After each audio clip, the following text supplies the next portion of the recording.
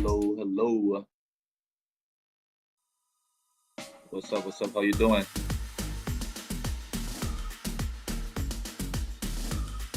Yeah, I just popped up my video ninja. I gotta go and put on a shirt and I'll be back. Sorry, I was kind of busy making breakfast. How, how you been? Shit. Just making sure I get some breakfast first. How you doing? How you doing?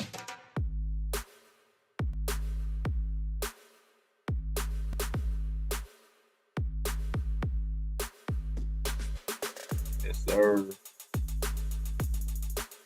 Hey, thanks for the IESF thing. Appreciate that.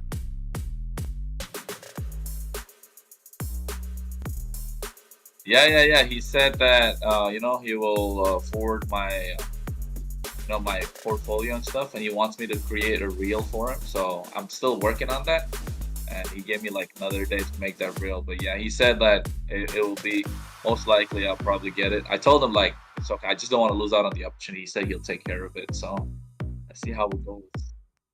Yeah, I don't want to lose out. Yeah.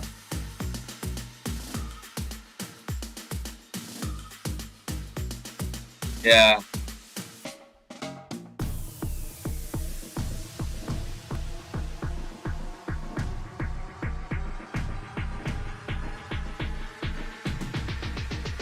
Appreciate that, bro. Love that. Thank you. Hey, thank you, bro.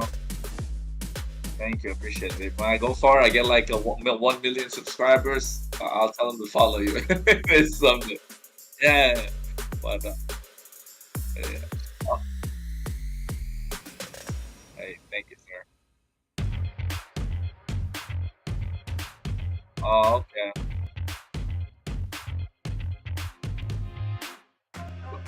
Can you tell me their names though, at least?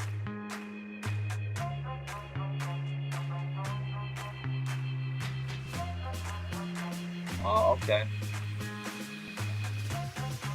It's like all right. Let me change my shirt, and I'll be. I don't want to be sitting here without a shirt this time.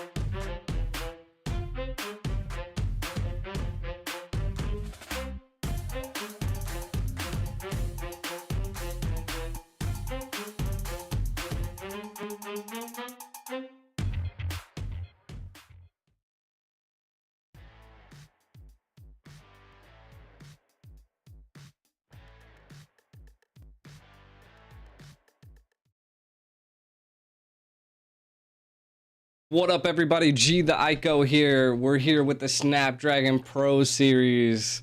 Hopefully, all of you guys are doing good as on this new day coming forth. Of course, I don't know if you guys, some of you guys from my stream probably seen me on late last night, so your boy is kind of getting here. But hey, we got a little intro video here.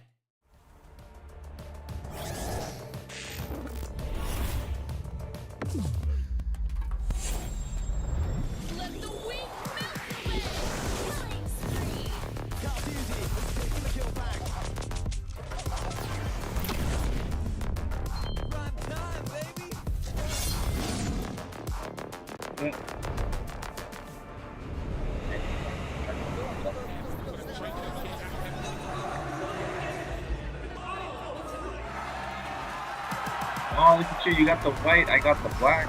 Come on. Let's go.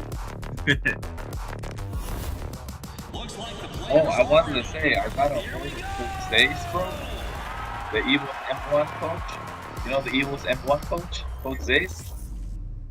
I got a hold of him, The Snapdragon Pro and Series is brought to the you heat by charges. Snapdragon Elite Bomb. Gaming, Jesus Christ! Samsung If you Galaxy if you need them, S24 like the Ultra, charges though, Monster freaking Energy, bomb.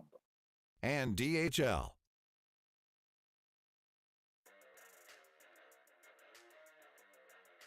You're about to get lit. All right, we're finally back here. Welcome everybody. Hopefully you guys enjoyed the cool little opening of day 2 of the Snapdragon Pro Series. Here with me on this casting day is Chronos. How you doing, man? Hey G, I'm doing fantastic. Thank you for having me up here once again. About to get lit tonight. We're gonna have some great matches, and of course, a great casting partner with GD Eichel for myself. And now, just looking forward to what the matches are gonna be and how they're gonna break down. Because I know yesterday's games were really exciting, and now it's just a matter of time for the lower bracket teams to try and make it up as well. Well, it's I think tonight is a little bit crazier, to be honest, right? Because with the Challenger finals, they're mixing a lot of things up. We're looking at, I think, Fire Flux today, and then we got Fire Flux versus Team Falcon, and then we also have the Prestige versus Opertum Esports. Yeah, And yeah, those are some good matches. yeah, and one thing that I wanted to just kind of like shout out here, because I was like randomly going on last night to see some of the teams that were in the EWC and that were partnered. And apparently Team Falcon actually has almost every single slot filled for the EWC. Absolutely crazy how many teams they've acquired. So I want to see what their team in the Snapdragon Pro Series can do. Yeah, I think especially with their lineup as well, they have so much experience now. That's what they bring to the table, right? Usually, before they were a really good all-rounded team, they had the hunger, they had the passion, and they had the skills in the game, the micro, the macro. All they were lacking was the experience. And compared to the past few tournaments that were going around, they got that experience on board now, and now they look like an unstoppable force. And only comes to show when will they meet that immovable object to make sure we see a big and great match. Because let's be honest, they've been snowballing really hard through the teams, right? They've been going really hard at the team, especially in the EXP lane. Alien, oh my god, he sets the pace for the team. And once he gets the ball rolling, I think he just starts carrying the game entirely from the EXP lane. So we really haven't seen Rose is starting to shine as well. So just goes to show how much of a depth they have in the team. And I'm just excited for the matches that will come about, and other matches. Looking at Opertum Esports as well, they're a really great team. They're up and coming. They've been in the community for a while, and now they're just trying to make their mark and presence felt here in Europe using the Snapdragon Pro Series. And I think it's just exciting games for today. G, I'm pretty excited. Yeah, I mean, Fireflex is probably the most anticipated team to possibly win here if I had to take a giant guess at it. But to be honest, like Team Falcons, just man, there's a lot of diversity on that team. Let me tell you that right there. There's two Filipinos actually, and then the rest are just all from different countries, it seems. So it'd be interesting to see. But again, that's the EU MENA side. And then we're going to be seeing the Turkey, which is Fireflux Esports. If I'm not mistaken, right now, we got Twisted Minds, which is EU, and then we got Birthright, which is also EU. So EU MENA, of course. So right now, EU MENA is kind of beating all of the Turkey teams. So it's gonna be an interesting time. Can Team Falcon keep that stride going in this first match or not? But I think we got like a little bit of a highlights of some of the teams here. Let's look.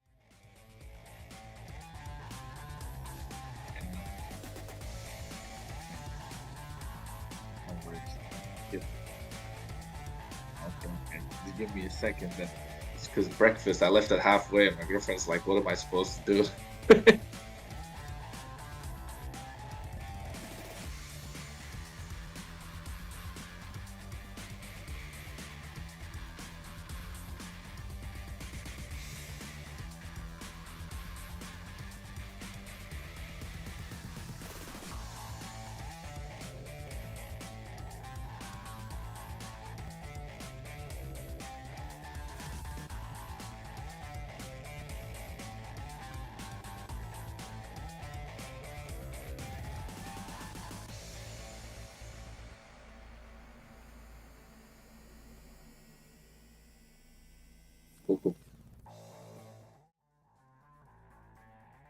Yeah, so some great head-to-heads there.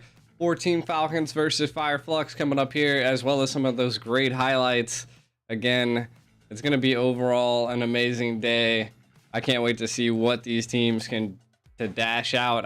I mean, yesterday we had not sweeps. Every team at least won once, and then the other team ended up, just taking the rest of the game. So let's see if that can keep going, or are we gonna see some full best out of fives today? I think only time will tell. Yeah, only time will tell, rightly said, because, I mean, none of the teams want to give up, right? They all have an equal chance to win this entire tournament and take the grand prize. So I think they're just looking forward to see who's going to come out on top because, like you said, yesterday's the games were absolutely amazing. Birthright versus Moon Knights, if I'm not wrong. Birthright came out on top 3-1. Twisted Minds versus S2G. S2G, yes, we know they're a great team, but at the same time, Twisted Minds got the upper hand 3-1 once again. So Flux was the Team Falcons, and I think, we had a glimpse of Team Falcons the other day and from the lower brackets, and they were looking pretty dominating when it came to their macro. And I mean, if they are able to set the pace, Flux might have a tough time. At the same time, Prestige Opertum, equally matched teams. So excited to see how these are gonna go about for tonight. Yeah, exactly. And I mean, hey, we're gonna be jumping into the draft, so we'll get to see that here soon. Actually, drafting pretty fast this time around, so interesting go. Right now, Team Falcons looking like they're gonna get first pick out of the get-go, just getting rid of the Low Yi and the R-Lot, which again, the Low Yi is pretty typical. The R-Lot, probably a target ban at this point. We don't see R-Lot utilized too much, even when it's left open. So we'll see how it rolls out here. Yeah, I mean, I like the Lu Yi being banned out because now it's like one of the strongest mages in the current meta, right? There's no way you can leave a Lu Yi open, and especially with the current change in the patches, patch notes and all that. So Lu Yi is starting to become more of a priority, especially when it comes to rotation speed. At the same time, I think teams need to start watching out for that chip. We want to get rid of that chip as early as possible, and they take out the X-Work, so Falcons are trying to go for a little bit of a tanky setup. They're trying to get the Fredrin for themselves. If not the Fredrin, the Barretts for sure. And I think the Barretts got hit with quite a hard nerf, if I'm not wrong. So not really that great of a jungler anymore compared to before, but still is a dominant force to deal with. Like the tanky frontline presence is important. So I think they're just playing for the Fredrin Knight now. Will Flux just let that go away and say, hey, we can do better than your Fredrin? Or will we see the Fredrin being banned out straight out? Yeah. So the biggest thing I would say about the Barats, just from a little bit of a back-end knowledge of watching some of Cloud, or well, now our team named Cloud9. Hey. Watching our team is that the Barats is just really struggles in the early game now because he's pretty squishy. But once he can get into that mid game, that late game, if he's able to scale decently, he's still a force to be reckoned with. But the Roger right now has been really dominating the scene, and Flux picking up this Angela and the Boxia, and I'm not a huge fan of the combo. I haven't seen it really win recently, but let's see if Flux can utilize it.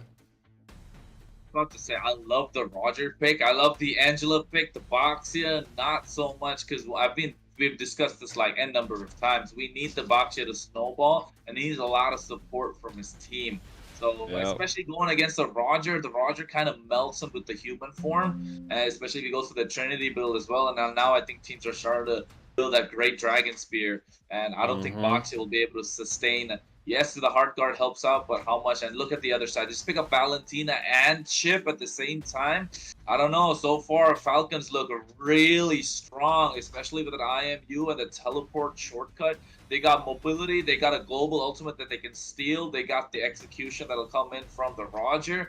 On the other side, yes, they pick up the Moskov that's been scaling really well. Can scale well in the late game as well. And you can teleport around the map with that Sphere of Destruction.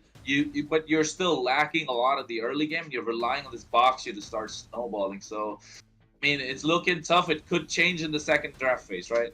Yeah, and I mean, the Moskov is a really good pickup here, right? I mean, as long as the positioning is key by Fireflux utilizing the Moskov, it could be pretty crazy. But I want to see how Falcon utilizes this chip, because this is actually the first time we've seen. I didn't get to see the chip at all yesterday. It wasn't banned. It was just never played. And to be honest, like, it was already strong before, and it received a buff, so it's even stronger at this point.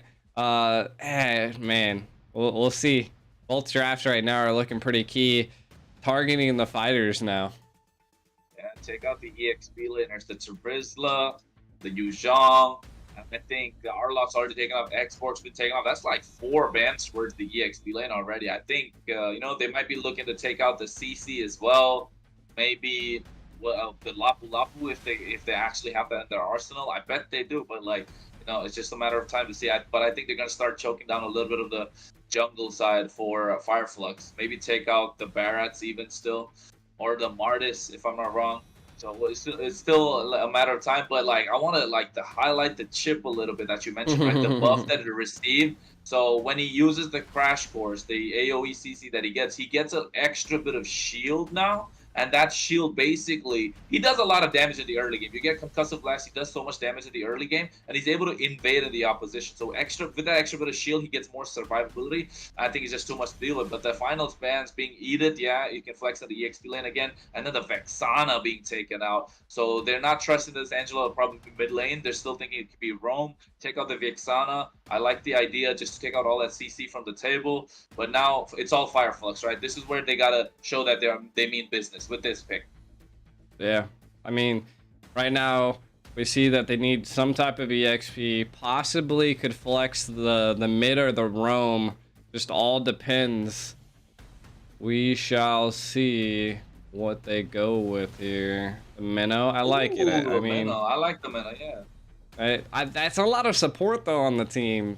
Fireflux could be missing out on a little bit of damage, so we're gonna have to really see maybe a Paquito, something really heavy and dominant into the EXP lane.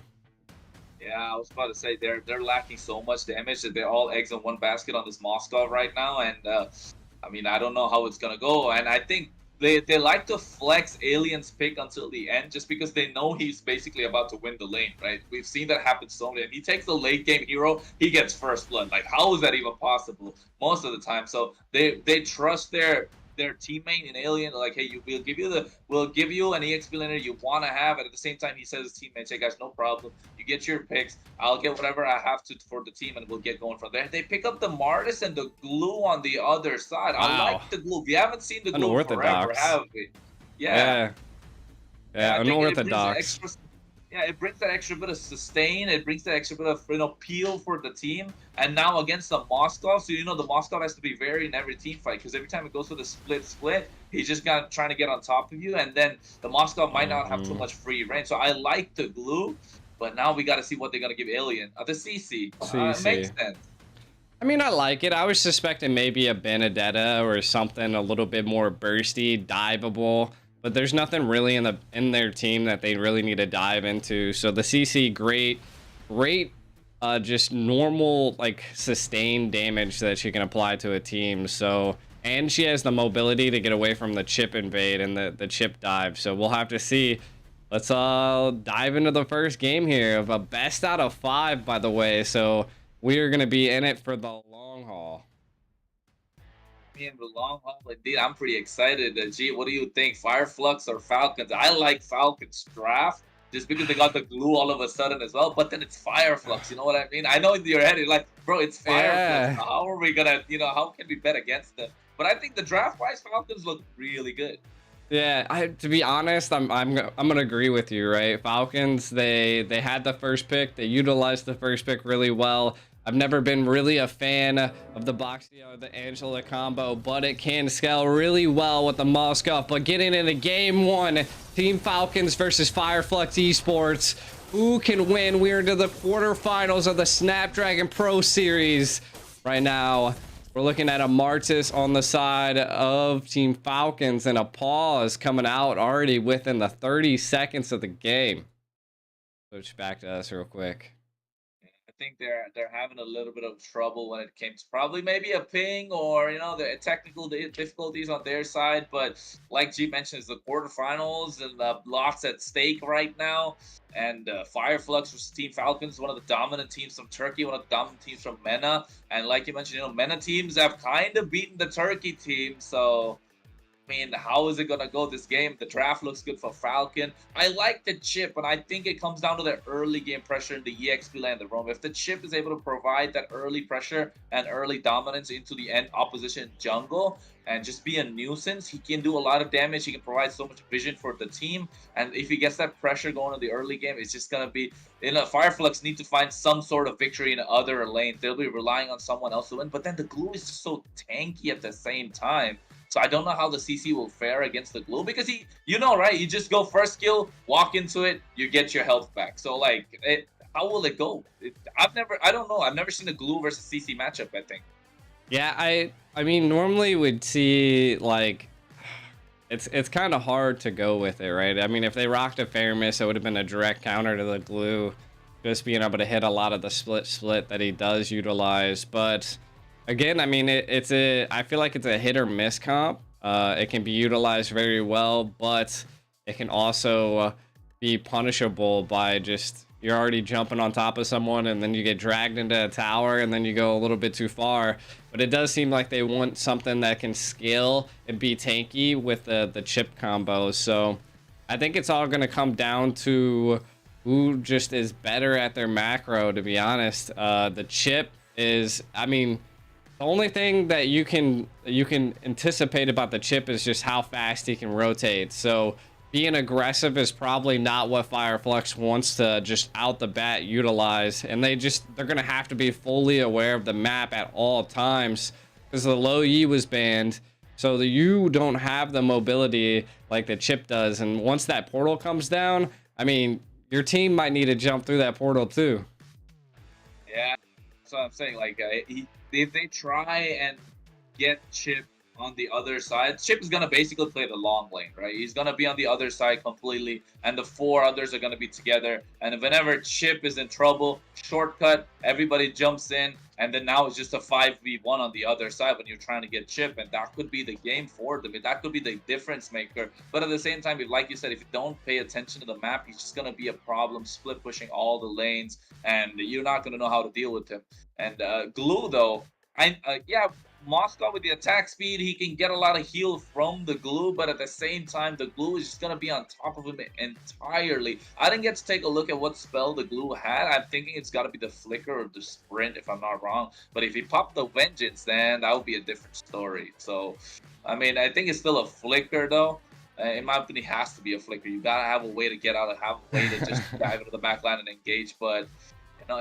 Falcons, Fireflux, Falcons look so good. If it was any other team, if it was any other team they're going against, you would say Falcon had the game, through the draft itself. Just because it's Fireflux, you don't know what's going to happen. Yeah, exactly. I mean, it could be anybody's game, and it just goes to show that you never know. You never know. I mean, technical pause could have been maybe someone messed up on their battle spell or something like that. There could be a lot of problems going on as well. If I'm not mistaken, the big thing that we are seeing in this tournament is that it's 2 different regions going at it. So it could be a ping problem that's going on right now, and maybe they just gotta explain the situation that's going down. But yeah, I mean, it could be anybody's game at this point. Hopefully they're gonna be able to figure out what this technical pause is, and we can go from there. I don't know about you, but it's hot in my room. Random facts. I got a black shirt on. I thought it looked good, but then I forgot. It packed a lot of heat. The temperature's pretty hot outside as well. Bright and sunny. And I mean, it's 10 o'clock here, and it's already 75 degrees, which is hot. That's kind of hot. Yeah, hot for 10 o'clock. Yeah. For early in the morning. Yeah. Well. Yeah. No, I feel you. But at the same time, it's super hot here, so I don't know why I wore a shirt. It look good, but at the same time, I don't know if you're peeping it here too. Look at this. You know what that is? What? Oh, I saw. Yeah. I saw that you were opening up a pack. Is that the M5 one? Yeah, that's the M5. That looks absolutely beautiful, man. I wish we We're could gonna go be grab getting it, into the but game. yeah, yeah. I was gonna say I wish we could grab it, but we're gonna get into the game straight off the bat. Cause look at that, the Moscow already has to recall because the Roger's just so aggressive, and the Chip again, aggressive gameplay that they're gonna have. And now the glue, that's gonna be a stalemate lane. And yeah, the Chip is just gotta start exerting pressure if he needs Falcons to scale and do well. Yeah, most definitely. I mean, you're already seeing the 2-2 combo, the normal that you do see in MOBAs down into the carry lane. So again, that's the Chip presence. You definitely don't want the Moskov to scale at this point. Team Falcons kind of know what to do and how to keep the agenda, keep the pressure on there. But a solo kill in the mid lane. Oh my god, first blood, the Martis competent rock in a hard place, had to go down. He thought he was going to get his level 4, used the Mortal Coil early, and now has to fall down thanks to that. And that's a good play from Rosa on this Angela, who brings in so much early pressure. People don't realize it, but Angela level 2 is really strong. Yeah. TNZ kind of showing off some skills that I normally see in MPLs with the Boxia. So 3v all jumping on him. Yeah, he's going to get Mortal Coil going down. He has to decimate. Will he go for it? Yes, he does. He gets that kill back, and now the kill score 1-1 on both sides. I mean, Boxy was rolling. The other team was hating. So, right now they got to see how it's going to go. And the turtle is up. Look at that. Martis already has priority, and they'll start to rack up on that goal lead from now. Yeah. I mean, the early game is definitely Team Falcons at this point. Like I was saying, Fireflux, they need to be passive. This is not a game that they can fight really early. And if I'm not mistaken, the glue is roaming so early, but the portal! Oh my god, the shortcut. And then I think cameraman had that right on time, but the Moskov just got decimated. Absolutely. Everyone just pounced on him. And that's the power of this chip. You never know where he's going to be. He's got the teleport. He's got the shortcut. I mean, it's called shortcut for a reason, right? People just from top lane come down to bot lane, and, it could be all death for the other side. But now, Yui's Alien, he needs to start racking up. And this is what I mean. They don't give Alien the hero that he kind of needs, that he can scale in do well in the early game against the glue. So, yeah, now you're seeing the Fireflux already in the back foot. 100%. And they gotta be passive. Look at this, like the aggression. They are on the hunt. 3 men down there, but a hard guard. The sauce is coming in. Yui's Alien with the Yo-Yo Blitz as well. Split coming in from the glue. And now Minoan Fury with the flicker. They get 3, but they catch on to the Boxia. And TNZ will have to fall down once again. And now the win conditions for Fireflux are starting to look a little bleak, because the Boxia dying twice in the early game, not the greatest news for their team. No, and that was an IMU. Manos Ridge utilized him in the mid lane. Falcons are looking on fire, kind of stuffing out Fireflux Esports at this point. They gotta be careful, the portals again. Shortcut Mortal Coil coming on. They get that kill, Minoan Fury, but he doesn't catch anyone, doesn't have any backup. And Sunshine will fall just like that. That's 2 times in a row. And we're talking about late game Moskov against an early game Roger. And Team Falcons making the most out of their early presence. While in the turtle pit, you can see they're not trying to let it go. And Chip with the crash course once again on towards TNC. CC taken really low. The splits on him. He's taken down. Will he fall hard guard just to give the extra bit of sustain?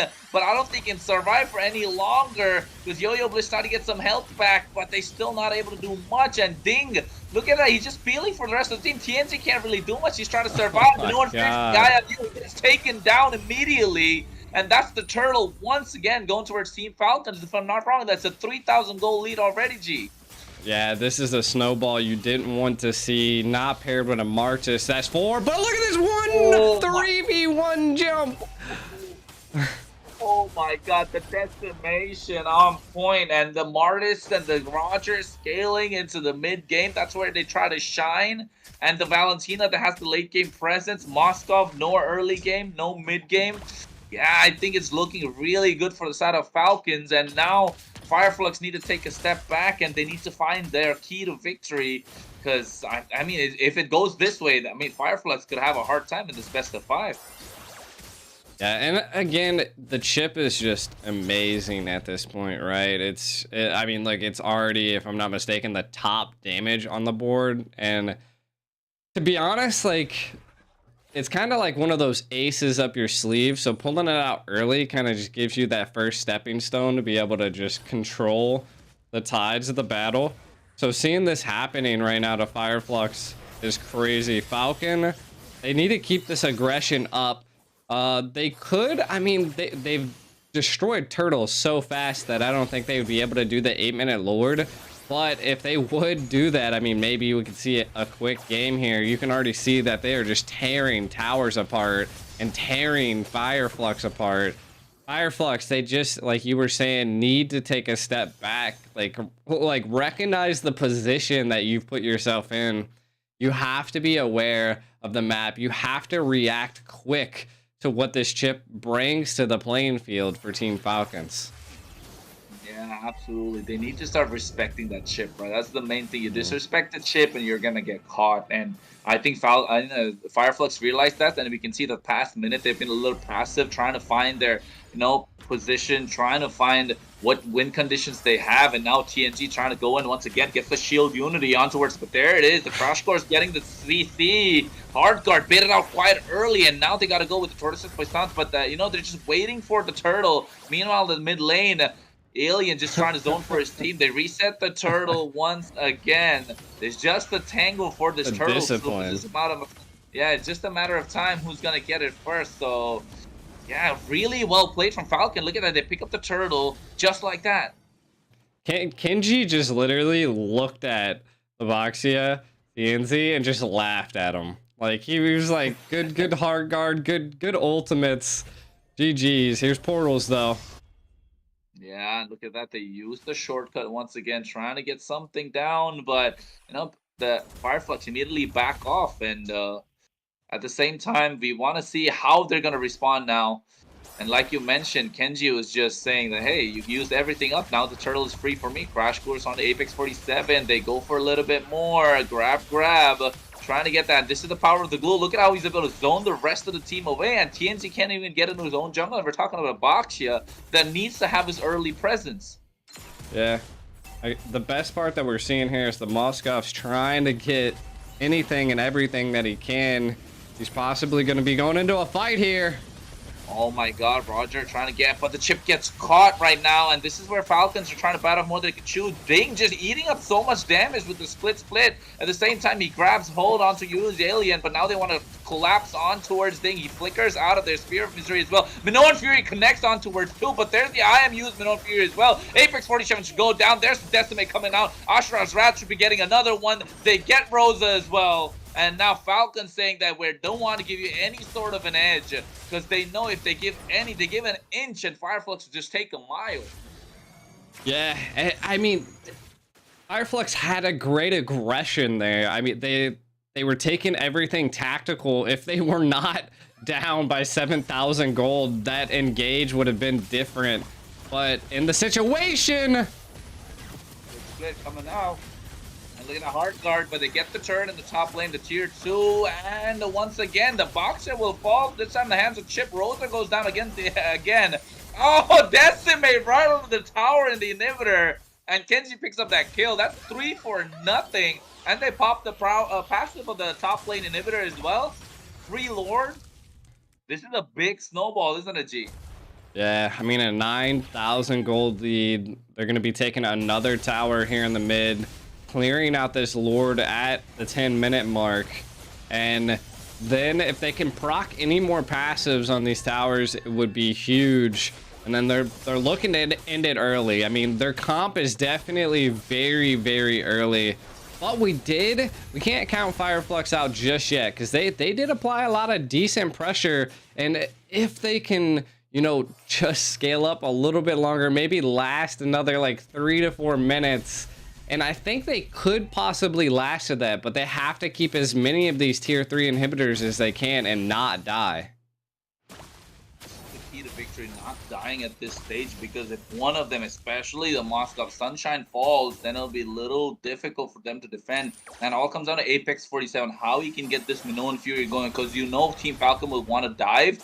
Oh, I thought they baited out a flicker, but not really. But I was saying, like, Team Falcons will want to dive, and Apex 47, this is where the Minoan Fury has to come into play. And look at that. They're just in the opposition base, and TNC gets caught right now. He will he go down? Yes, he does. Oh, my God. I don't know what he was thinking, but he got caught there. And Falcons make the most of it. Now without the front line, Fireflux just trying to fall apart. At the same time, Team Falcons, they get the top inhibitor. Now they're marching towards the mid. Go straight for the base. The Rogers on the hunt. There's the Minoan Fury coming. Gets the 4-man knockup. And IMU's Minoan Fury gets a double as well. But now everybody from the side of Fireflux is just falling apart. Wow. While the zone, and they get the base crystal. Team Falcons take game number 1. And I know everyone is surprised about this fact. An aggressive team coming into the very first game against Fireflux. Team Falcons asserting dominance in this first game. You can already see, I think that's what, almost a 13,000 gold lead there, just a little bit shy of it. And it just goes to show that the chip was insane. Kind of taking a look at some of these highlights again, Fireflux getting the first blood early, but it didn't even matter. Once the Martis came online, the chips coming online, they just started snowballing like crazy.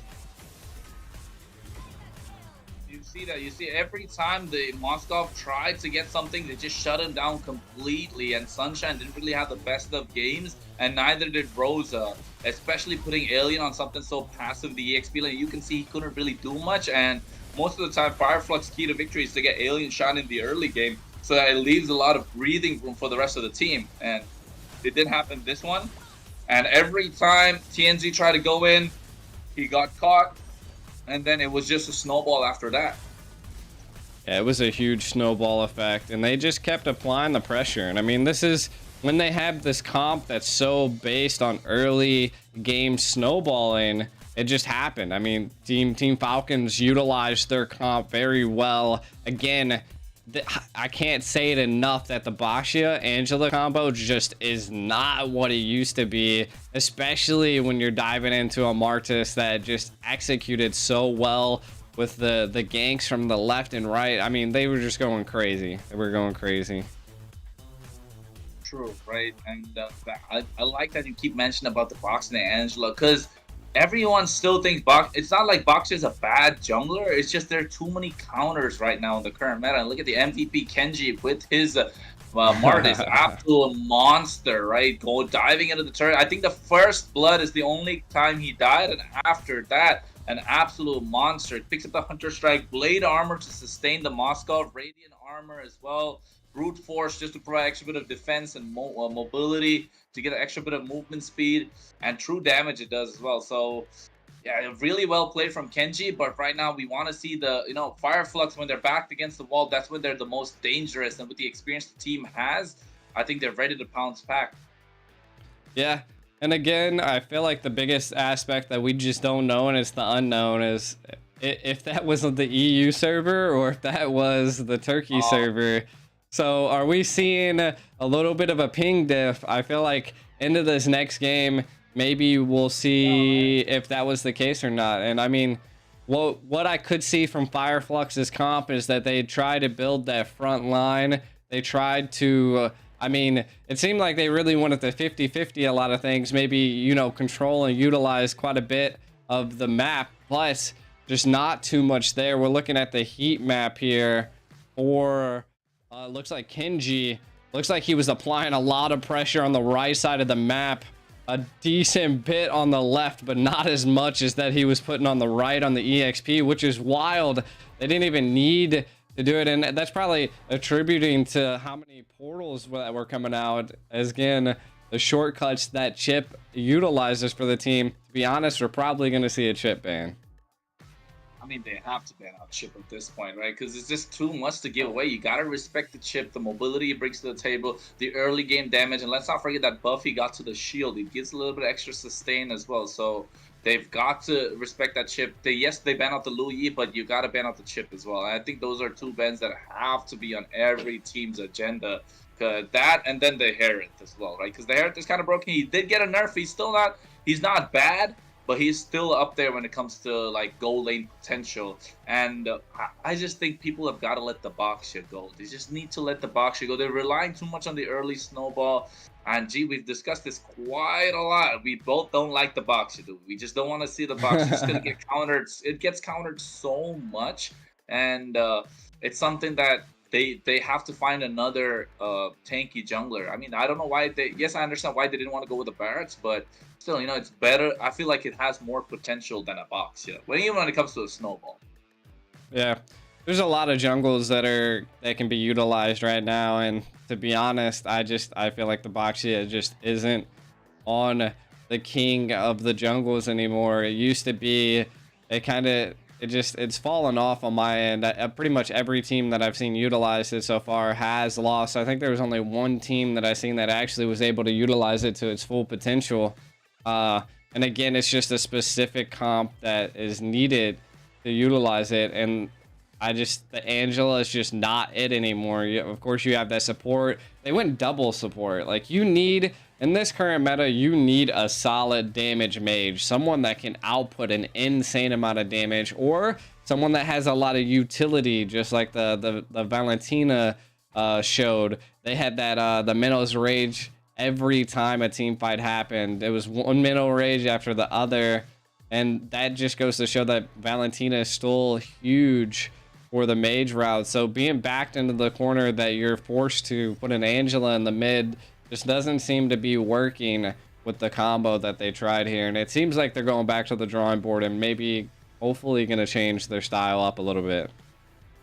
They need to go back into the lab and try to cook something up that would actually help them out, and not really put them in a position where they can't do much. Because again, we like to see Rosa on something that he can start snowballing and apply a little pressure from the mid lane, even maybe a Gord, right? That's what we saw once. And on the other side, we want to see a little bit more come out from Alien as well. And we know Alien is a great EX player, no doubt about that. And just to give that extra bit of pressure in the EXP lane, it opens up the space for Sunshine. That's the main point. You get the pressure in the EXP lane, your gold laner feels a little relaxed because the opposition has to respond and shut down Alien. And that's what they've been thriving on for such a long time. And it gives give Alien like a hero, like for example, you mentioned you want to see the Benedetta, and that's really crucial. You want to see him dive into the backline, but then you give him the CC. It's not a bad hero, but you're going against the glue, and you're not going to have fast wave clear. You're not going to out-sustain the glue. You're not going to peel better than the glue. So you want to dive at least.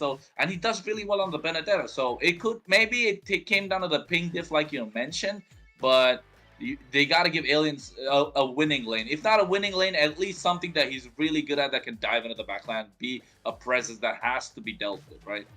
Yeah. And if I'm not mistaken, we've seen Fireflux pull up the Benedetta before. And I feel like at that point, the only way to really stop a chip is to apply so much pressure to the chip. So like something that bursts in the EXP is almost what you need to utilize at this point, because there's not too many burst marksmans anymore. Of course you have the Marxist that was definitely bursted in the jungle, but you need something that can really just knock that chip out real quick before he's even able to drop portals. Keep him in check so he's not having enough vision. He's a fast little bugger, so you just don't want to let that guy just go. Yeah, I agree. He has the mobility. He has the damage even. Like, people don't realize it. He starts hurting in the early game, so he racks up a lot of damage. I think if you took a look at the damage chart at that time, you could see that he had basically around 20,000. He's number one. Everybody, yeah. I mean, at some point in the early game, he does quite a lot as well. So he's just such a dominating force, and you gotta ban him out. You gotta respect the chip. He's not a hero that that requires so much skill anymore. Just because he got buffed, he's got a little broken. Even if someone who's never really played chip before can just pick it up right now and be a dominating force, just because of that small buff that he got, right? So it's not such a highly skilled, reliant hero anymore, just because that small buff, and that could be the big difference maker. And I think Fireflux will be looking to ban that out shortly, or pick it up for themselves. Yeah. And not only that, they did get the Roger as well, right? Which was a huge. I mean, that the marksman.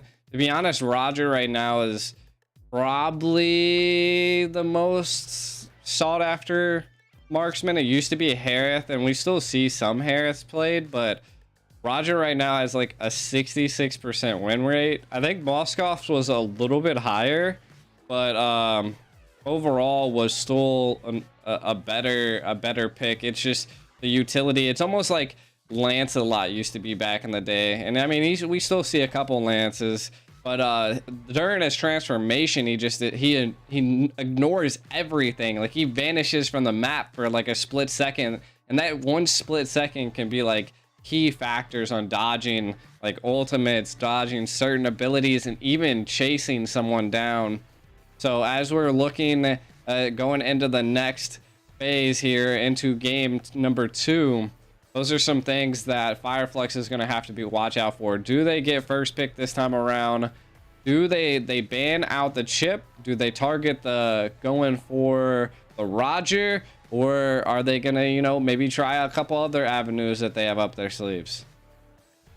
We want to see how it's going to go about, because at the moment, I think we should be getting soon into the draft, right? We can't wait to see how it's going to go. I wish you know, we could get a look at a little bit of that cheeky little screen, but GDIC is the only one who can cast that. But it's okay, folks. We're here to keep you entertained. My name is Chronos. He is GDIC. For those of you who are watching, don't forget to like and subscribe to the channel. I know we're streaming on two different channels right now, GDIC's channel himself and Mobile Legends European Esports. So, of course, all the European fans out there that want to see Mobile Legends prosper in the region is up and coming right now. We're trying to get it going. We want to make a big impact in tournaments like Snapdragon is a way for us to put ourselves on the map.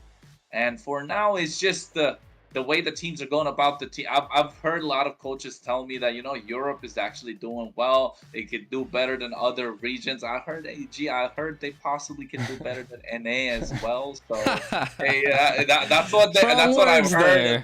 That's what I've heard. Hey, let's give the Clippers something to talk about. Hey, but it looks like we're going to go into a quick 5-minute break. I'm not quite sure if there's something going on, but we'll see you guys here soon.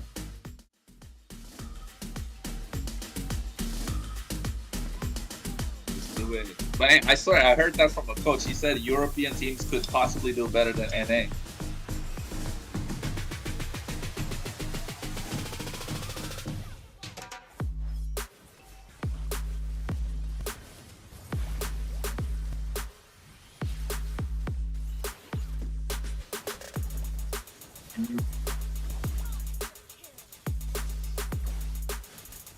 And how much?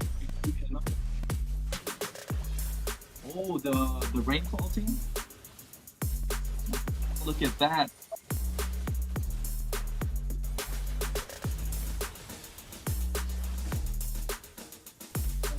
Oh, so they picked the rainfall for Cloud9 as well. Oh my god, that's good, bro. That's good. I mean, that's really good. They got a lot of sponsors.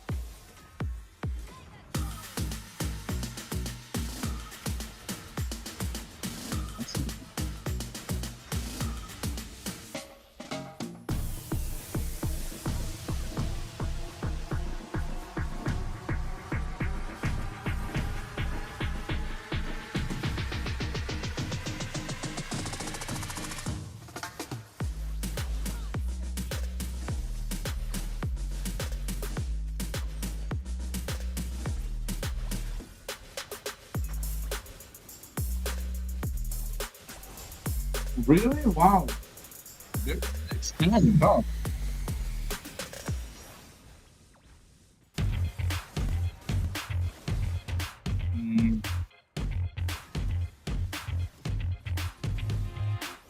a different story. Yeah, the money does make a difference. But hey, if Cloud9 wants to get into Nepal, Train to Kill are looking, bro, for sponsors and stuff. Why not? They were asking me, can you get a sponsor? I was like, I can try. But like, if they can, for sure, why not, right?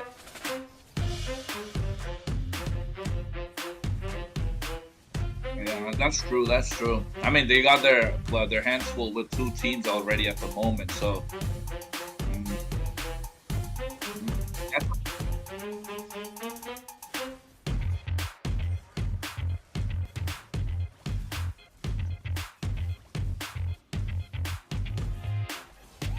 so they want to make their presence felt as much as they can.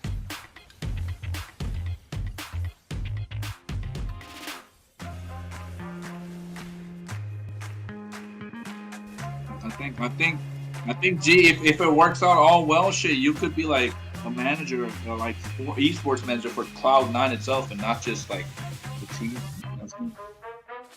It's gold, bro. Yeah.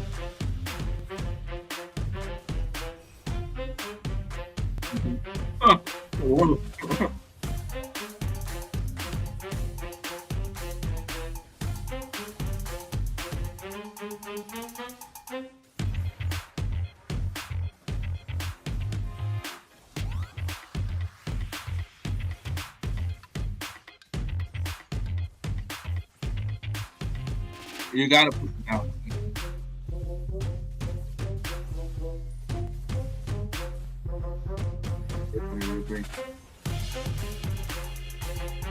Oh, they just put another 5-minute time, right? That's good. What are you trying to find? Like the terms and conditions or whatever?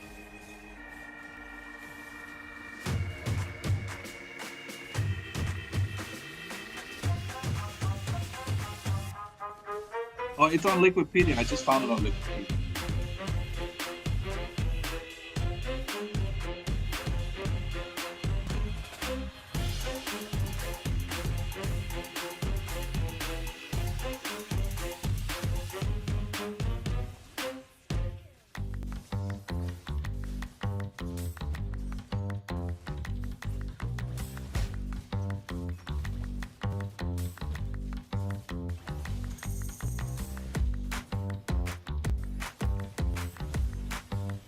Yeah, I'll be casting the IESF qualifiers for Australia and New Zealand tomorrow. That's good. Yes, sir. I got. Yeah. No, not for not. This is for that one's for Europe. They haven't. Naisu hasn't got back. He said he'd get back like by Monday evening. But this is like for Australia and New Zealand. I tried this from my own side and it works out. Yeah, not much of a big not much big of an MLBB scene, but it is what it is, right?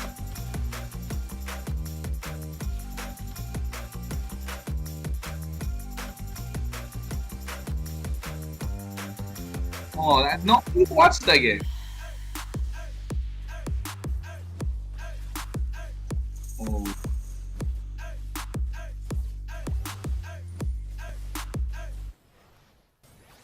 Damn. So now they need you guys. Like, and I'll be honest, like, I think Falcons saying.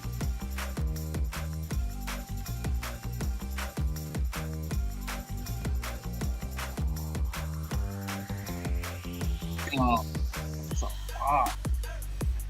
they got Falcons, AP Brent, right? That they just partnered up recently as well. And Liquid as well. They got like 2 or 3 teams.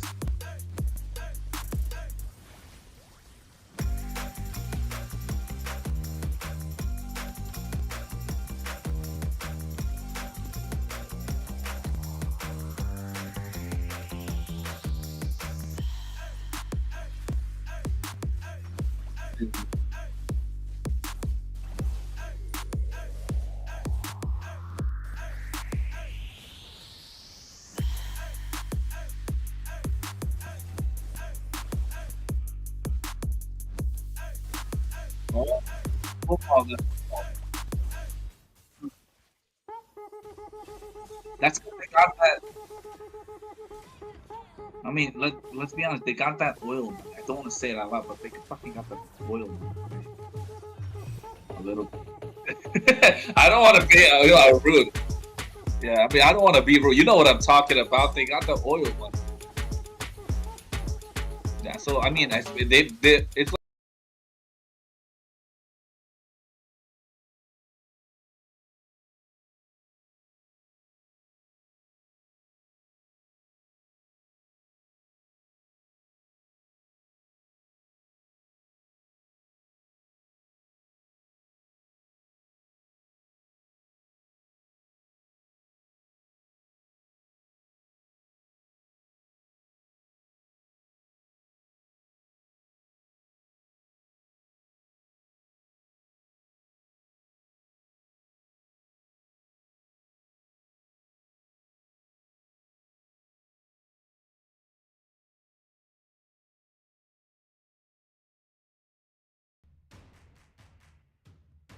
yeah,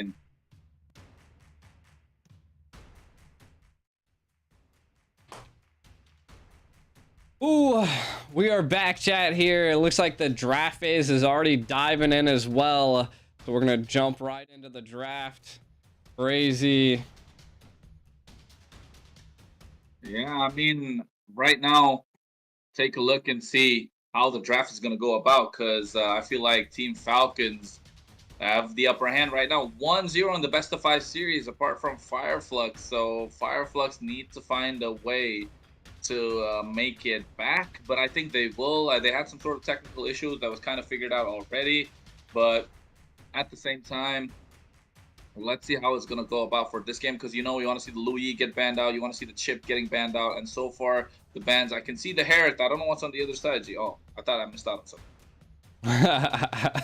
Nah, the Hereth is definitely banned out here. And maybe that's part of the technical, because that's definitely a weird case here at this point. Interesting. The Xborg banned, and then the first ban. Wow, what happened to the first ban? Team Falcon kind of just whiffing it here. I mean, is it again like the technical difficulty that we could be talking about? Could that be the difference? I mean, are we gonna see a redraft? If we see a Layla that's being banned out, then we might be able to see something. I don't really know as of now. Let's see how it goes, right? Let's see how it goes. Exactly. Maybe they disclosed whatever the first ban was and they ran with it. I don't know. We'll find out. Xborg being banned out, kind of wild for a second ban. I mean, maybe they're gonna opt to go for the Fredrin, but we already see the Fredrin getting banned by Fireflux. So wild. Yeah, let's see. And the R-Lot being taken off. So I don't think they're playing around, right? I think that's either like a glitch in in like the overlays or something, or in the stream, or it could probably be that they definitely missed out on the band and they're okay to go with it. The Xborg and the R-Lot being taken off, the Fredrin being taken off on the other side. Natural once you see an Xborg being taken off, and now will they leave the Boxia open? That's the question. Will they leave the Chip open? Will they leave the Louis open? Since we don't know what that first ban was, it could possibly be that Louis. And yeah, they take out the Chip. The Louis seems to be up for grabs, so I mean, I don't know. If I was on the Falcons, I would first pick Louis for sure, but only time will tell. Exactly. Lo Yi could have been that first ban, and maybe that's why we're not seeing it, but I guess we'll find out here. Fireflux definitely banning out the Chip this time around. Again, that is definitely what you want to see, and we'll see how we fare here. I want to see something exciting. I want to see something exciting, right? We saw the first Roger, understandable, the one of the dominant forces, and I think their goal laner did really well. Lark on that goal with that Roger, so it is running it back, making sure he gets his priority, and securing him that hero that he likes to have, that early game presence, that mid game power spike, and that snowball effect. Already starting to see. You already starting to see that from the side of Falcons. Exactly. And picking up the Roger is what they did last time, so maybe they're just running it back. Not, are they? No, come on now. Okay, the Angela and the Edith. I mean, to be honest right now, like, Angela has, like, not been playing too big of a role in a lot of this. That's why we don't see her on the prio ban too much anymore, just because it's pretty easy to build anti-heal and just to out damage her. Especially if you pick up a Vexana, you can just build the anti-heal into her Death Knight. So maybe they're just gonna run it back with the Valentina once again. I like the Valentina. It's absolutely a monstrous pick, just because you can steal so much away. And now the Valentina gets to take the hard guard, gets to take the primal wrath, and these are two magic magic heavy burst kind of ultimates, right? The hard guard, yes, it provides more of a shield the more magic power you have, so you get a lot of sustain. And then you take the primal wrath. Yeah, they're running it back, aren't they? Like Kenji with the Martis again. Like, why fix what's not broken? Definitely running it back. We can see that the Martis is picked up once again. The Lo Yi is still not picked, so I'm only suspecting that ban that we can't see is probably a Lo Yi. Like, they're just like, hey, like, I don't know what happened. There was like a little glitch. Because why would you not pick a Lo Yi at this point, especially over a Valentina? I don't know, maybe. Yeah, I mean, yeah, Lo Yi does a little better than Valentina, I'd agree. Yeah, you can see it's definitely a Lo Yi ban. So the Yuzhong being picked up, I like the Yuzhong. You can dive into the back line, give Alien something that he likes, you know, something he's comfortable with, something that he can make a play. Basically, you don't give him a hero that he cannot make a play with, you don't see him shine. And this is what we were talking about right after the first game. Give him something that he can do well on. And that Yuzhong doing weight. They take off the Rizzler. They take off Baxia as well. So, I mean, we're not going to see any more Baxia shenanigans for this game. I think we're both happy about that. The glue being taken off the table. So they start respecting the glue a little bit more, realizing that it isn't Team Falcon's arsenal. But look at that. They want to cover their bases, take out the barracks as well. So now let's find out. I think it all comes down to how Team Fireflux, once again, they're kind of, you can say, one step behind when it comes to this draft of the first phase. But you know, this could be the pick that could, you know, bring it all together. Exactly. And then you can already see they banned the Baxia and the Brass. I'm not even quite sure why they banned the Baxia outright, because like you seen it wasn't really a big problem to deal with in the first place, but the counter bans we already seeing, getting rid of the glue and just targeting that EXP. Only thing that we're seeing this time around is that Fireflux actually has quite the damage on their team. They picked up the Edith, the Yuzhong, and the Moskov, so they could really shine with this comp. Maybe be able to stop the early snowball. They don't have that quick ganking and, you know, that shortcut that Chip utilizes there, and that's essentially how Kenji got fed so early. So let's see how they respond. Yeah, I like how they're trying to sum up their draft. You know, not all eggs in one basket this time for the side of Fireflux. But on the other side, Falcons, they pick up the Hellcurt. Is this going to be the Hellcurt roam that we see everyone ban out against Falcons, right? Because we've seen them ban out the Hellcurt so many times, and now Super just picking it up for himself. I think we saw Troll the carry last time on that Hellcurt, and now Super picking it up. A Lark going with a frontline presence with that Thomas. And look at that, they pick up the Alice. What's going on? Alice coming back again? But a Hellcurt. We got a Hellcurt roam. Like, both sides are kind of throwing out some craziness at this point. Falcons utilizing unorthodox roams that not a lot of people have been using recently, so it's crazy. I've actually wanted to use Hellcurt roam myself, so I want to see how they utilize it. I mean, the pickoff potentials that we see here is probably Rosa. I mean, we're definitely only gonna see the Moskov be picked off. Maybe they're able to jump onto the Angela in time, but we'll have to see. This is crazy comps from both sides. I think that's an Alice jungle if I had to guess so myself. That's what I was looking at. An Alice jungle. Like, it's been a while since we've seen an Alice jungle. Apart from, the MPL Indonesian team just pulling it out every now and then. The BTR, if I'm not wrong. But apart from that, I haven't seen an Alice jungle in like forever. Oh, exactly. And I mean, definitely something you don't want to see too often, but maybe it's gonna shine here. We'll have to find out, as this is gonna be an interesting game here. An Alice jungle, that's just unorthodox at this point. Yeah, I mean unorthodox, and that's the power. So now they don't know what's the damage calculations exactly, and how much he's gonna do in which phase of the game. So that Blood Ode is gonna be a problem. Look at that Petrify coming out from Yui's alien already, and the Vengeance being popped out with the Molten Sight. So Ding and Yui, this is an never-ending story. It's one against each other, just to see who gets the upper hand to try to carry the game from the EXP lane. Super ZZ is there. The Ashura's Wrath, will they get the decimation? First blood on towards Kenji. He's Once not even again, level they 4. realize. Yeah, they realized where they need it, and they get the kill. And look at that, the Earth Shatter coming in from Apex 47, Lark being pushed back a little bit, but they realized that the other side, they won. And look at, they're just chunking down on this gold shield. My They get it all. Will they get the turret? A 1 minute 20.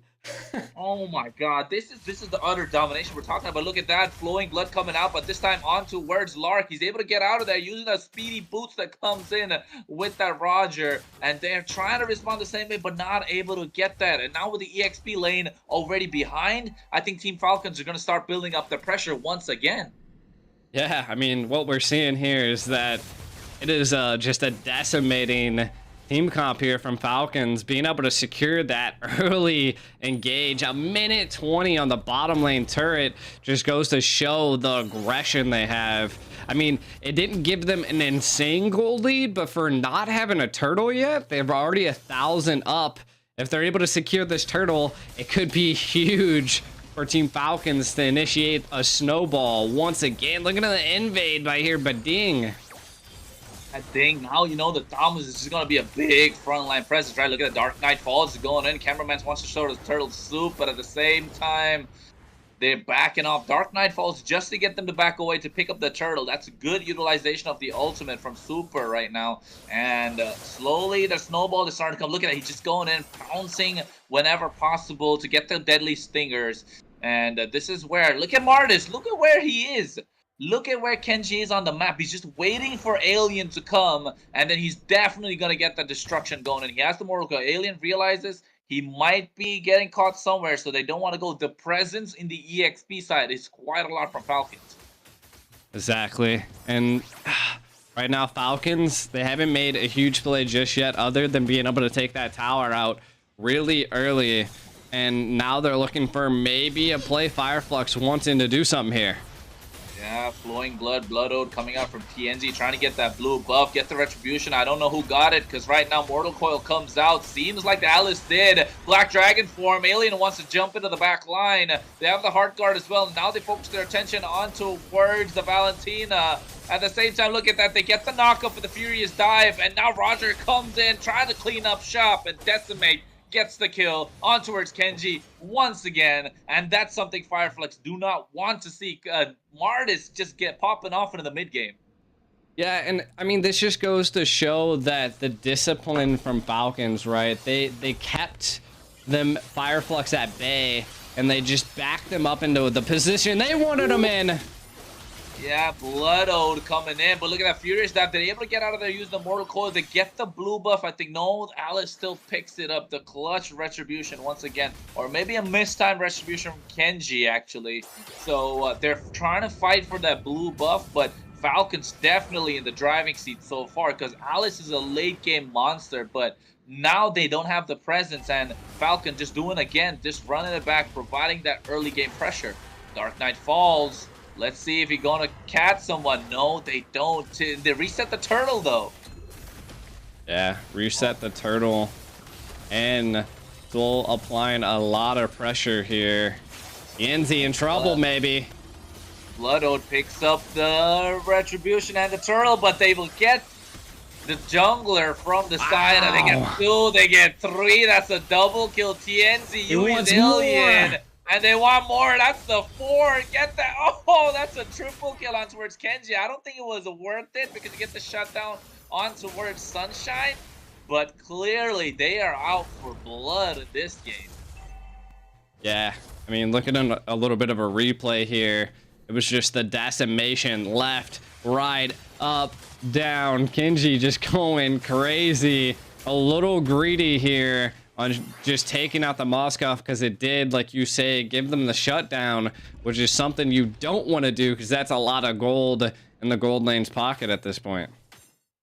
Yeah, and look at that now. Once again in the EXP lane, Ding is just gonna eat up that every single day. He's gonna eat all that damage. He has the Cutter and Inferno. He has the Vengeance, so definitely he's gonna sustain. But here, Earth Shatter just poking, trying to do something for their side. And again, they have a late game scaling comp. And on the other side of Team Falcons, they don't have any late game presence, so they need to start getting some kills right now. And I think slowly but surely, Fireflux are starting to make a comeback into this mid game. Yeah, I mean, a 2K gold lead's not like detrimental if your team can make up for it. Maybe get a cheeky pick off, which now they have the potential for that, right?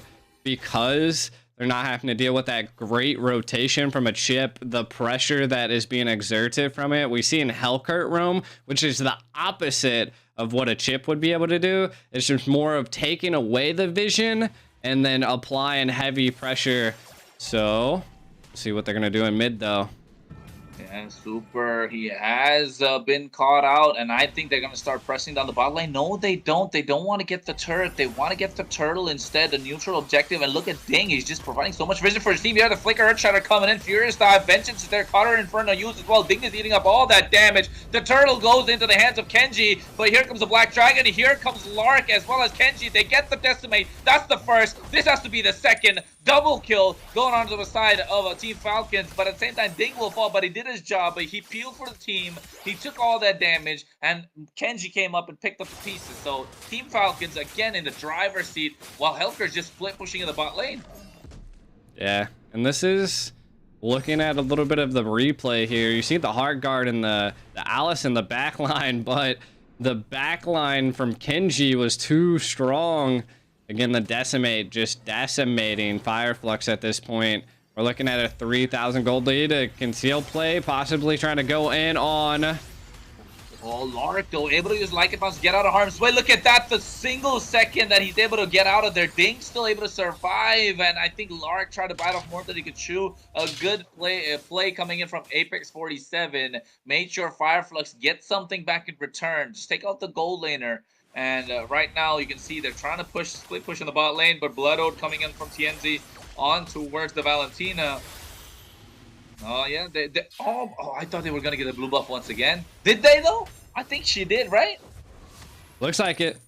No, he got it. Oh, he got it. No, yeah, he got it, yeah. It's kind of hard to see with the turtle buff. Turtle, exactly. It's the same color, too.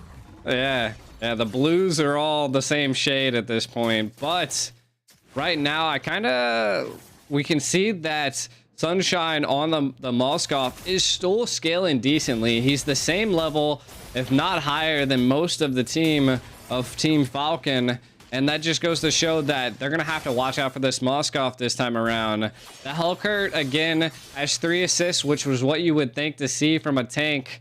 Hellcurt, we haven't seen too many items or got to see kind of what's going down there, but the first Lord is coming up at about the 9-minute mark. Let's see who attacks first here on this Lord take. Yeah, it all comes down to this big Lord dance that we want to see around. I think Ding is gonna be a big factor just because he has to peel and eat up all that damage for the rest of his team. And with the Vengeance, with the Cutter and Inferno, he has the Brave Smite as well for the emblem, and I think he's running the Festival of Blood, so he's definitely gonna use the spell vamp, get back his HP, deal all the damage in the process as well. So who will be able to peel? They need to get a good Earth Shatter coming in from Apex 47 and a good timed Blood Ode from TNZ as well. It all comes down to the timing for the side of Fireflux, but if Team Falcons can capitalize even on a small mistake or like not a good engage coming in from Fireflux, it could be a full wipe for the side of Falcons. Get the mid lane tier 2 as well, and while this is going on, TNZ just getting the Lord, so everything being set up really well for the side of Fireflux, and this is the dominance we want to see from Game Monster. But Baxia, though, he doesn't really scale anywhere. You just need him to snowball. You definitely need him to snowball, and that's the difference, and we can see that clearly. And right now, Apex 47, he doesn't want to get caught. If he does, it could be all over for the side of Fireflux with their engages, because he's been doing really well with the Earth Shatters. And look at Sunshine just chunking down on those turrets with those spears. And now Hellcurt gets found out. Here comes a Blood Ode. And will we see the Dark Knight Falls comes out as well? A lot of skills being used right now, but they're nothing in return. Kenji the first one to get down, and Ding will be the second to fall. All this while Fireflux are clearly standing and now marching down to the base crystal with those recall taunts coming in. Furious dive at the same time. Will we see a lot of damage? They get the triple kill on towards Apex 47, taking down 3 from the side of Team Falcons. The Lord marching down the mid lane, and they almost get a clean 5-man wipeout, and now the score is even out to 1-1, and Team Falcons need to get back to the drawing board, because Team Fireflux say, you fool me once, shame on you, fool me twice, shame on me, because the second time is definitely not going to happen. Oh yeah, I mean, they just kind of came online at that mid game, and then just like you said, one good play caused the tide to switch into their favor. Again, Alien struggling a little bit on the Yuzong. Didn't even matter at this point, as once Kenji was just taken care of with the combination of how thick Alice was getting paired with Angela was just too much. And then, of course, a couple greedy moments like that caused the tide to switch. A little bit of a flick of the switch there. Being able to pierce a lot of the back line was what Team Falcons was being able to utilize earlier on, but not right now. Yeah, I know at this point of the game, you can see it was about 10-minute mark. Alice was getting really thick with the double C there, folks, because at this point, it was impossible to take her down, especially with the hard guard that G was mentioning. And Lark didn't really get going in this game compared to the first one. And you can see just going into the back line with the flowing blood, the Blood Ode just doing so much damage, tanking so much for the team at the same time. And we didn't even see Alice pop the Winter Truncheon, right? That's something we're used to seeing. Go with the flowing blood Ode, and then Winter Truncheon to eat up all that, get the heal back and just be untargetable at one certain point. So we didn't even get to see that. It was still not there at that phase of the game, but still Fireflux able to pick up the victory. Although this was a little more close compared to the first game dominance that came in from Falcon, it just goes to show how Team Falcon, Fireflux can make it back even after not having a good early game and still have the power in the late game. So not a great game for Alien though, but still, we know what he can bring to the table. And TNZ had a really great game and look at that TNZ MVP very clearly. 217 KDA, 754 gold per minute, 82% participation. Yeah, and he just had one damage at him, the Clock of Destiny, and that doesn't even do much damage. It's just utility. Yeah, I mean, it goes to show that once a hero makes it to that mid game, like, you're able to see it come online and apply a lot of pressure, and that's what we've seen. I mean, it was crazy. I didn't suspect it, but literally just one jump onto the Martis, like he just didn't have the ability to burst down anybody because they were just getting tanky at that point. The Angela kind of came online. The Alice was just doing so much damage and being tanky. And to be honest, I think what kind of messed up Team Falcon at this point is that they pulled out a Hellcurt Roam and they just weren't able to utilize it. Because the last pick from the side of Fireflux was just being left open, and then they picked the Alice. That was kind of a surprise, and I think you mentioned that, right? If you have any trump cards, if you have any pocket picks, you better show that. They did that with the first game with the chip on the side of Falcons. Team Fireflux pull out the Alice all of a sudden, because I think the draft kind of looked like they were building towards the Assassin. That's why you usually pick up the Edith as well in the roam position. You got the Yuzhong, the EXP, so you want to give that Assassin presence. I think they were expecting a Ling from the side of TNZ, but they just pull out the Alice, and then they just got caught off guard, and then the Hellcurt just couldn't really do much, and it just started falling off. So I like the way that Falcons were thinking about the draft, but I think Fireflux just had a number up on them. And this goes to show that it could go down to the very last pick of the draft to just round it all up. And yeah, because I genuinely like Falcons draft, apart from the fact that, they had the Hellcurt, I think you did as well. And then Alice just kind of shut that Hellcurt down completely. Yeah, and I think they really just needed to focus on, maybe taking out the Moskov, putting a lot of pressure on him. Like, focusing on targets that Hellkurt really can utilize his quickness and his just dash in and his speed out. Because we did see some of the items that were picked up were rapid boots. So he was trying to rotate to mid, rotate to the EXP. But I think at the end of the day, Hellkurt's just such a specific pick, and their team didn't have too many opportunities that Hellkurt could be utilized. And there could have been better tanks. I mean, Angela, just the sustainability, the support that she brought to that team fights were what brought team Fireflux to be able to end there. Good balance of the magic damage, the physical as well. The split was going good from Fireflux, and best of 5, a 1-1, and you said we're in it for the long haul today. And surprise, surprise, folks, it's 1-1. It possibly could go 2-2 as well. Could go all 5 games with this one because they're both top teams from their own region. Team Falcons, a top team from MENA. Team Fireflux, a top team from Turkey. They both have the experience of being at the grandest of grand stages with the M Series, with the MSC, with the Games of the Future as well. So we know that these are the top teams that are competing at the top stages. They have the experience, they have great coaches as well. They've got the skills, they've got the macro, the micro, and this is like a clash of the titans right now. Yeah, definitely. But it looks like we're gonna be going on another quick 7-minute break, so we'll be right back, everybody.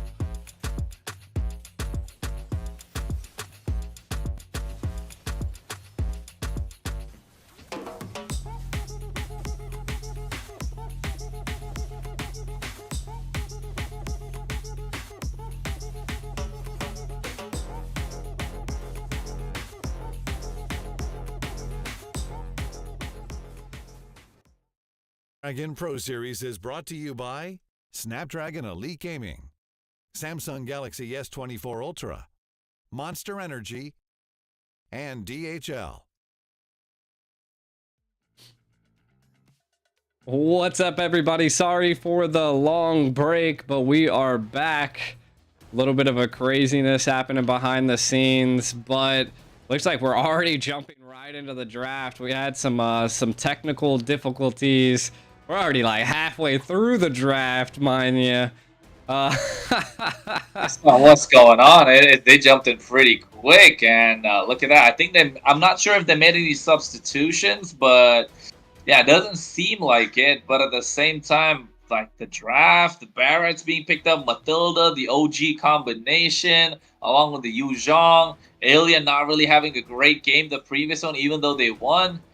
I don't know what's going on with Alien. He doesn't feel like himself at the moment, at least the Alien that we know. Probably coming in from a different planet. But, taking out the Lu Yi, the chip's been taken off. The final ban from the side of Falcons. I mean, it's probably got to be someone in the mid lane, right? Take out Angela's been taken off. Vexana, I think, right? They picked up the Vexana. What else? Who else can be? Novaria, take off the Novaria. Yeah, Faramis. Yeah, Faramis makes sense, but yeah. I'm not super happy. Yeah, I'm not super happy about that. They could have gone some other way, but to probably choke down the gold laners a little bit more, just to give Moskov a little bit more free reign.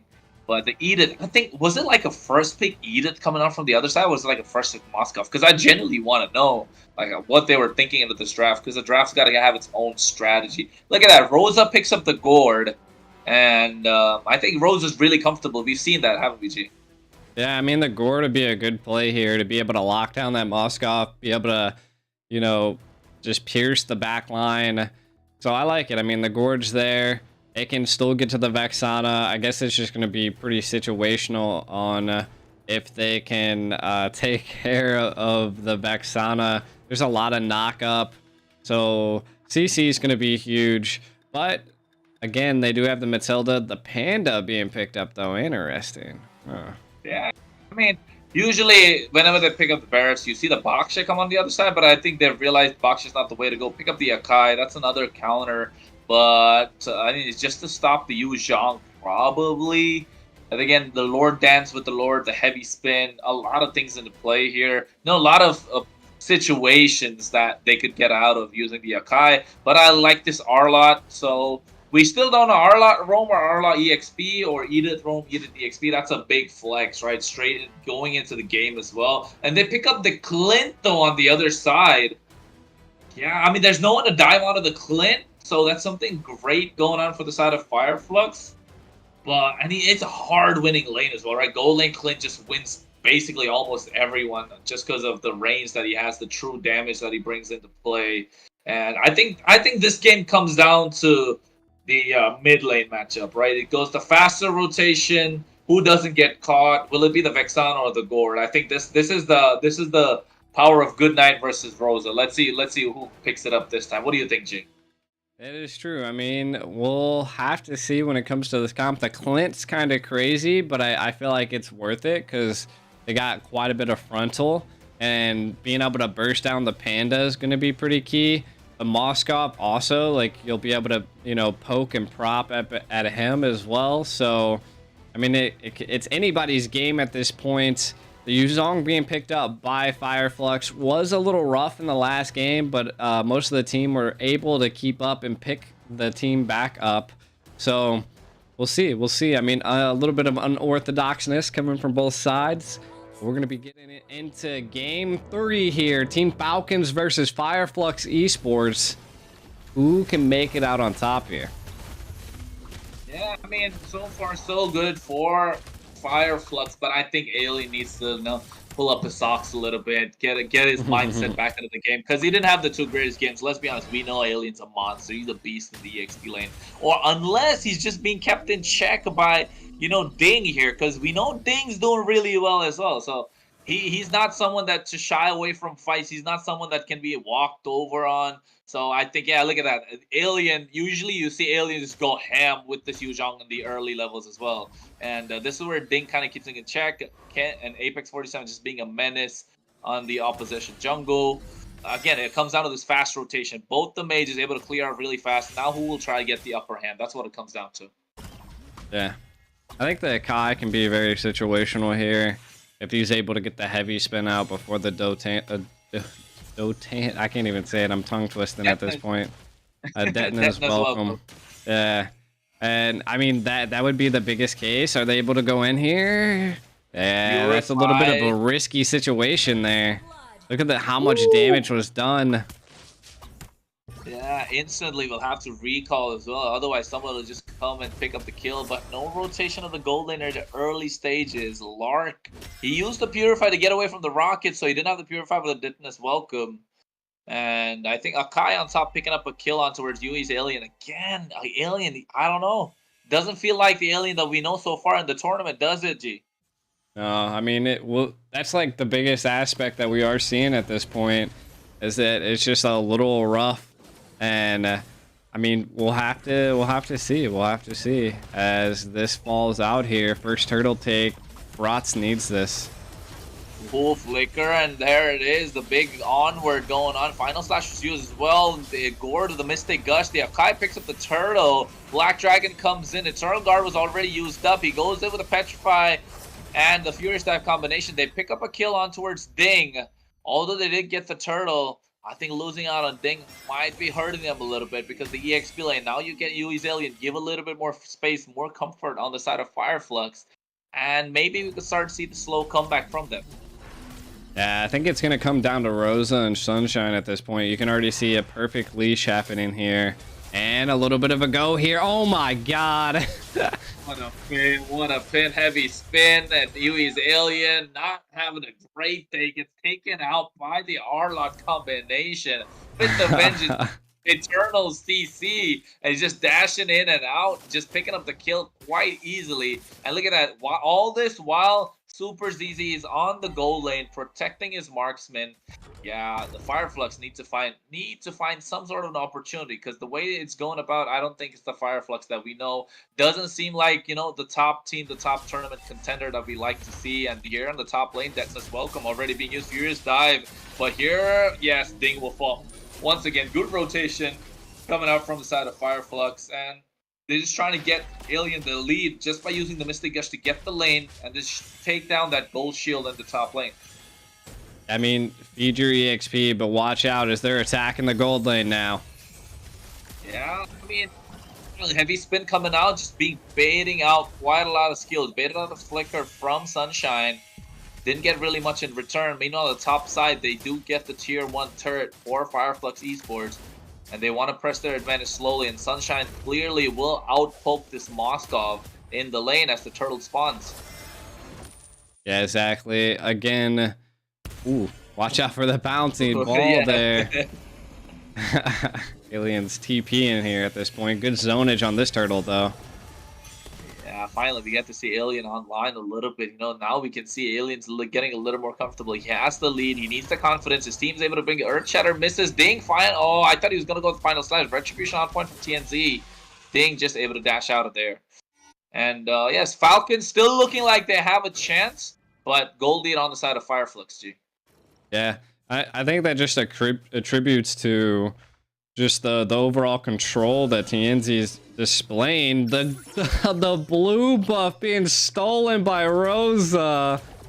Wow. Yeah, I mean, the steal of the blue buff, that's a little too much, adding insult to injury. And now Kenji slowly starting to fall behind. And Gord with this Mystic Gush does 2 damage. You got Sunshine on this Clint who does true damage.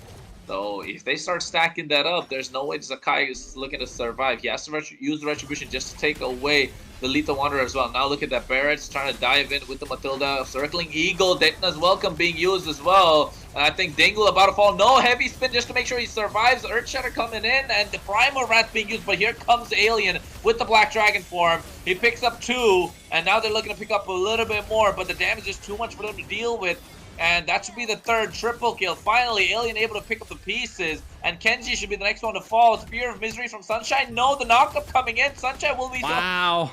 Oh my god, that was so close for comfort. And you can see the Akai fall screen as well. I mean, that was just Alien suspecting that his team would be able to take care of Sunshine, but my god, his sustainability was insane. And that is not something you want to allow a Clint to have, because the damage is now there, and Fireflux up by 4K. I mean, jeez. Look at the preemptive the detonate welcome, because they thought Ding would dash in and out of those minions.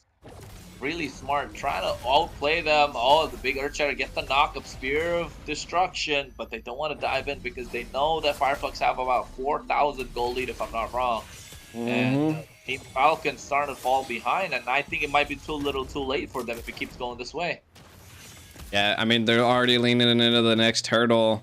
The Kai just isn't having the opportunity to be able to get to any of these objectives, and this is what I was saying earlier on, like 2 matches ago. Bratz is still really good in this current mix-up, but he definitely has to scale a little bit more than he used to be able to.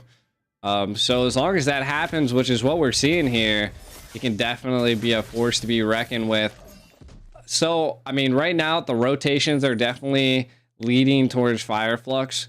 Falcon really needs to just focus on not rotating into them, creating them to rotate into them. So just breaking up the synergy and stuff like that is what they really need to do here. We want to see Fireflux starting to dive in. The mid lane inhibitor, I mean, the mid lane tier 1 is already pretty low. It just needs a couple more shots. I think the 2 passive procs with the Clint's double shot should be able to pick up. Look at the damage leaderboard. It's already ahead. This is like 7 minutes into the game, and your gold laner is the one with the highest damage. Yeah, it's looking bleak for the side of Falcon, especially now, like you mentioned, G, that this big Barrage is going to start tanking a lot of this damage. It's going to start eating up everything. And there's no possible way to melt him down because Lark is so behind on farm. Moscow's a late game marksman. He needs the item. Circling Eagle going in just to get out of there, just poking the opposition. And now they have to back out because they don't want. They have to give this tier 1 turret away. They'll not be able to defend it. And look at that, they're pressing their advantage. And like you mentioned, this is where the Barrett starts shining in the mid to late game phase after the recent patches. He might become a small dino here if he doesn't find a target to hit, though. Oh, you got the red buff. What the heck? Look at the gold graph as well, right? The gold just dropping it's just going down. Yeah, this is for the side of Falcons, I believe. Oh, it is. Oh, yeah. They pick up a kill off camera. Lark just falling down to Yui's Alien, able to pick up that 1 kill while his teammates are there. And now will we see them go on top lane onward? Earthshatter, no, that's enough to pick up the kill. They get the big shutdown, and it's on towards Ding here, who has been the playmaker for Falcons really well with those big final slashes. Circling Eagle just to dash out of there, poking and, you know, just poking their way into it. But now slowly the Lord starting. 5,000 gold lead. Fireflux looking like they're have a clear advantage. Yeah, I mean, they're zoning them. Maybe we'll see a heavy spin and a dive in. Looks like that is the goal here. Heavy spin is going to be a 50-50. He misses out on the Retribution. The Retribution goes on towards TNZ. And Fireflux Esports will be looking to press the advantage now. They even pick up the Necklace of Durance on towards Apex 47.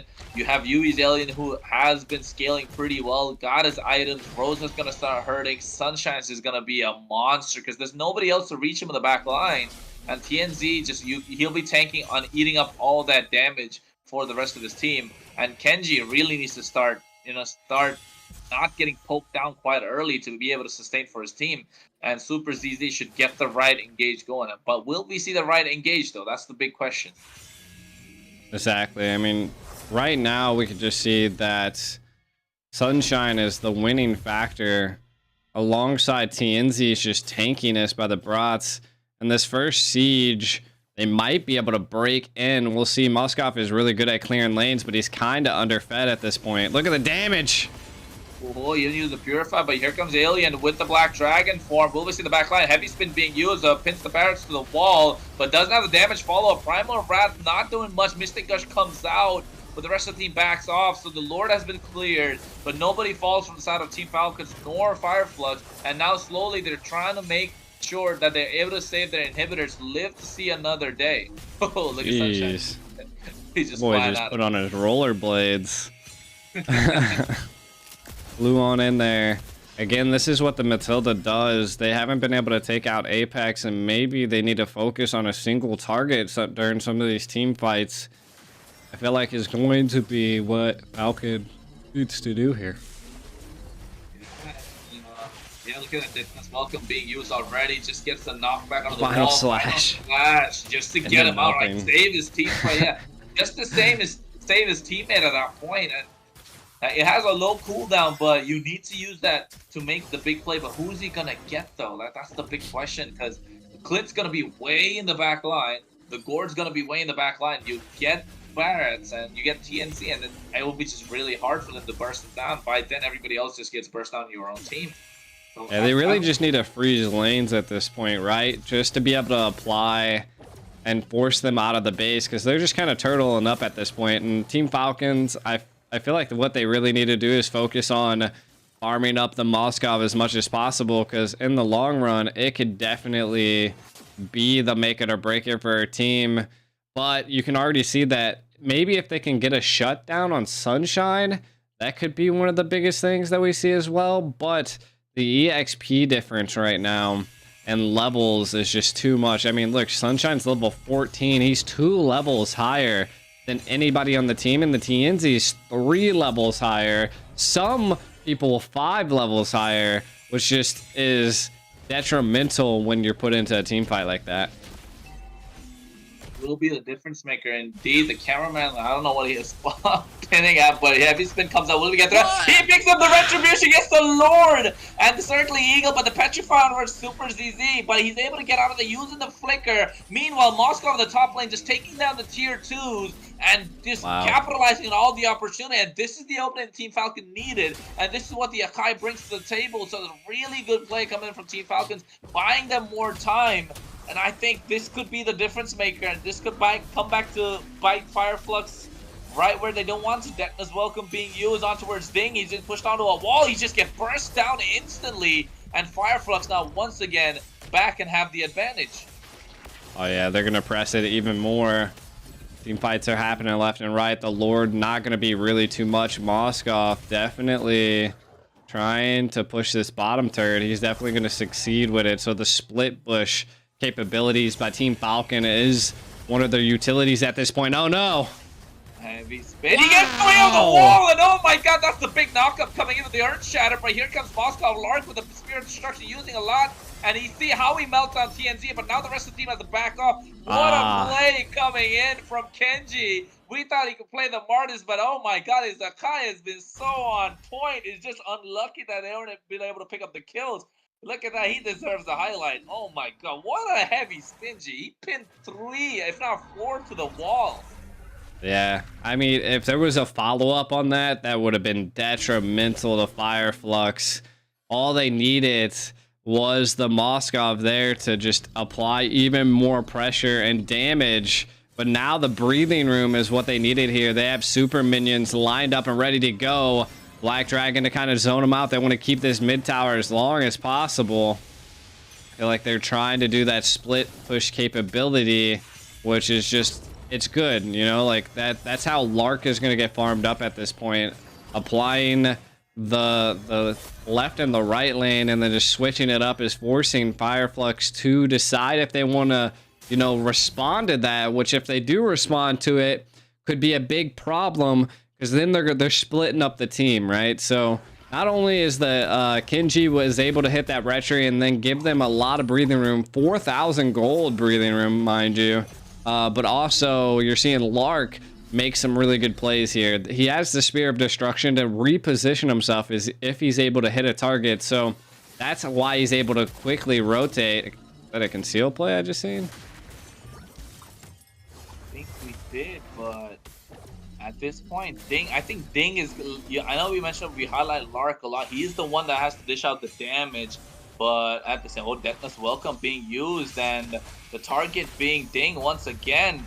Look at that circling eagle, everything being thrown except for the kitchen sink, and heavy spin comes out. This time Petrify is there. Furious dive and able to get out of there, just gliding out using the guiding wind onward, come out. But oh my god, the big Mystic Gush with the double shot and the quick charge just doing so much damage. Takedown super ZZ. Now the front line is out for the side of Team Falcons, and now easy lowered for the side of Fireflux unless Kenji once again pulls out the heavy spin, but he already used it quite early.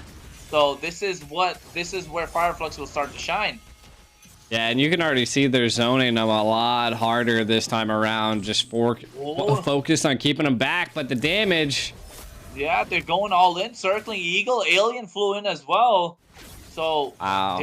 They're just zoning them away so far. They should be able to pick up this lord quite easy, but they're taking their time. I don't know why they're not rushing this right now, given the fact that they do not have the heavy spin, and I don't think it's the right communication coming in from the side of Fireflux. Because look at Ding, he's back up already, and now Kenji should have the heavy spin. Fire, there it is, final slash being used. Deathless Welcome once again ontowards Ding. Black Dragon coming out, Primal Wrath being used. Immortality is popped, and going to the back line. Lark does have the spears. Super ZZ will fall. Ding goes down as well. Heavy spin coming out. All will disengage once again. All for this lord to get started from scratch. Yeah, that's all that they were trying to do this time around. They wanted a couple picks and a couple plays so that they knew the lord was in their hands. Fireflux were like, we're not doing a 50-50 or allowing you to do a sneaky attack on us this time around. Again, they also pierced into the base as well of Team Falcons. Kind of taking a look at some of the items, you can already see that the Clint, I'm actually super surprised that he's still missing 2 items, but has almost like 14,000 gold. He picks up, I guess he sold quite a bit of his items to get a push here. He didn't get immortality, so not looking to end it too soon here. Yeah, Mystic Gush is on them away. Look at that final slash from Ding on towards Alien, but he gets taken low. He has the immortality still to survive. They get the kill on Super ZZ, and thanks to Apex 47, Alien wasn't able to take a lot of turret aggro. So some good high-level play, high-level mechanics coming in from Fireflux Esports, and now they're utilizing the advantage after getting the big front line. They got the top, they're trying to get the mid inhibitor. Deathless Welcome being used right there, but there's the final slash once again with the heavy spin onto the wall. TNZ will fall down, Immortality's pop, Eternal Guardian being used, but the Petrify coming in from Alien again, making the difference. They get Lark this time, Winter Truncheon, swap of items as well. Now they're going straight for the base, and Fireflux Esports, really high skill place to pick up the victory in this third game, making it a 2-1 series in this best of 5. Yeah, I mean, the Clint was insane. The Matilda Bratz combo is something you don't want to see, and we've seen it, right? And that just is something you don't want on the enemy's team, and Fireflux taking major advantage of it. And you can already see Team Falcon struggling a little bit here. The Kai definitely pulling off some clutch plays, but Alien, this was the moment he started popping off here. He was able to secure a triple kill, applying that damage, punched him once, KO'd him. This was the part that was kind of crazy. Like, the Kai just came back and thought he could actually get the kill, and the Clint was applying so much pressure. The team didn't really follow up, but it allowed Team Falcons right here. Here's the Retry, bam! Retry stolen, Lord stolen. Retry diffed, but it wasn't a matter. Fireflux was able to take that out and keep the game going in their favor, even though that did give them a little bit of gold here. And this was the point where they zoned them out and just kept it at bay. Look at the team fight participation here.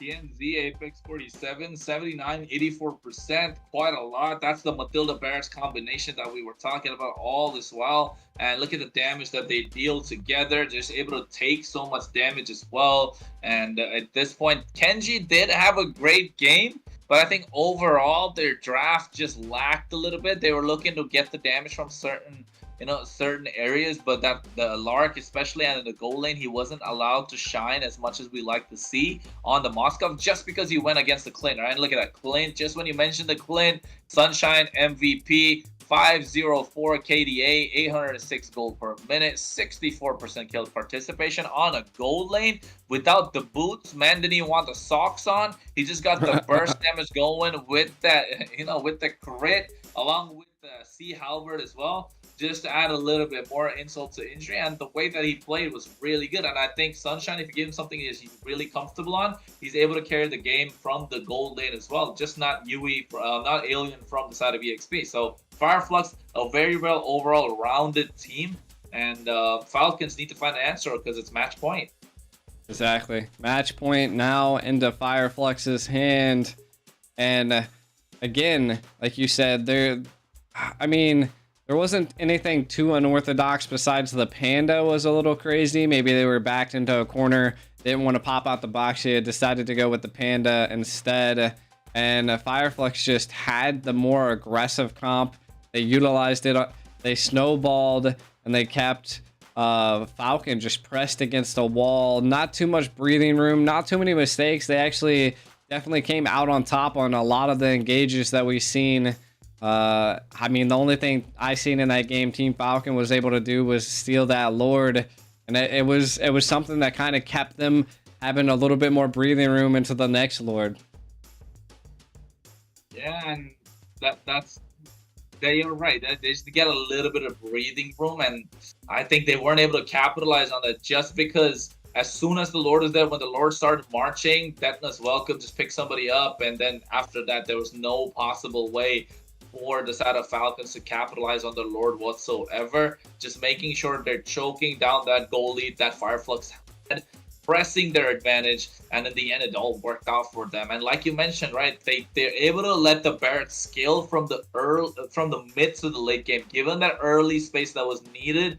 And it worked out really well for their side. And again, Falcons not having the way to capitalize on the early game, I think kind of hurt them as well. So overall, very well played for both teams. But unfortunately, there has to be only one victor, and that was Fireflux Esports in that game. But now it comes down to the next game. Will it be match point in this best of 5 series, or will they take it all the way? Yeah. We'll have to see. Falcon was able to get one game on them so far, and so far Fireflux kind of, I don't know if they had enough time to be able to just sit down and go back to the drawing board and kind of see what happened. And they've been coming out on top, even though they've been second pick most of the times. They've secured and banned out. I feel like they've learned you just got to ban out the chip. The chip can definitely be a tide turner here, and it's like just an ace up anybody's sleeve. Even Falcons try to run back almost the same comp without the chip, and it just wasn't successful. Came down to that. So we'll see. Chip, Louis, the way that the EXP Ding actually had a decent game. I don't think Ding was, and overall Falcons didn't really have a bad game compared to how Fireflux had their first game, just dominated, completely stomped and walked over by Falcons. Falcons didn't really. Both the games that they lost wasn't so dominating from Fireflux. It just came down to a small, minute mistakes. And I think Falcons really need to find a way to pick up those pieces, put them back together, get back to the drawing board and say, hey, we made mistakes in certain areas, and we need to learn how to capitalize on that, especially in those particular timings, maybe those particular team fights, what they could have done better. And then they will go and start building that up. And now maybe when their backs are against the wall, they got nowhere else to go but attack, right? Nothing else to do but attack, and this might be the time we get to see these pocket picks come up. Apart from the Hellcurt roam, Falcons need to calm down with the Hellcurt roam. I think they need to calm down with the Hellcurt roam. It's not the greatest, right? It's not the greatest. Yeah, and we can already see that. The Harith has been a typical ban. Team Falcon seems to be first pick every single game so far, so maybe Fireflux always likes to be second. Who knows? But the Lo Yi, the Angela, the Harith, the Chip's probably going to get banned out. Seems like that Fireflux is just running the same ban draft because it's working. Yeah, you got the crystal ball to see what's going on next, and he called the chip. The chip was banned out, but now Falcons. This is the last ban, right? What else is open at the moment? The Fredrin's left open. The Angela was already banned out, so I don't see the Roger still left open. I think Falcons have been picking up the Roger quite a lot, unless Fireflux bends it out. Maybe they'll try to leave Roger and the Fredrin open to see what Fireflux want, which route they want to go for. I think that's the best thing that they could hope for. And maybe just ban out the Yuzhong, right? Take away Alien's pick, put him on something uncomfortable once again, and take out the export. Yeah, so I mean, yeah, they're looking to pick up the Fredrin once again. So this should be a Fredrin ban. If not, Fireflux got a big brain strategy just to figure something out. Yeah, definitely. And I mean, the Axborg being banned, my guess is the Fredrin's gonna get banned again because that's exactly what Fireflux did last time. I can only imagine with it's pretty much Falcon banning the same things as well. Again, the Roger is still open, so maybe they can mix it up a little bit, ban the Roger instead, force the Fredrin, give them a little bit of a different advantage. But they actually go to Edith route. Interesting. Yeah, so they're asking the question of Team Falcons, which one do you want to pick up, the Fredrin or the Roger, right? Because now you can't pick up both. So you're giving something away along with the Matilda. Let's not forget that, along with the Matilda on the other side. So if they pick up Roger, they basically give the Fredrin and the Matilda, and I think I don't want to say it's better than the Barrett's combination, but at this current patch, the way that Fredrin's been going around sprinkling his dust of big macho-ness and all that big damage that it brings in, they don't want to give that away. Yes, if they pick up the Fredrin, it should be the Matilda and the Roger on the other side. Unless they want to go and secure Alien's pick and give him a Yuzhong quite early. Or maybe the Vexana even. Quite a lot available. Yeah, I mean, it just comes down to their priority of who they decide. I mean, Rosa definitely there, but there's so many mages available. I don't think they'll pick anything too crazy. Right now, they could do what you said, which is pick up the Yuzhong just because it'd be, I mean, we'll be jumping into that ban phase. They could also pick it up third, so... Right now, I would say Matilda Bratz would be just run it back once again. They're kind of thinking, and they're on the, they're on the verge. We'll see. Nah, I mean, they have to pick up the Matilda, though. Yeah, they pick up the Barrett's Matilda. There you go. Look at that. Somebody's got the crystal ball today, folks. For those of you who are watching, don't forget to like and subscribe. And I'm Chronos alongside me, GD Ico. I know we're streaming on GD Ico's channel as well as the MEE, Mobile Legends European Esports channel as well. So if you don't know who we are, that's who we are. But at the moment, Barrett's and Matilda being called out by G. He called out a chip ban as well. And seems like he knows what's going to happen, G. You might as well tell us. Well, I mean, Falcon's pretty unpredictable at this point. I mean, they could pick up the Moskov. They could pick up the Roger. The Harith isn't there. I mean, there's a lot of opportunities. They banned out the Angela. They need something that can really slow down Fireflux, but they opt to go for... They've seen how well Fireflux played the Clint, so instead of banning out the Yuzhong and the Clint, they're going to pick the Yuzhong and the Clint instead. So an interesting approach here. Let's see how they respond. My guess is that Fireflux don't really need to drop their EXP at this point. To be honest, I would just go the Roger route. Just pick up the Roger for the third pick because they might get banned into the second phase here. Or I would say, no, they go Vexana instead. I like the Vexana a little bit just because you have the CC you can provide when Fredrin's trying to dive in. So it makes a difference because you want to be able to, distort that front and back lineup that the Falcons got going. They basically have fronts and backs. And so if they're able to get the front a little distorted, it could be a difference maker. And I think I'm surprised with the early Clint though. That's my only thing. Like you don't want to pick Clint so early where it can be dove upon by the EXP laners, especially what if Alien decides to go for like Lup Red Terizla with the flicker penalty zone. Just could be a big difference maker when it comes down to that. So yeah, look at it. That's why they ban out the Rizzler, they ban out the Novaria, they take out the Valentina as well on the other side. That's good. So over here they could start choking down the golden, take out the Moskov maybe, and leave the Roger open. But if they leave the Roger open, there's a lot of early games. So they should be looking to ban out the Roger right now. And I think Team Falcons, for their mid lane, they could possibly pick up a Faramis, right? What do you think? Yeah. I mean, Faramis would be I mean, it could be... I mean, they might ban it here. Faramis could be a good ideal for Team Falcon, but, I mean, they could also go Valentina and be able to secure quite a bit of utility from the side of Fireflux, but actually Valentina was banned out, so yeah, I mean, Faramis could be a good go. Probably be the best go, to be honest, because Fredrin would be able to be tanky, be able to survive a lot of the utility being thrown at them. And there's already a support on Fireflux's side, so why not match it up a little bit with a support? They could go Faramis and Tig, but could be... or they could even go Minnow. So there's quite a few options for Team Falcon. Hopefully they don't go anything super unorthodox. Yeah, but I like the way that Team Falcons have been drafting, right? They're shutting down Alien, and clearly Alien's not having a great series.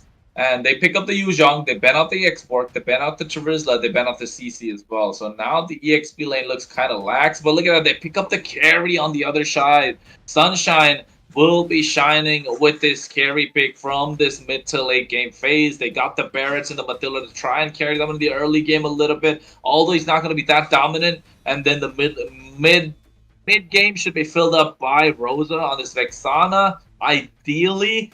So they need to find someone else that's a little aggressive in the early game. Maybe the Benedetta or the Paquito for them to round off the EXP lane. I think that should be the way they should be going, just because you're going against a Yu Zhang as well. But on the other side, Falcons, yeah, I'd like to see like a Faramis come up, maybe pull out Florin. And look at that, Florin comes up. Florin it is. Florin? Pretty unorthodox here. And the Gourd. The Team Falcons just like picking everything that Fireflux picked. Let's see if they can do it better. Besides, I guess a support against a support's well worth it. I mean, maybe. We'll see. Comes down to utility. Florin's definitely an interesting pick here. Maybe trying to allow the Lark to scale, or I don't know. I mean, what are they going to respond with here? They have to go at EXP at this point, right? I mean, they could all... Nah, they wouldn't go crazy like that. I was like, they can flex the brats into the EXP, but that would be weird. Yeah, that would be... I I think it's Arlot. Yeah, I think right now it's either Arlot, Benedetta, or maybe like... Nolan? They did flex it. They did it. They did flex it. Why am I like so good at this? Yeah, you have the crystal ball at you right now. I didn't really expect that. Well, I think it flexed it. Oh, I'm not the happiest when it comes to this, but I think the reason is just because they pick up the Florin, and they have a Gourd as well. They're vulnerable to this Nolan who can instantly delete them. So I see the idea, but it could be make or break for their side, though. I mean, that flex was so last minute. I felt like if they had an ace up their sleeve, that like that's where it was at, right?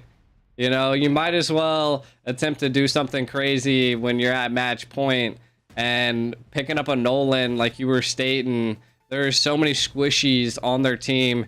If they're able to literally farm so fast, and that's what Nolan is going to exceed at. But we're going to be getting into match point here. Fireflux Esports versus Team Falcon. Who is going to be victorious? We have a little bit of an unorthodox play here. A swap up happening last second, picking up the Nolan last second to throw the brats into the EXP lane. Who can do it here? Being annoying already, being a nuisance, knowing that the Florin doesn't really have much presence in the early game. Just utilizing that. Oh, I thought we were gonna see a kill from Goodnight. No, we're not. And it all comes down to this EXP lane battle once again. It's just Alien, will he survive? Will Ding get the kill early? And will the Nolan start snowballing? That's the question for Fireflux. And on the other side, how well will Lark do against this carry in the gold lane? Because the Clint has to scale, and has to scale fast. Yeah, exactly. And kind of looking at the comp here, I do feel like a Yuzong's definitely going to win against the brats into the early stage. So you can already see like Apex is there. You don't... As a Matilda at this point, you don't really have to stay around the Nolan, because the Nolan's just already going to be fast. So might as well help out Alien as much as possible. You can already see him tanking shots. Again, I feel like the Florin, the Gord, and then the Clint's gonna have to watch out for this, because if TNZ's able to scale this Nolan, it is gonna be detrimental. Level 4, he has a fracture. Look at that, they force out the flicker from Super ZD already. And right now, this Nolan has all the power, has a faster farming speed compared to the Fredrin. And it's just camping, making sure he catches somebody off guard, just wants to burst them down instantly when he has that level 4 fracture. Meanwhile, the EXP lane battle is still going about. And being not level 4 yet, should be hitting that point anytime soon, just to unlock the Black Dragon and be able to pick up the pieces whenever they need to. Because look at TNZ trying to go in. There it is, the Black Dragon form, Eternal Guard being used to pick up the turtle on the side of Team Falcons. And they backed off completely because they don't want to bite off more than they could chew, because they know Nolan has a power spike level 4. Yeah, exactly. And kind of looking at what's going down is that, I mean, they're keeping up really good with the jungle. Apex showing a bit of vision here. I don't know if he was able to actually catch the Florin in the vision down there, but we see a possible 2-man jump. Again, Nolan really has to farm really early into this comp and just keep his movement up. Keep farming until you're able to just 1, 2, 3 shot the squishies on their team. You can already see it's not happening too fast as the jungle's levels are matching at this point. Looking like they might go for something here. So I think it's going to ultimately come down to TNZ applying that pressure. I'm not even quite sure who got that there. I think both retries came out. Yeah, and I think Nolan picked it up from wrong.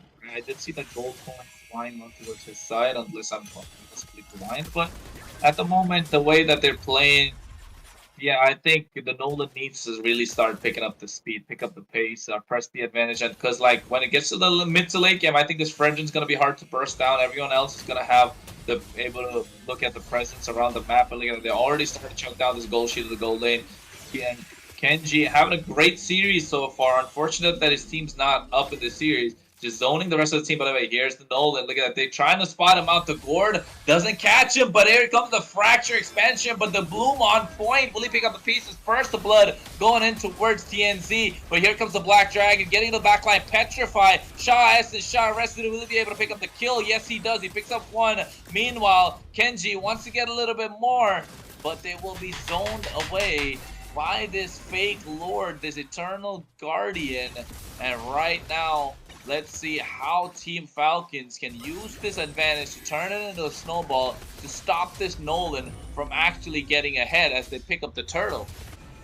Yeah, I feel like that's the hard part, right? Because Team Falcon has a utility jungle versus an assassin, right? So it's going to come into like maybe the mid game. It looks like he was able to invade that blue buff, if I'm not mistaken, as well. So again, this is where assassins do exceed early on, is just trying to get those easy picks into the jungle to get. And we do see the carry. Lark! Oh, Lark taking solo Bloom with a flicker to make sure he survives. But look at Sunshine, he might get caught. The taunt comes in, but he wants to take down Lark at the same time. No, he does not. He falls down before he gets Lark. That was some good play. That good try from Sunshine, saying that, hey, I know I'm gonna die, but I want to get you in return. But that didn't happen on his side. He didn't have the flicker. He just had the purify, so not able to play as aggressive as he would like. And right now, TNZ needs to start picking up the pace, because this Nolan, 1 kill on the board for Fireflux, is not really looking great for an assassin jungler. No, and you can already see Kenji's already scaling into the damage. But again, the outplays that are coming from Team Falcon at this point, they're trying to get something. The damage, though. The damage is quite a lot. Look at that. Pick up the kill on towards Lark. It was absolutely monstrous coming in from this Nolan.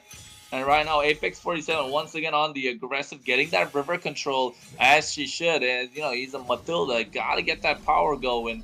And zoning the rest of the team away. Using the guiding wind just to kite around. Circling eel coming in on towards Super ZZ, but they pick up the tier 1 down bot. TNZ, Daytona's welcome with the flicker from Alien, but getting purified. Actually eats up the wrong person. Bloom coming after the heal. Meanwhile, Kenji and Ding going for the back line, taking them low. TNZ will go down. That's a double kill on towards Ding.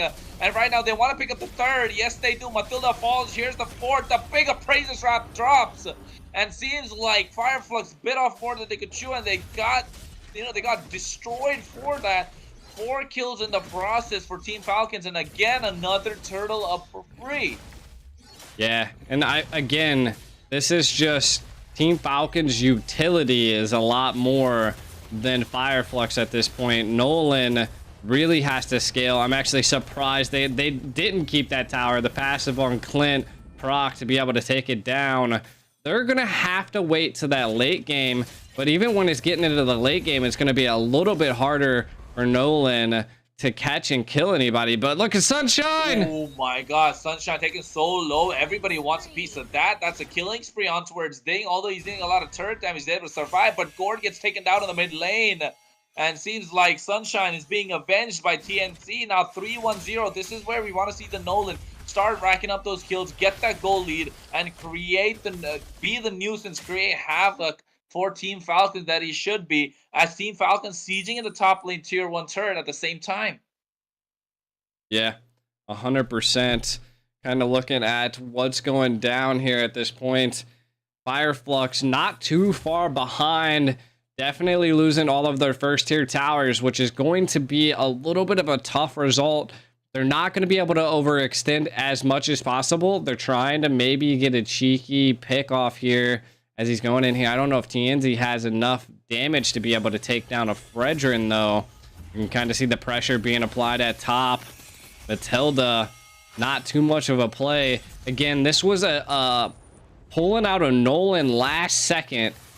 Could be, I mean, the make it or break it for the team, right? Again, they have to get to the late game to allow Sunshine to actually scale and deal damage. Once Sunshine comes online, Fredrin is going to be just destroyed. I kind of like already the presence that they're getting into, right? They're 5 stacking. They know they need to stick together. They need that ultimate bonding experience to be able to actually get something done here.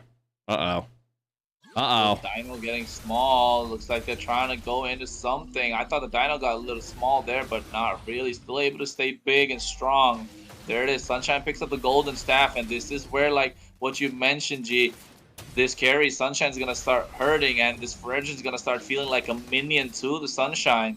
And, like you just mentioned, they need to get that Ube going, as they are doing it really well. But the Lord going down to the side of Team Falcons, they realized that they needed to rush it, and now they will slowly press the advantage. And I think they'll be looking to get either all tier 2s, maybe a little bit of the passive, and if possible, an inhibitor as well. Yeah, exactly. And kind of taking a look at what's going down, the Lord definitely falling in the hands of Team Falcon. A 2.9k gold lead. Economically, they're looking really good. Turret controls, they're looking really good. If somehow Fireflux would be able to secure that mid tower, it would give them a little bit of that breathing room that's equal to their own. You can already see Alien kind of pressuring himself all the way up at the top lane. Level 10 carry versus quite a bit of their team. TNZ a little cut off guard. Retri coming out. Ding on the chase. Ding is on the hunt. This dragon doesn't want to fly. He wants to crawl on the ground and get TNZ. He gets caught, but the Eternal Guardian able to save him. Kenji wants a little bit more. He might bite off more than he can shoot. There it is. The flicker detonus welcome. He gets pulled back, but the Bloom is able to provide the heal for the team. Mystic Gush comes out. Certainly he'll use as well. And Kenji surviving at the last second thanks to the heal from Super ZZ. Able to play aggressive. And I think Ding had that opportunity to get the kill on towards TNZ. A little bit of misplay, but here comes the big appraiser's rat. Still not able to pick up the kill. And look at Kenji. He's able to survive after going in so deep. How many turret shots was that? Oh my god. Yeah, again, that is just the tankiness there. And can they stop this assault, though? No, they can't, because look at that. He gets the double kill onto versus Vexana. That's Rosa and Apex 47, and now they're on the hunt. They want to make this a 2-2. They get all the tier 2s that I was talking about earlier. proc the passive in the mid lane inhibitor as well. Look at that, Kenji just zoning everybody away for his team. They get the bot lane inhibitor while TNZ is just going to try and salvage something else for the team. Yeah, definitely a rough time here that they are having in this, but looks like they're applying pressure back. But again, the Fredrin's just too much, the Clint's too much. It is now double the gold lead than it was when the assault first happened, but Team Falcons kind of not being pressed back, but they're giving them breathing room to hopefully maybe make another mistake, as we see a Nolan here going to check that bush a little wild. Oof, he's just taking so low right now, and look at that, not enough damage. If he had more crystal energy, he'd be able to pick it up, and that was a 1v1. That's a tank versus an assassin 1v1, and if Nolan doesn't have the damage, yeah, looking bleak for the side of Fireflux. I'm not sure, like you mentioned, that make it or break it pick not really working out for their side, and now they have free reign over the Lord because the Nolan has to recall, but seems like they want to press their advantage in the mid lane and want to defend their mid lane even, and Kenji once again going back to get the Lord started. Yeah, definitely, and kind of looking at what's going down, the Lord is going to be possibly a 50-50. Uh-oh, diving in! What in the world? Oh my god, and they get the kill on towards the Nolan as well. I think they try to bite off more than they can chew, but there it is. Death Knowles, welcome to the flicker right there. But Mystic Gush comes out. Carry just going ham at the team, but gets taken down by the quick draw coming in from Lark. And now this should be all she wrote because they're marching down the mid lane. All 5 versus 2 coming out from Fireflux. That is Rosa and Apex 47. But Rosa gets caught, gets burst down instantly. That's a mega kill on towards Ding. 406 on this Yuzhong. The minions have just spawned. Apex 47 buying time for his team. Gets the knock up with the circling heal, but that's not enough as Team Falcons pull back the score, make it 2-2 in this best of 5 series. And we have a game on our hands. We have a series on our hands, folks. A 2-2, a best out of 5 going all the way at this point. Team Falcons not letting up the pressure, able to mount up a great assault left and right, almost pulling the same comp that we've seen Fireflux pull out, being able to pick up that gourd, the Yuzhong and the Clint. Seems like, I mean, it looked like a little bit of a really rough draft, in my opinion, but they were able to make it and utilize it. I think mainly because of the Nolan coming out, and it just didn't work out like how Fireflux wanted them to. Yeah, the Nolan pick was good, but putting the Barrets in the EXP, that's what it came down to, right? They picked the Barrets up so early, and then they kind of wanted to flex that, didn't really work out. So this Nolan had a good time, but they didn't have enough of a front line for them. And look at that, every team fight TNZ tried to go win. Ding was just on top of them, being the better EXP laner in this series so far. Just going ham at the back line, just catching Rosa off guard, TNZ off guard, Sunshine. None of them were able to survive this onslaught coming in from this big black dragon. Ding, just, you know, ringing the bell on their head, showing that, hey, I'm here to stay. And whenever Sunshine tried to make a play, just got immediately burst down by the quick draw of Larkin. At this point, the heal coming out from a super was too much, especially after Kenji was able to dive into the turrets, tank a lot of HP, tank a lot of those turret aggros thanks to his big and massive HP. And at this point, like, Fireflux needs to find a way, because they're not looking like themselves. They're still not the Fireflux that we know, unless Falcon have their number already. Maybe Falcon have the mental advantage, especially the momentum right now, moving in towards game number 5. Yeah, it's looking bleak for Fireflux, 14-3. Every time Falcon wins, G, they have a dominating performance, but every time Fireflux wins, they just seem to barely scrape by. Look at that MVP on towards Kenji, 3-0-11. 715 gold per minute, 100% kill participation, right? When have you ever seen that? Like on a jungler, Fredrin even, oh my god. He was there for everything, and definitely an intense match, bringing it to the BO5. So this next game is the make it or break it for either side. Does Team Falcon win, or does Fireflux clap back with this? Because it's been back and forth, back and forth. It does seem like that Team Falcon is learning from what Fireflux is doing to them. So it does seem like it's like a back and forth situation here. Fireflux was able to win 2 in a row. Falcon won 1 in the very beginning and then won this one. Can Falcon win 2 games in a row? I feel like that's the hardest part that I've ever seen in a lot of competitions, is winning 2 games in a row is tough. And now we're at that point that it could be anybody's game. It's crazy. Yeah, I mean, I agree, right? Winning those 2 games in a row, especially like a team, especially against a team like Fireflux, which have a big reputation. These players are well known. They have a big following. They have a presence on the global stage. It all comes down to this. But look at that. They finally switched sides, G, didn't they? Fireflux on the blue, Falcon on the red this time. And they ban out the Louis. I think the other side's got to be that Chip. It's got to be the Herod. Maybe even take out the Matilda. But they never had any troubles against the Matilda. So... yeah, I mean, they got to ban out the Fredrin. They shouldn't be looking to give away that first pick Fredrin towards Fireflux. Yeah, I definitely can see that. And kind of looking at what's going down. What are they first ban here? I mean, it's probably going to be the Harith. It seems like the second team's always banning the Harith. The first team's banning the Loyi. Not too much of a fluctuation happening when this stuff goes down.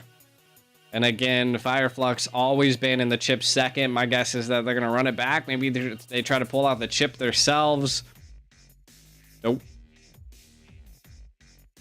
Yeah, I mean, they got to...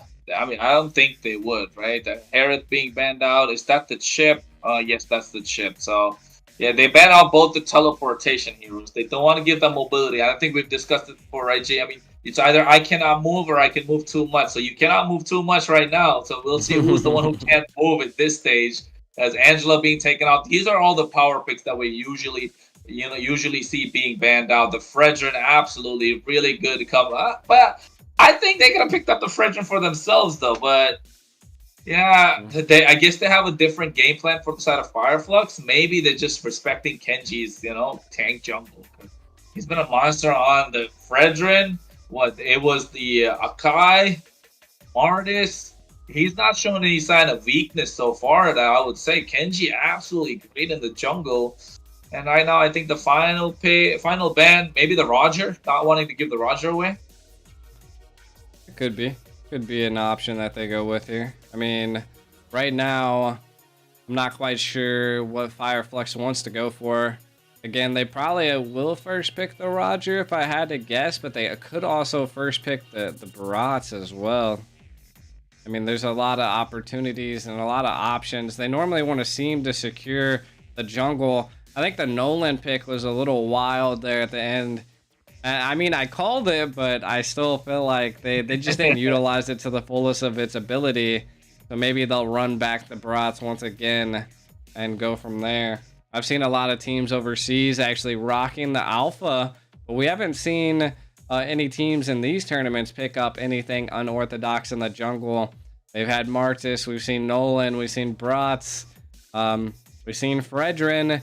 The Xborg is constantly banned out here by Team Falcons, so that could just be that they don't want to see that, and they first pick Edith. Interesting. I don't feel like Edith is too viable of a first pick.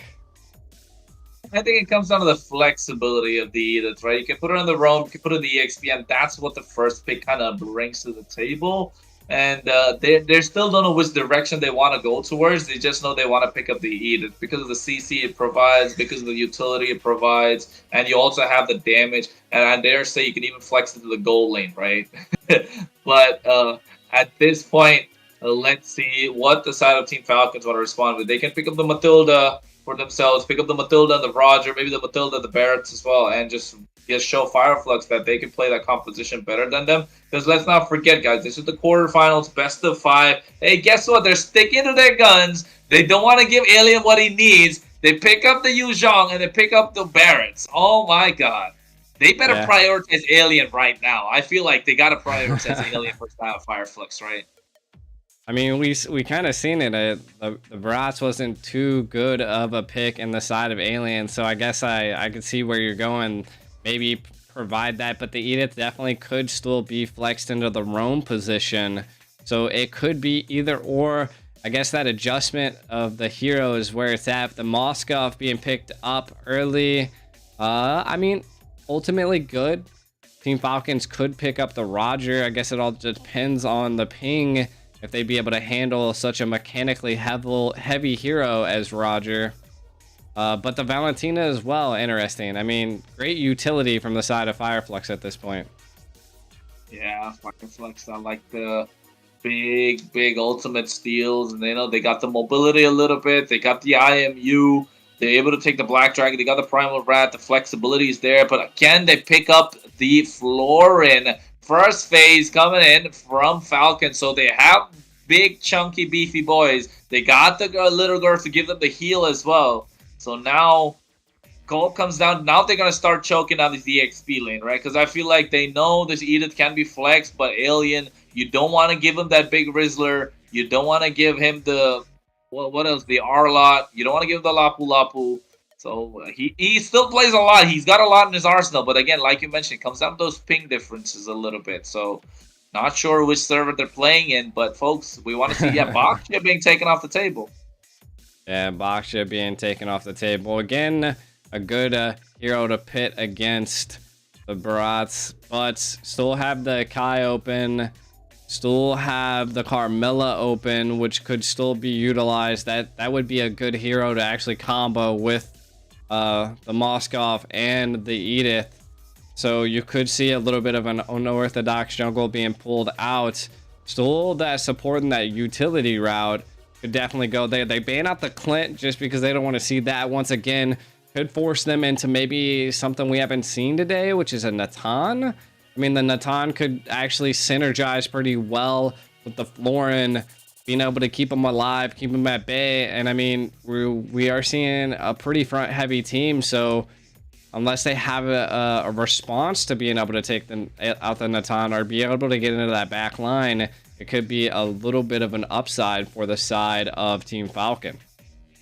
Yeah, I know. That's what I was going to say. They got to pick up the Natan, right? I mean, at this point, they're lacking the magic damage. And seems like if they pick up the Natan, it would be really great. I was reeling on towards that side. So it seems like, we're on the same page here, G, because I feel like Natan would be the greatest pick coming in for their goal lane. I don't see, like they understand it, they pick it up as well. They agree with us. Folks, we're not just casters, right? We're analysts as well. So we're doing what we can. And you want your fortune told. Hey, yeah, I know. Hold the D-Rod. Oh my God, what is going on? I seen the Carmella coming. But the Dyrod, dude, they're just giving Alien anything and everything that they possibly can. I mean, it could be the Dyrod in the jungle with Carmilla, Rome, and Edith EXP as well. I don't know. I highly doubt it.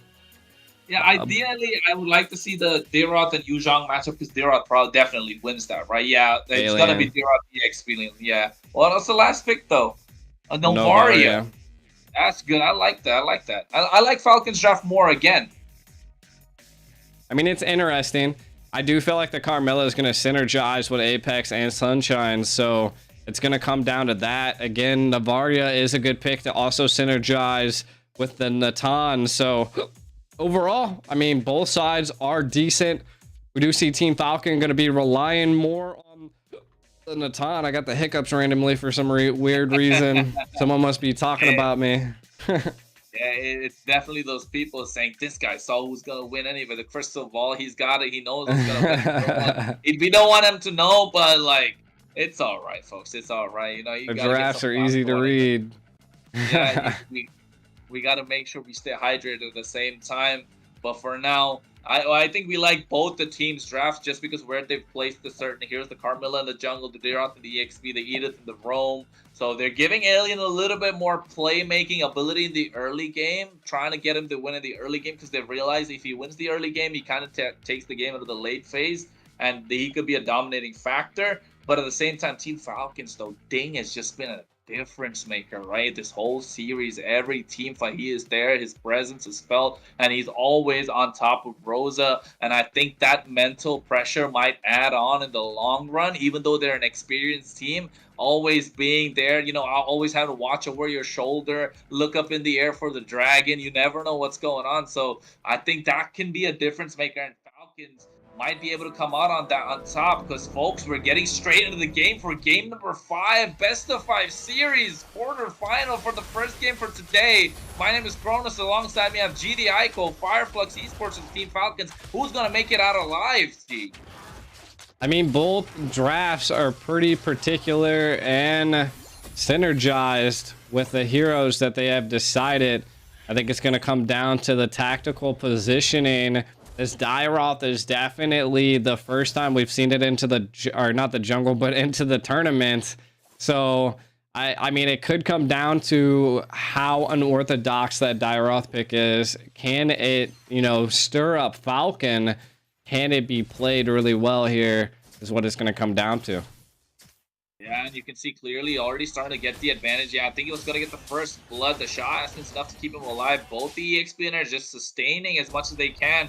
And Ding here, he knows that the matchup's not the most favorable for him, but still able to survive. As Yui Zealing just backs off, and Apex 47, he realizes the opposition's right there. It's providing vision for his team, communication at an all-time high, and they need to start letting this barracks, they need to start slowing the barracks down. Otherwise, it's going to be a problem in the mid-game. Yeah, I mean, you can already see it. Applying the pressure. The first turtle is definitely going to be key for Team Falcons. So we're going to have to see Fireflux do something to kind of disrupt the flow of Falcons to push them back against the wall. And you can already see that they're attempting something here. This could be big! Yeah, Flicker, Chatter onward as well. They pick up the kill. First blood going on towards Alien this time.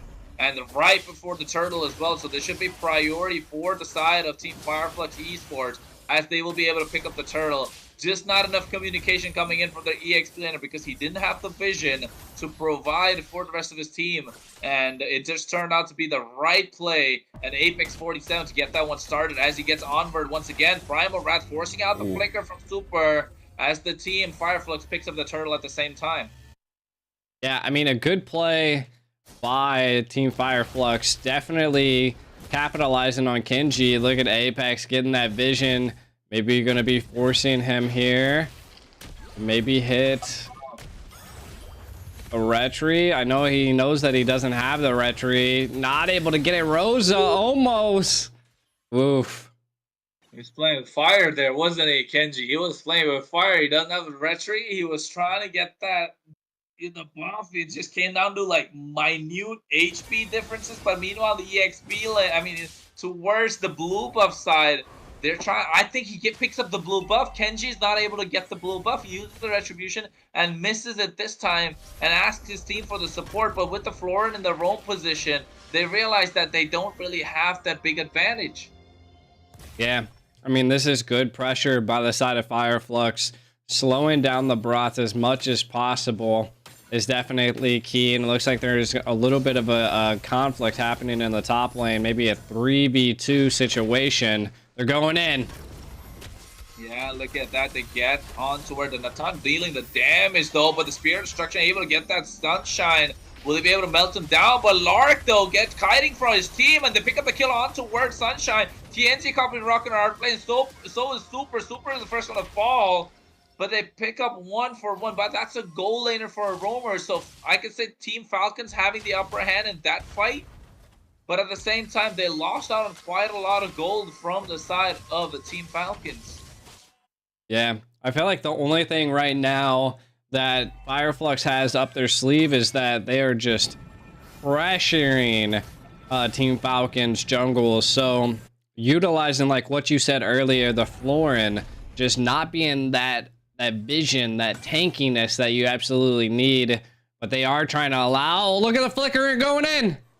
Oh my god, Apex 47 with what a play, and to pick up the pieces, get Lark this time for sure. Black Dragon is on the way. Kenji is just taking solo. Detna's welcome, but he will be falling down soon enough. Yes, he does. That's double kill on towards Sunshine, and this is what you want to have for a Moskov. because he is going to start scaling into this mid game, and this is where he's going to start hurting unless somebody else can stop him. And who's the only one to stop him? That's Ding with this Black Dragon, but it might be too little too late for them at that point. Yeah, I think it'd come down to maybe the mid game. Falcon definitely being passive. Rosa trying to poke at him. Sunshine able to get a turret early on into the 5-minute mark. This is looking good for Fireflux. Turtles secured as well. 4K gold lead is engaged. You're looking at the jungle EXP difference. Like, look, it's a whole level right now. And that, I mean, it's not too bad. Zbras is still keeping up, but it's forcing other teammates to actually make key decisions. Look at this jump, though. Oh my god, Spear of Destruction to get Curse of Blood going, and they pick up the Natan once again. Killing spree, this time on towards Sunshine. As you can see, Apex 47 will be the next one to fall, thanks to the courtesy of Ding with the Black Dragon form coming at the right time. And so far, so good for Fireflux Esports because they're able to get the goal laner all the time. Lark not having a great game so far, and Sunshine complete opposite, having the best game in this entire series that he has so far. And Rosa providing the vision with the Astral Echo.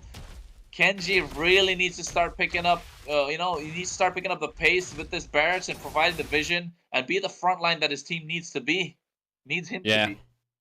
I mean, the Natan can come online at any point, so I feel like that's what they're really waiting for. But look at this, the Dairoth going in, forced to utilize the flicker, probably not stuck between a rock and a hard place as Apex is there just helping out. But the early game damage here is just too much for Ding. Look at the rotate coming down, wanting to put the pressure onto Alien, the Spear of Destruction. Oh my god, Lark just gets destroyed with the Spear of Destruction, Spear of Misery gets the kill, but meanwhile Detna's welcome at the same time, and they pick up another one in the bot lane, and that's Alien. But Kenji here, he is definitely caught between a rock and a hard place because he's getting Chain CC right now. Earthshatter coming up, Primal Rat, Chain Lightning, they pick up the pieces, Flicker, but Ding comes in with a Black Dragon on towards Rosa. Will he be able to bob and weave his way out? Yes, he does. And Astral Recall missing as well. They pick up 2 for 1 as Fireflux Esports started to press the advantage to get the tier 2 in the mid lane, open up the map for themselves, and now the map looking completely blue because Fireflux Esports are slowly but surely starting to dominate this game. Yeah, I mean, this is a snowball in effect. Not really too much Team Falcon can do at this point. Fireflux definitely looking to take this turtle here. I don't think Kenji's going to want to come in. They just have a lot of early game presence. This is a rough place to be, right? Because you're already down to almost your tier 3 inhibitors.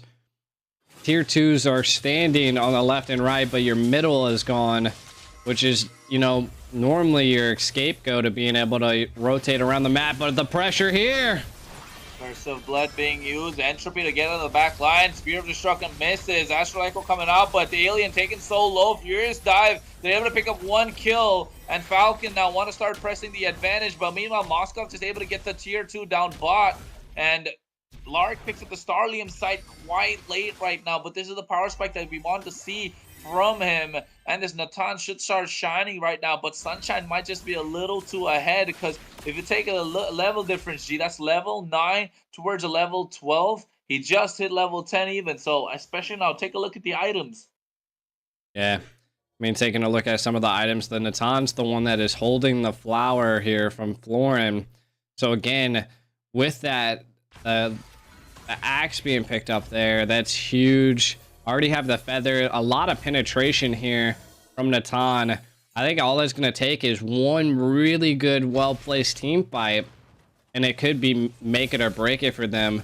Florin really has to stay alive in this conflict for that to be the outcome, though. Sunshine just taking towers left and right, and now they are all at tier 3 inhibitors. Falcon needs the late game at this point. They have the Navaria, they have the Natan, and that is what they're really, really trying to work on at this point. Really, there's no backline peel. If they're able to catch Sunshine, could be a big play for them. And I feel like that's their ultimate goal, is to be able to Black Dragon, being able to find that Moskov and take him down. Has to come down to Ding, right? Ding has had a great series, had a great game, but oh my god, in the top lane off camera, they pick up a kill. Abyssum strike with the flicker, but the Rock's able to pick it up, and there it is. Deathna's welcome. Alien just tanking the turret's aggro to make sure he survives, and that's really good play, but the Astral Recall picked up the kill. Sunshine straight in the base of the opposition, but he gets out of there, but Shaw Essence able to pick him up, and Ding picks up the pieces this time, carrying the team on his back, and you can see that's the double kill that they wanted, but in the meantime, TNZ is able to get the Lord as the team Fireflux Esports. That was just a distraction the entire time. It was a good distraction, but a shutdown on Sunshine, which is now going to give them a little bit of gold, but not too much. I mean, with the Natan and the Navaria, I think they can definitely mount up a great defense here. It's going to come down to it. You can already see kind of the Natans coming online. To be honest, I like how Kenji kind of backed off and allowed Natan to get a lot of that EXP and the gold, and I feel like that's what they have to do at this point. Now, the lanes aren't synced too well, but they're trying to do something with it here. As the Lord's barreling down the right side, they know the left is going to be a main target first. Let's see who wins. Does the Predator get pushed back against the wall, or do they become prey?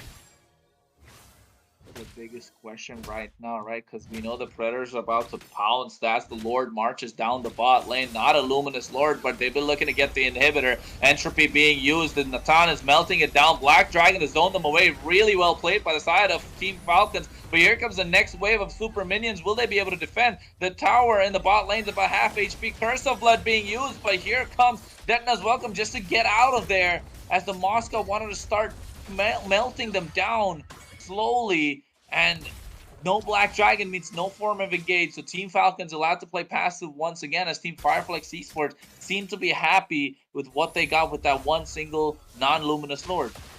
I mean, they stayed alive. This is what Team Falcon needs, right? The Navaria's late game, the Natan's late game. If they're able to get a pick, and I mean, they could turn this around where an assault on them could be a full team wipe on the side of Fireflux. And again, that's just how the Natan and the Navaria scale. The Retry coming out by Kenji to secure that red buff. You can already see Fireflux. They're having a little bit of a problem on figuring out how they can possibly end this. Because, again, you've seen the Black Dragon to zone them out, stop that Lord push, and all they got out of a single Lord push, no kills, a quarter of a tower HP down. Looks like they're going to try to freeze the lanes to force them out of the base at this point.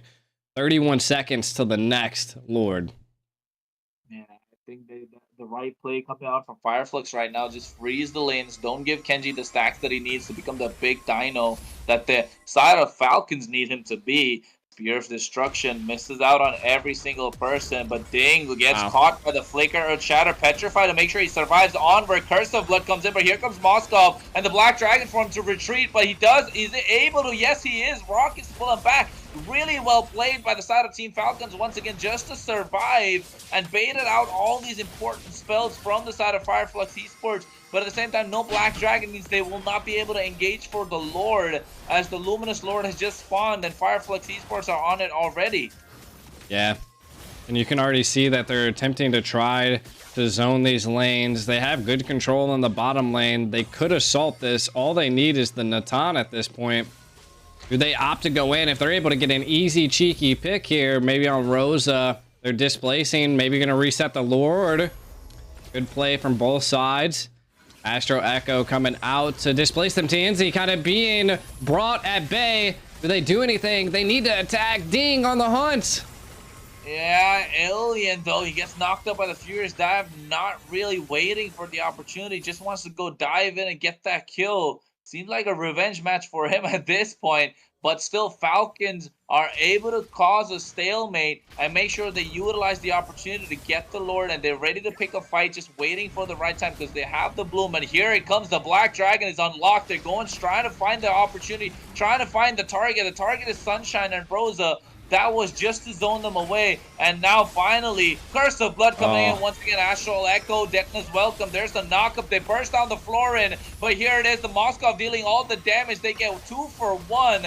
And right now, it seems like Fireflux want to get the damage as Lark gets caught with Rocket Hard Place. He's about to fall. He does. And Ding goes down as well. That's 4 down for the side of Team Falcons. And now they're trying to get into the base and just secure the kill. The recall taunts coming in from Rosa, showing that he is a better player. And look at that. Wow. They're trying to get, but they get the kill on towards Rosa.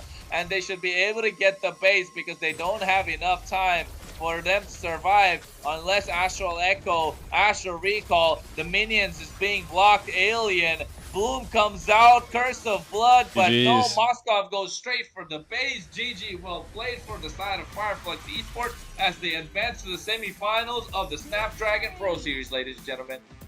Yeah, I mean, that was an overall great, disciplined Lord fight. They kept baiting the Lord, forcing them out, and then you could just see they like pincered them. You're seeing someone came from the left, someone came from the right, and then like they just had no, again, they had a Florin, right? Like they just didn't have a tank. They could just go full gung-ho on them, and that's what happened.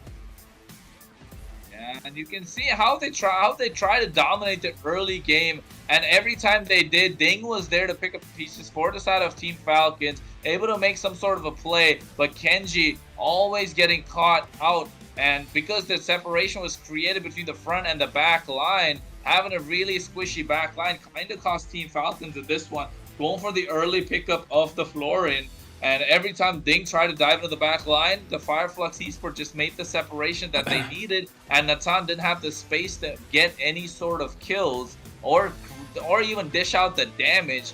That was the big difference maker for them. No damage in any sort of team fights. And then it was just essentially the taunt there and the control by Rosa. Overall, a great game. 0 tower damage on the side of Falcon. What in the world? A little bit of a rough time for them. Again, Fireflux winning the last match of the best out of 5. Being brought down to match point. Damage taken, definitely the less. Dealt the most damage. Definitely, look at Sunshine, the sole provider of tower damage almost. And then total heal, just massive as well. Carmilla, a tanky person. And if you look at the total heal, they're able to out-heal the Florin as well. So that was something good, but the MVP being TNZ, finally able to shine in this tank jungle with this Carmilla. Good build with the Radiant Armor, the Anti-Cuirass, the Oracle, get the Molten Essence along with the Brute Force as well. So that was really good for them side. And just goes to show that Fireflux Esports, when their backs against the wall, they know they've been in that position multiple times before in bigger tournaments even, and they know how to keep their head, keep their calm, make the comeback possible, and that's what happened here. Game number 5, best of 5 series, piece of cake for them. Yeah, exactly. And definitely that's all it took at this point. They definitely went hard, and just overall total control of the team was there. Now we kind of are looking at the overall bracket. Fireflux definitely moving on, gonna be going against either TPR or OP, and that'd be the next match that we watch, which will be another best out of 5. Who will win? We'll have to find out, that's for sure, but they'll be placed against Fireflux. Seems like a tough one, right? I mean, the next match seems really exciting, but at the same time, a tough one. As when they get up the brackets, they will be going up against Fireflux, like you mentioned. But the Prestige and Opertum Esports are not to be walked over. They are challengers, definitely. And Opertum Esports are a big team, a big powerhouse in the European scene. And let's not forget, they have been dominant so far throughout the series. They've not shown any sign of weaknesses. So just waiting to see how will they show what they got in store for us. Yeah, exactly. I mean, it's going to come down to it, right? We see that every team's kind of bringing out multiple stops here and there, so you never know what's going to happen. But hey, it's anybody's game. I mean, Fireflux definitely looked tough but so did Team Falcon. But they did get knocked out of the Snapdragon Challengers Finals. So again, Team Falcon being a little bit more of the dominating force. Again, I found out that it's normally typically hard for them to overall win it's always so hard to win 2 games in a row. If you can win 2 games in a row, like, you know, you're a little bit on the higher tier of a team, and then to flip it, you know, to be able to win 2 teams against the other team that has already won 2 teams against you is also another hard step to take. So it was interesting to see. Team Falcons definitely put up a great show, but was definitely pressed against the wall, and they just had nowhere to go. Yeah, nowhere to go, and that's where that's how Fireflux definitely came out on top. But right now, the next match, the next series, exciting. I can't really wait to see how it'll go about. But congratulations once again to Fireflux Esports to make it to the semifinals of the Snapdragon Pro Series, and really well played for the side of Falcon Esports. It's just unfortunate that they went against such a powerhouse so early into the challenge finals, because we know that they're a strong opposition. But for now, I think it just came down to the fact that, you know, when bigger tournaments come about, they will definitely be able to show their powerhouse. And I think after this, we're probably going to a short break, aren't we, G?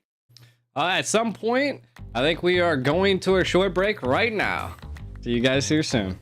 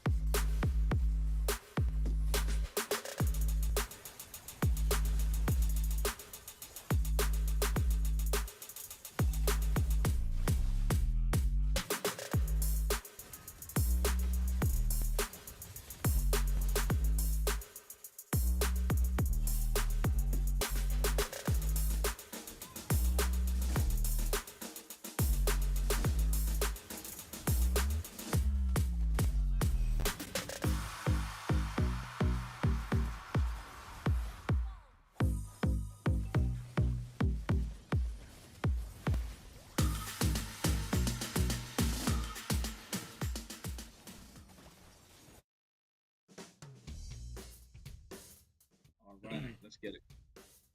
Getting right back into it. Not too long of a break this time around. Again, this is the Snapdragon Pro Series. We're going to be getting into the second best out of 5 tonight, which is going to be an amazing bout. Again, we got G the Ico, me here, and Kronos. You guys don't know who we are. We are professional casters in the scene, content creators, analysis. Definitely check us out. Check our social media. If you guys are tuning into the channel right now, definitely make sure to drop a like, drop a sub, and definitely share the stream.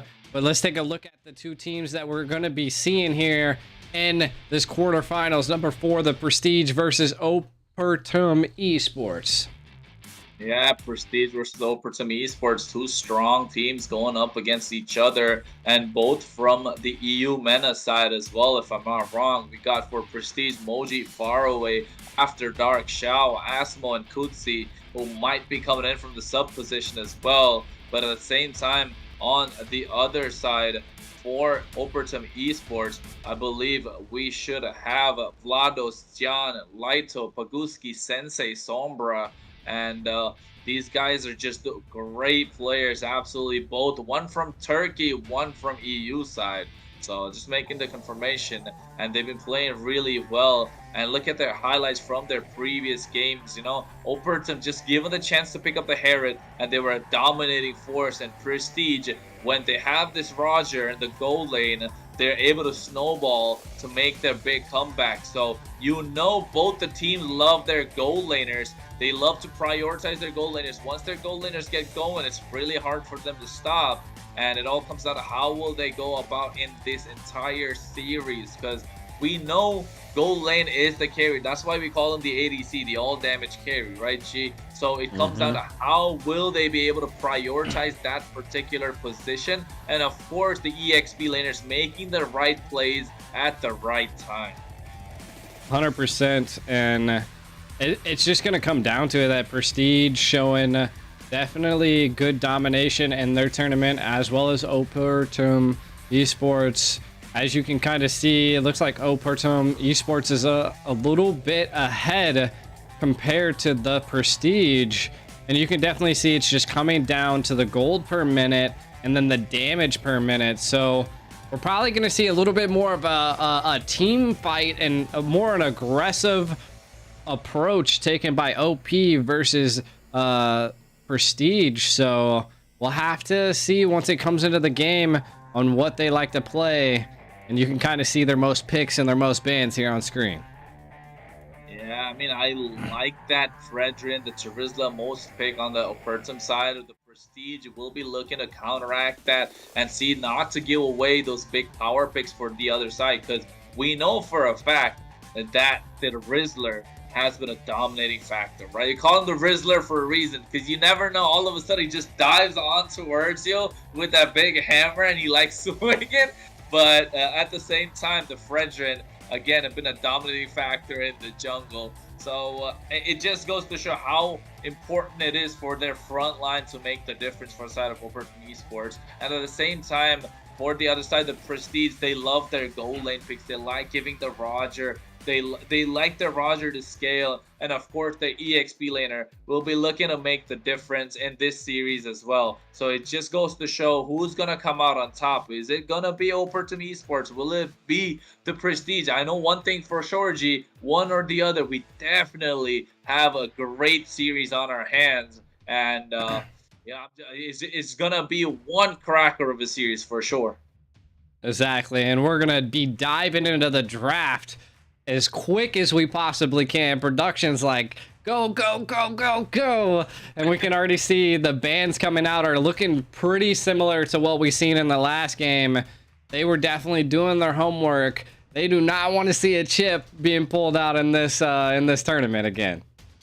Yeah, no chip, no Lu Yi. On the other side, the Prestige done their research, did their homework. Yes, Herod's OP, but at the same time, with that little nerf he got hit with, still possibly, you know, not ban material all the time, but don't want to take the risk because they know on the other side, Vlados is really comfortable on this Herod, and it just goes to show how how dominating will this team be, and what will be the difference maker. Look at it. I told you about the Roger. Opertum Esports did their homework. Take out the Roger as well. So now the comfort picks are all off the table. And now if anything, just take out the Fredrin on the other side for Prestige, because Opertum Esports love the Fredrin, love the Rizzler, and I don't know which way it's gonna go, because the draft seems to be 50-50 so far. The teams have done their homework. I just don't want to see the Fredrin being given away. That's all.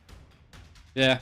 I mean, if you give away the Fredrin, you could still possibly have jungles for your side as well, which could be the Barats. I mean, again, a lot of teams can succeed at utilizing the Nolan, but I don't think it's something that's being picked out or picked pretty fast. Again, they're going to ban the Angela, which is respectable, allowing the first pick Fred to happen. It's about a 50% win rate for a Fredrin, which I feel like that's reasonable.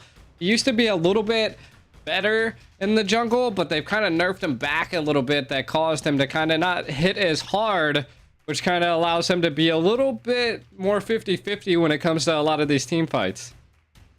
Yeah, it is kind of 50-50, but let's not forget that big bonk that he gets going over your head. It's just too much for them to deal with. But look at that. They respond with the Moskov quite early. Maybe just securing their goal lane. Like I mentioned, right? They love their goal laner. They want to give something comfortable to their goal lane. And Shao here will be the difference maker when it comes to these big team fights, these engages, the split push. They'll be relying on him for the damage entirely.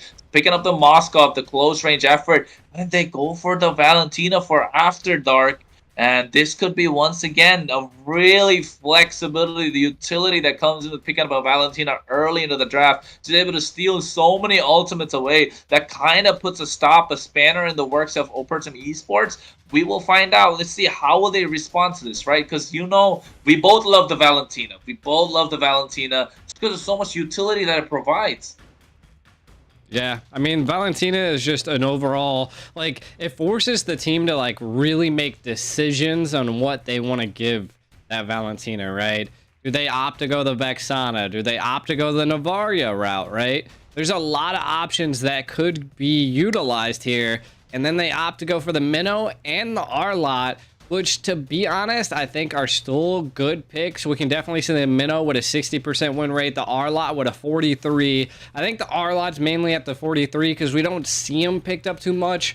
And when we do, it's normally utilized by someone that is, like, pretty tactical with the hero.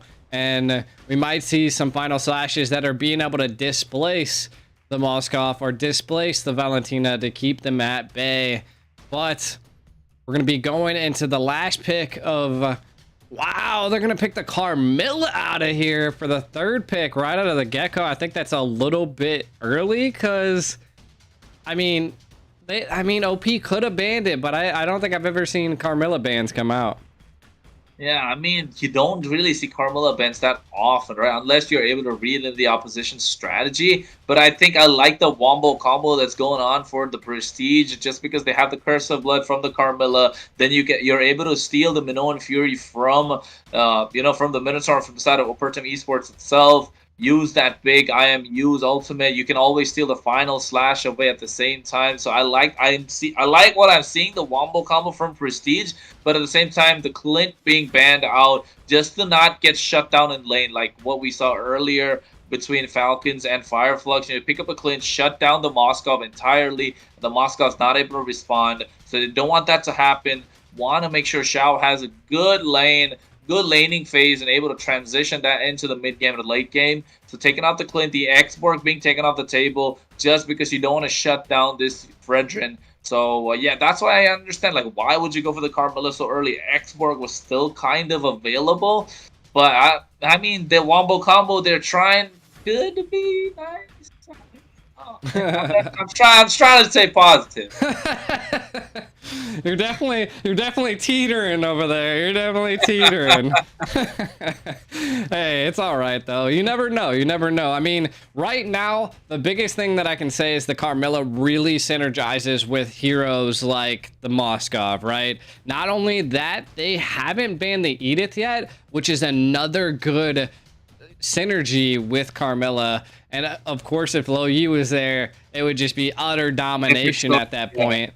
So I wouldn't be surprised if we don't see an Edith picked up here, because you're going to have something that can compete with the Minnow. But again, I mean, Grok is always a good option here because it forces teams to jump in, jump out, forces out a lot of that utility. There's still great options available for the roam. And to be honest, this Carmilla could be roam. Yeah, I mean, it could be flexed to the roam position. I agree. I like a Carmilla roam as well. I'm not against it. But the Yuzhong being banned out, so they definitely trying to pick some squishies on the other side. But the squishies are not going to be the Vexana, not going to be this Clint. It could be the Natan. Usually when we see the Moscow being picked up, the Natan is going to be on the other side. But for now, to start securing, yeah, the Benedetta comes out. When was the last time you saw a Benedetta? Always action-packed. We see it like dashing around, getting those kills. Electo final blow, petrify. You never know who's going to survive. You never know who's going to go down, especially with that eye for an eye. Just to reverse CC someone, that level of skill being showcased here in the Snapdragon Pro Series quarterfinals against two big teams who are equally matched, Europe versus Turkey. Oh my god, I know it got the crowd going for sure. I think they forced OP into a Natan pick, which is why they picked up that Benedetta. So they're really thinking about what they want to go with. I mean, they forced it into it. You could literally feel it and see it. And why would they? Don't worry, I guess it's Benedetta, you know? They double forced them. Two great backline heroes into a Benedetta. That is just going to be pickings waiting to happen for Prestige. Their last pick, is it a jungle? Is it a roam? What are we going to see here? Hey, next thing you know, it could be Benedetta in the jungle for all we know, because the way it's been going about. I mean, we're being hit with surprises left, right, and center. The Barretts is still open, but I don't think they need frontline presence. They need some sort of an assassin right now, I feel like. But they pick up the Grok. The Grok goes into the roam. The Carmilla into the jungle. And the Benedetta in the EXP lane. Or it could be Grok in the EXP lane. Nah, I'm just kidding. It's Grok in the front position. I was just trying to confuse everyone right here. But looking at the draft, G, for sure, I think what you mentioned was right. No, I was saying the Natan is good, and you said they were forced into it, and I feel like that might be the difference maker because the Prestige definitely have the mental going strong into this game number 1 in the best of 5 series. So Opertum Esports need to find a way to understand their position and make sure that they're still able to dominate the late game, because we know Natan in the late game is like a monster. He starts doing true damage after he builds the Holy Crystal, the Divine Glaive, the Blood Wings. He just started doing true damage after that point because you cannot tank that guy. He's an absolute late game monster, but how will they be able to transition to that part? And at the same time, how will they be able to utilize this early game that they have to make sure the transition goes smoother for him? Exactly, but we're going to be getting into game 1 against OP versus Prestige. Who can come out on top? Who can be victorious here? I will say that, I mean, either side, it could come down to it. Both drafts are pretty decent. I think it's going to come down to execution by this Benedetta. Is she going to be able to pierce the backline? Is she going to have that concise target to be able to dive in on the Natan or the Navaria? And again, the opposite goes for OP. Can the Navaria or the Natan bait quite a bit of what the Prestige has up their sleeves? Again, the R-Lot is one of those wild cards that key plays can be made. They also have the Minnow, which the Minnow's Rage and the support into the mid to the late game could be detrimental for the side of Prestige and be with the ace up OP's sleeves. So we'll have to see here. And then also the Valentina, just a big difference maker at the same time. So could be it's just 50-50 at this point. It all comes down to the micro skills and the macro map management that they got going, especially with the fast clear of the Grok on the side of the Prestige. Could be a difference maker when it comes to going in towards these rotations and the rotation speed as well. So the turtle about to spawn about like 20 seconds right now, and we want to see the big plays being made, and that comes from Asmo as well as Paguski. Exactly. And the breakdown kind of happening here. We're seeing Definitely the control and the EXP leaning their way. This is going to be a 4v4, it looks like, possibly for this turtle. Yeah, it looks like it is going to be 4v4. Both roamers trying to reach level 4 power spike. Moji as well, just getting the level 4 power spike right now. And Asmo about to hit level 4. Paguski about to hit level 4. So this is going to be the big domination we want to see. Minoan Fury, wild charge. There it is. Moji going into the back line. Minoan Fury comes out with a big IMU and the Curse of Blood. And they get first blood on towards the Predator. But here's the final slash. After the turtle was taken, and he gets taken down as well. Opertum Esports already on the back foot. Meanwhile, the Prestige trying to press their advantage, using the Guardian's barrier to push them away. And this is what I was talking about. They have the advantage. They're just going to start pressing, and the Prestige will look to start snowball. And Opertum Esports better have an answer, and they have to have an answer quick. You know, I was looking at that engage and I'm like, how in the world are they already 1,200 gold up? Like, it's crazy at this point. You can already see that the Benedetta is having a crazy time in that that EXP, already chipping away at some of the gold. Even though OP was able to secure the turtle, Prestige able to get that first blood and secure a second kill was definitely a 1-up on the side for Prestige. Next turtle fight's gonna definitely be a make it or break it here, as I mean the rotation by Prestige is more supreme compared to OP. OP not looking so OP right now, right? They're trying to get something going, and look at that final slash just used to clear the wave. But here we see a 4-man rotation from the Prestige down bot, whereas a 3-man for the side of Opertum Esports. But here comes Novaria, and Sensei will be wanting to teach his team how to get that vision, needs to get that Astral Echo on point if they need for something to happen, especially Minoan Fury. If they're able to time the Minoan Fury just after the wild charge and everybody's able to dive in, then I think it will be great for Opertum Esports, especially if they pair it up with that big final slash. But apart from that, the damage isn't really there in the early and the mid game. It just comes if this Natan is able to scale. But here will we see, look at that. They try to catch Lighto off guard. Moji here trying to bite off more than he could chew. Guardian's Barrier coming out. The Electro final blow just to get out of harm's way. And it seems like the turtle is just up. Without those big ultimates, it could be a big change in how this tide could turn. Exactly. The next turtle being the Tidebringer. Can Prestige apply pressure? Yeah, there's the Minoan Fury. Wild Charge being used. Both IMUs Minoan Fury as well. An eye for an eye to catch them off guard. Curse of Blood was used, but they get Paguski. That's the first one to fall. Meanwhile, on the backside, Lighto falls down as well. And now Fredrin looks to get caught in the rock or hard place. He's about to fall. Moji with a double kill. An absolute monster with his Benedetta. And slowly, Prestige is starting to rack up the gold and get the kills in their favor. 2,500, if I'm not wrong, it's about 3,000 right now, as they're able to get this turtle for free, and they should be able to get the top in tier 1. Meanwhile, on the bot side, Natan is able to get something in return, salvage something for his team, and he needs to start snowballing and pick up those items really quick. Yeah, I mean, Natan's about the only leg that OP has at this point. A good 4,000 gold lead secured by Prestige. 0-5. Now, that can change in a blink of an eye, right? If they're able to shut down after dark, Moji, we could see a little bit of a tide turn there. Looks like they were trying to do something here. Osmo applying pressure onto OP's jungle. Kind of looking at some of the items here. Natan picking up the feather already. And then Corrosive Scythe already being picked up by Moskov. So both secure some key items into the gold lane, but Moskov definitely controlling more gold, even though he lost his tower early. But a wild charge. Yeah, look at that Curse of Blood to slow them down. Spear of Destruction catches the Fredrin. And now here comes the Cavalry with the big final slash and the Minoan Fury. But everyone's able to flicker out of harm's way. Only Asmo got caught, but they don't want to deal with that big rock. At the same time, top lane, the lane being proxied by Moji, and they're able to get that tier 2 turret on top lane. Yes, they are. Might trade for their life, though. Moji's too quick. Able to get out of there with no problem. Again, the Natan hitting a little bit, a couple TPs in the middle, trying to power up. He's going to need those power spikes if he's going to fight Prestige.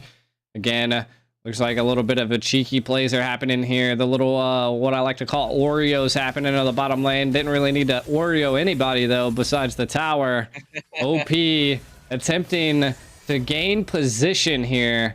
But again, I just think that I don't know if they have an answer here for Moji. The damage is just too much, and he's able to catch someone. It could be detrimental for the side of the Prestige. The next turtle take, we've seen this happen 2 times in a row. Does history repeat itself? Is OP just gonna give up the turtle or give up their life?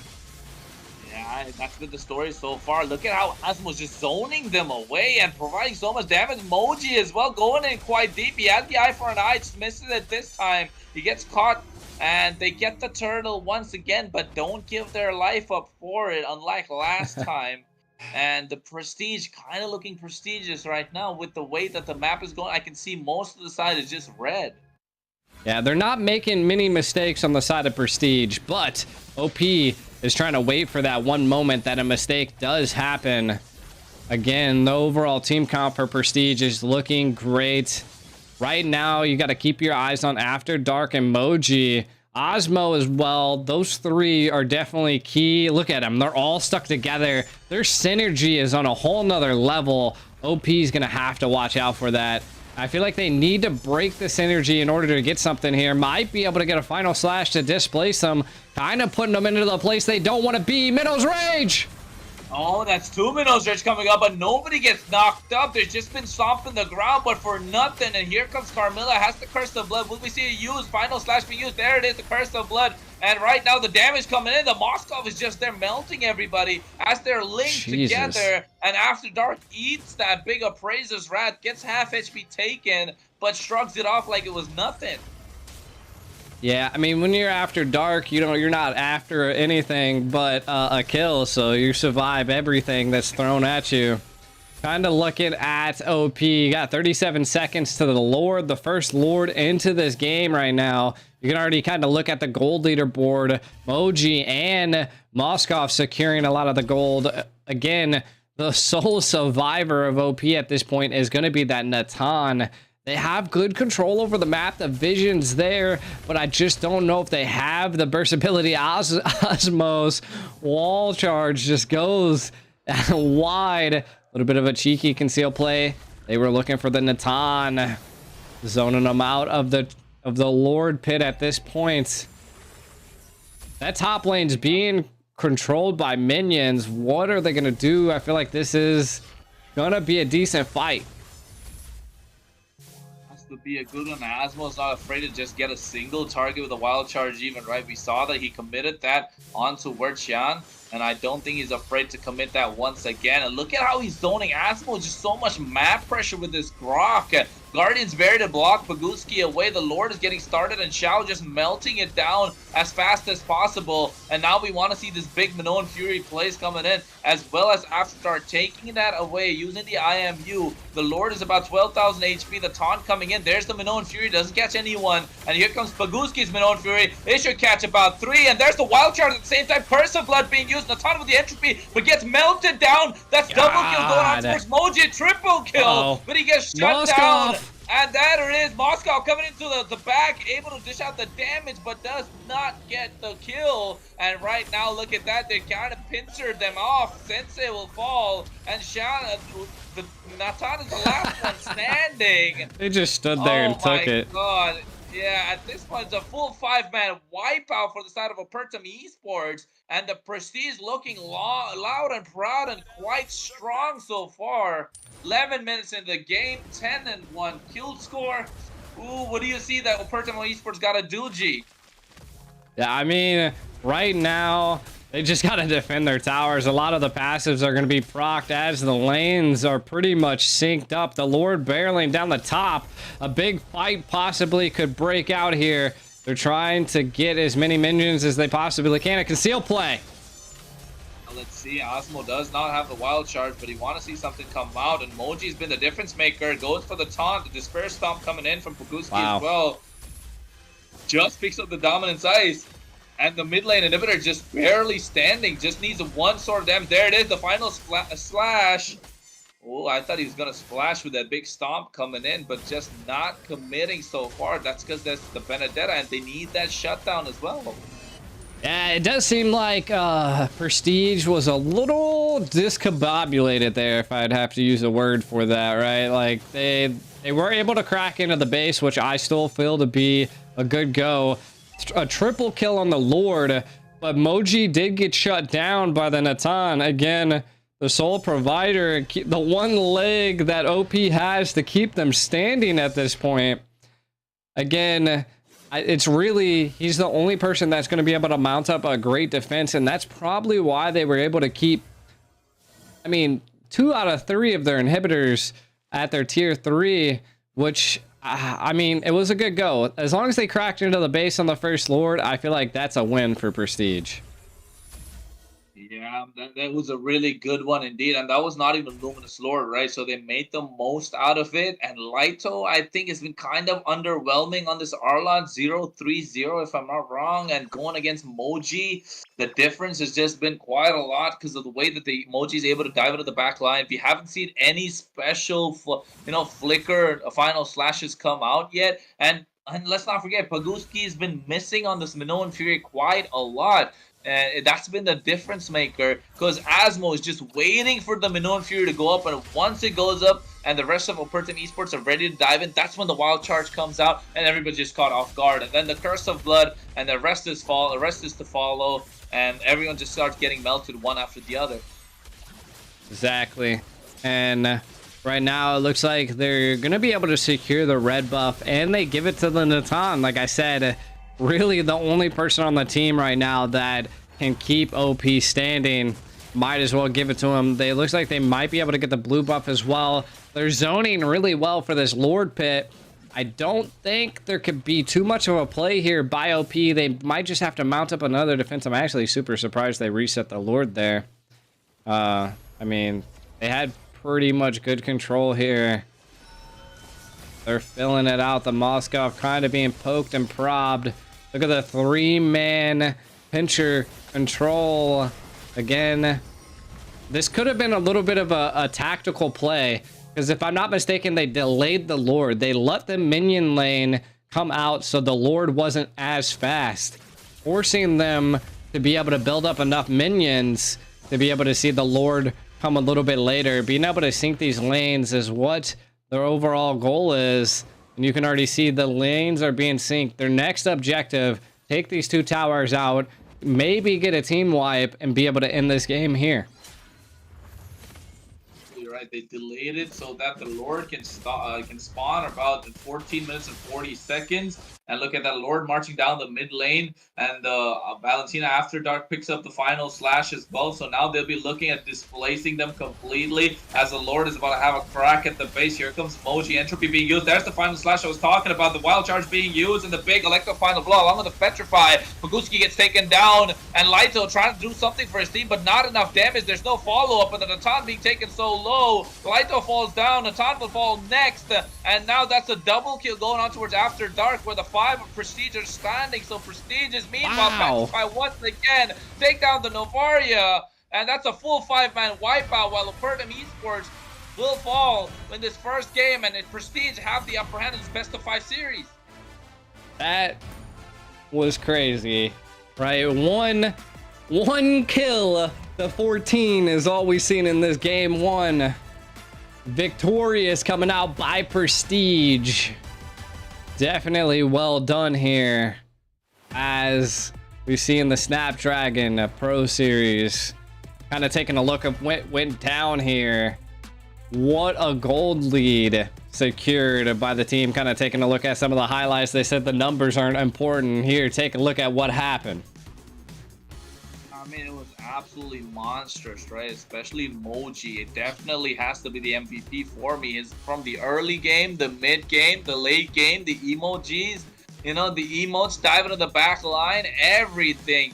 And this is what the difference maker was. An absolute monster with the triple kill. Yes, gets taken down, but does the job for the team to peel him away. And Xiao just here coming in the end and not letting the goal laner Natan just get anything in return, and Vlado's just had a tough time there. and clear victors in the side of the Prestige for game number 1 in this best of 5 series. As you can see, the damage dealt from Moji is 39,000. That's your EXP laner. That's quite a lot.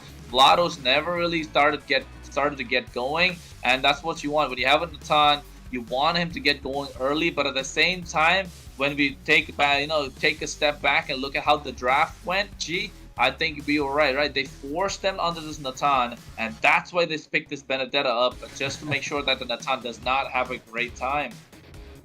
Yeah, I mean, it was great execution, great overall draft. Prestige definitely won the early game there, and you can already see Barway over here with 87% team fight participation, 1-0 and 12. What a game from a Carmilla. Just kind of picked third as well, which was kind of, I thought a little too early, but they definitely pulled it out and went ham with it. Again, synergized really well. I think it even synergized really well with the Benedetta, if I'm not mistaken. And no one could get away from Moji. Moji, to be honest, like the secret warrior in the back that really didn't get to shine. But man, that EXP was the first to fall, so... Yeah, it was an absolute monster. I think you cannot talk about that game unless you talk about Moji. And we were saying, the Carmilla was so well. We found a way. We were looking on the positive side as to what the Carmilla can bring to the table, and we spoke about the Wombo combo, and that's what they pulled off. And Opertum Esports just didn't have an answer for that. And I mean, really well played from the side of the Prestige, but now it was only game number 1. Opertum Esports definitely back to the drawing board. I'm gonna see what they're gonna chalk up right now to bring for this next game. Because it's a best of 5, and I think for the previous series went all the way to game number 5. I have a feeling this one is going to go all the way as well. Yeah, I mean, we really didn't get to see OP shine too much into that game. I mean, it was just overall Prestige went really hard on the draft, kind of forced OP into the position they wanted them in, and now OP sent back to the drawing board, right? And again, I've seen tides turns, I've seen the flick of the switch like no tomorrow, so... all it takes is one really good draft, one bait that comes out into the draft phase that can make it or break it for a team. We just seen Prestige do it, so OP can do it as well. Both teams got the grit. They've made it all the way to the Challengers Finals for a reason. It's there for a reason. They're the top teams that made it out of all the brackets from Turkey, from MENA, from EU. So they're definitely not to be underestimated, because this is the quarterfinals indeed of the Snapdragon Pro Series VSL tournament. And if you don't know who we are, my name is Kronos. Alongside me, GD Aiko. We're gonna be casting these games for you so far. And don't forget to follow us on our socials. Our names are just written down below. But at the same time, we like to hear your feedback, like to hear your comments. Make sure to type something in chat. Keep it interesting, guys. Keep it engaged. You got some sort of giveaways that happen in GD Aiko's channel. You got to get mobile the MLBB's channel going up and running as well. So let's give the other channels some competition. But for now, I think the competition should be coming from Opertum Esports, because if I'm not wrong, we're going to be getting great. So, look at that. We have an interview come out, I believe. I wish we could understand what they're saying, but... no, unfortunately, we cannot. In this meta because we don't know he's speaking in English. Came that hero. Is he? Because he's a long range. He's a very strong in meta because damage is very You powerful. I think no. Turkey teams are so good because all right, they can hear it though. So it's a pro team for Turkey, and he like is. Arabics and Europeans game because they are so bad at I think. My team does not prepare or care about scrims and practice because we are better than them. And I think Flux it's won this tournament because they are so good. Destekleriniz için çok teşekkür ederim. Zaten Türkiye'de 4 tane takımımız var. Her türlü iyi bir başarı elde edeceğiz. Unutmayın. Burada biz sadece kendimiz için değil, aynı şekilde Türkiye için de savaşıyoruz. Desteklerinizi bekliyoruz. You heard it. Dang. Wow. I mean the heart is right there, man. Supporting the country, not only supporting their team, but supporting the country. Turkey, again, shows the grit, the grind that comes with esports teams like this. And I mean, the players are just, they're unmatched when it comes to, gratitude.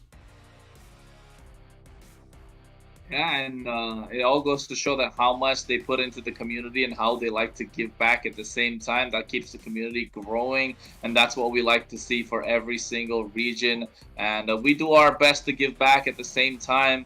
And don't forget to make sure to like and subscribe to the channel and give us a shout out on our pages as well. Because the more you help us, the more we are able to help the community whenever possible. Because now, folks, I think when we look at game number 2, what do you think Opertum Esports have to do, G? Because clearly they didn't have any sort of, any sort of advantage. No particular way for them to shine. I don't think we even saw a glimmer of hope, right, for their side so far. But what do you think they got to do to make sure they can make that big comeback for this one?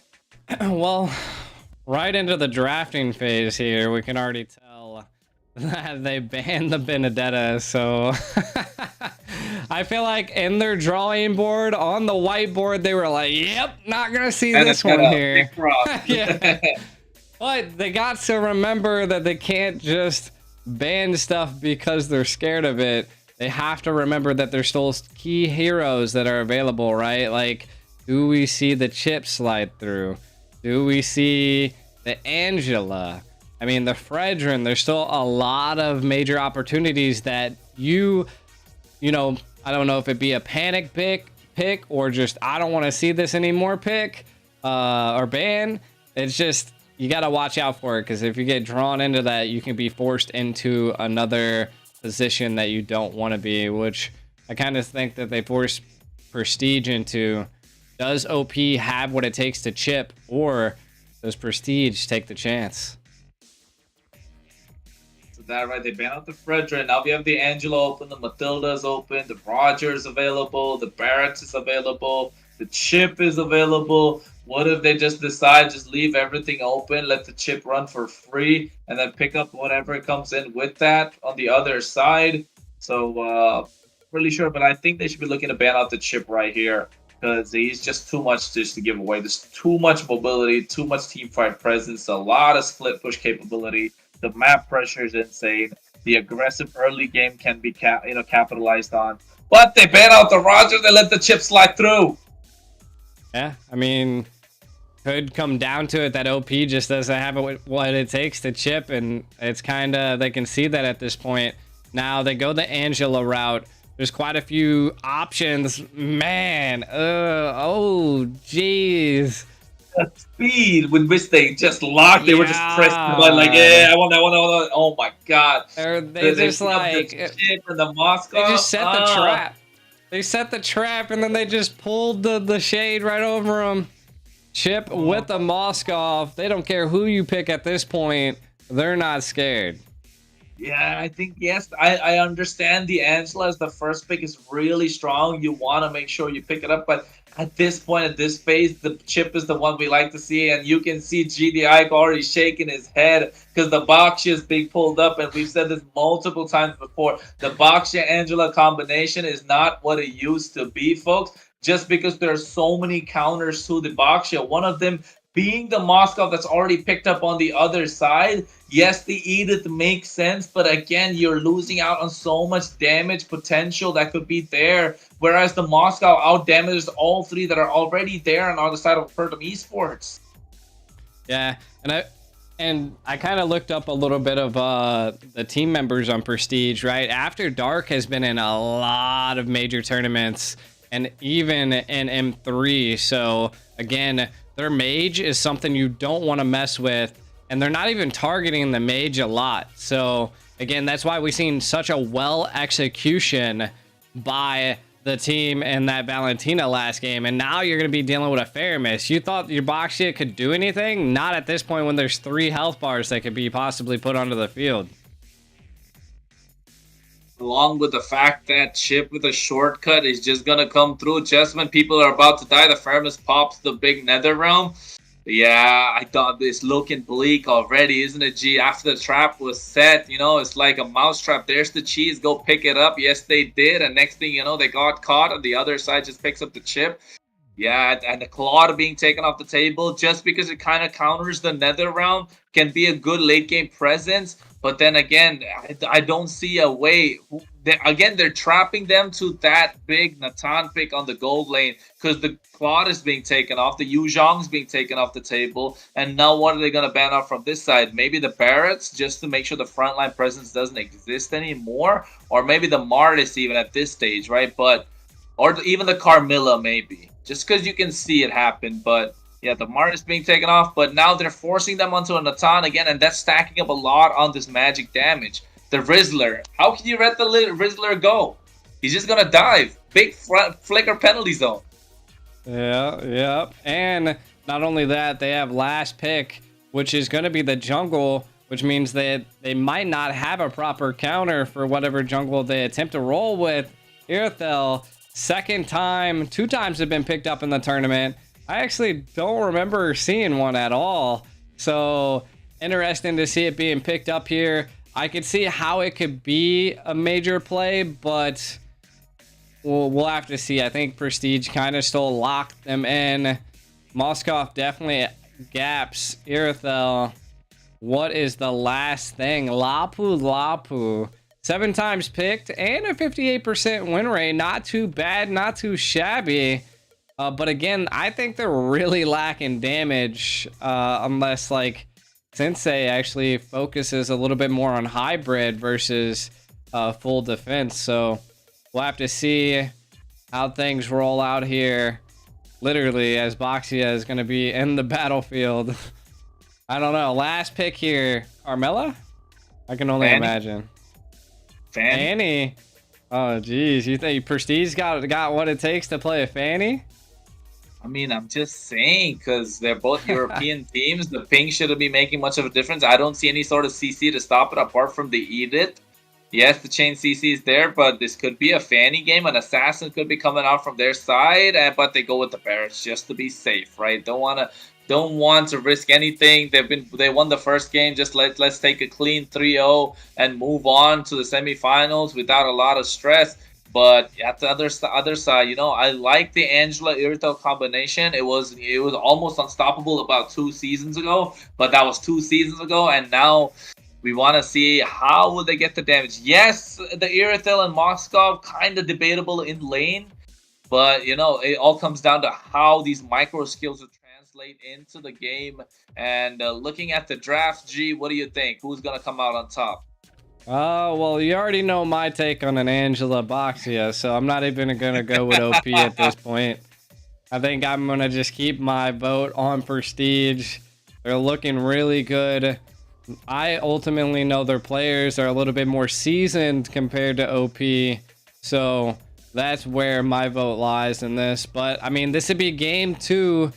Like you were saying, it could not be a ping problem with these two, so we'll have to see as we see OP going against Prestige in game 2. Will Prestige keep this stride, or will OP step in front of them and take them off the road of Prestigeness?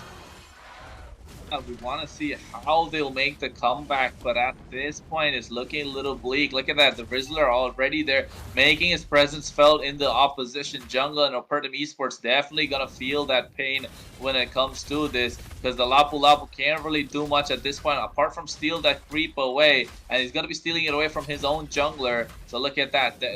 Right now, Shan is going to have a tough time when it comes to scaling into this mid-game phase to have the Tortoises Poissons to provide some sort of damage here. Shadow Stampede, was that the Purify? No, it was not. But now, the Barretts trying to steal that away. They get caught with Shield Unity. Earth Shatter comes in. There it is. Crash Course able to flicker out. The rockets are there. Shadow Stampede to pull them back. And no, there's no fights, just the trading of HP. And they both back off. Yeah, but the pressure is still being applied by After Dark. Forcing a lot on them out, but Sensei being pulled through the wall. An aggression by Chip here. 3-man gank. And that is first blood, folks. Going in towards the side of the Prestige, and that is what the Chip brings to the table. The early game pressure, the early game damage. People don't realize it, but that guy hurts quite a lot. Yeah, and I mean, already look at it. Like, the tree just walked right past. But I didn't even care. Let me help you clear this lane. Easy rotations. 3 I mean, that was a great rotate for the turtle because you can already see now that it's going to be a 4-man onto the turtle. Looks like they're going to attempt to try to clear the bot lane to maybe alleviate some of this pressure onto the turtle, but I highly doubt it. Retry is about to come up, and Voxia is just so far behind at this point. I mean, kind of taking a look at the EXP difference already, a level lead by Brats. And this is what I was saying on previous games. You really have to get this shield from the first turtle as a Brats, because it's going to be the make it or break it. This is how you stay not squishy in the early stages of the game ever since the nerf has happened. Yeah, and you want to let him have that mid game power spike right now compared to the earlier, previous to the patches that just got implemented into the game right now. And the Barrett's slowly gonna be a difference maker, a frontline presence for them to deal with, along with Asmo, just providing so much vision, so much map pressure, and OP just have to realize a way, and they need to find a way to make a comeback, and that should be through the goal in, because you're giving free reign to this Moskov to even get the goal that he needs. And this is a Moskov, mind you, with an Inspire. There is no Purify, there's no Flicker. Usually that's what we see in the pro scenes because you want to have a way to survive. But here, popping the Inspire, I'm going to have basically unlimited attack speed. It's just going to be unstoppable at a certain point. You're going to be regaining the HP as well. If you take a look at the items, the Terizla going straight for the Dominance Ice does not want any damage whatsoever. Realizes his role in these team fights. And at this point, it's going to be a big difference maker. Look at the Barretts already into the opposition jungle, right? Oof. Detonus welcome, banging them up against the wall, the hard guard, but not enough. There it is. The heavy crossbow comes out. The tortoise is pushed on just to get away, and Paguski trying to provide with the primal rat. He gets the kill onwards. The Moskov Shao was the first one to fall, and Asmo will be the next, and they have to back off because the Prestige tried to bite off more than they could chew, and they got caught in that big team fight. I don't know who really got that blue buff, G. I hope you did see that. It looks like the Brats did, yeah. Looks like he got it. I mean, a little bit of a diff happening there as the Moskov did fall, which looks like it's going to be allowing a little bit of a take happening here. We can see the Edith maybe going in. Already attempting to go for it. But look at the chip coming out of nowhere to the top lane. Cameraman does not care about anything but this turtle. The turtle is what's all about, that soup that they want to have, which is in the river pit, because right now Shan, as well as the other size jungler, Sonohara, I believe, just trying to get rockets going in, overtime being used. There it is, the primal rat. Will we see come out? No, it does not. Detonus welcome being used. Hard guard is there, but there's the Lapu Lapu providing all the difference. Lito towards the backline. Asmo will be the one to fall. Shortcut did not help out this time for the side of the Prestige, because you can see Opertum Esports able to make that comeback, and Shan slowly needs to start snowballing right now. But meanwhile, in the top lane, the Moskov took the advantage and made sure he got the turret, but they stopped Moji from recalling, and they pick up the kill. Yeah, I mean, that was a good go. First time I've seen a Boxia actually be useful. Able to get in there, stop the recall, keep them at bay. We'll have to see. I mean, right now we are seeing a little bit of a comeback, definitely leaning in OP's favor, almost looking like the opposite of the last game. We're seeing OP applying a lot of pressure to Prestige. Prestige just not really being able to do too much right now. I think that attributes to the Angela at this point. Again, I haven't seen too many key Nether Realms come out. You can already see After Dark's low on mana could be a call that comes through. What I think is going to happen here, though, is when a team comes online, be it OP or Prestige, it's going to be detrimental. Prestige, though only one kill, is still only 200 gold behind OP, so their jungle's quick. Shortcut, Detonus welcome, Primal Wrath all being used at the same time and trying to get the kill. NetherRealm just doing a lot and eating up all that damage. Meanwhile, Lapu with the backline along with the hard guard, able to get some damage going but does not survive. And Shao just trying to use the Inspire to get a lot of damage and sustain his way into the team fight. Ooh, that was looking a little tough for both sides, but Prestige coming out on top. Again, the team fight being extended. Moji, we have not seen another big penalty zone as well. So it's just a matter of time the Prestige start pressing their advantage as they're scaling into the mid game. Yeah, exactly. The next turtle take might not make it or break it for either side, but Prestige definitely wants to secure that, to control it. Again, 7 minutes and 10 seconds. Moskov able to take the bottom turret. A little bit of a trade-off here. We do see the spear coming in. Possibly Moskov might be utilizing it. He does utilize the spear, but the hard guard. Along with the bravest fighter, there's a penalty zone we're talking about, but the turtle goes on towards the barrets, and right now we see the bravest fighter raging slash come out. Crash course being used as well. Shortcut is there. Will we see them come out? Netherrealm being used, and here the side of Opertum Esports are backed against the wall. And will we see? Yes, they get a double kill onto his Moscow, and Shao going in. Ham gets the triple, and now they will get that mid lane tier 1. No, they do not. They don't have the minions, but slowly, surely, they will definitely be able to pull off that mid lane tier 1 turret, because you can see After Dark just zoning away the Baxia, and Baxia just needs more time. No Angela, no party for them. Yeah, this is crazy. The Netherrealm came out, and then the Moskov just going nuts, being able to secure a triple kill. I think, to be honest, in the beginning here, what happened was the Irthel was really displaced and out of the area, trying to take advantage of Moskov not being in the team fight either. So again, it was great positioning, great zonage, and it kind of forced them. It forced them to just put a lot of pressure.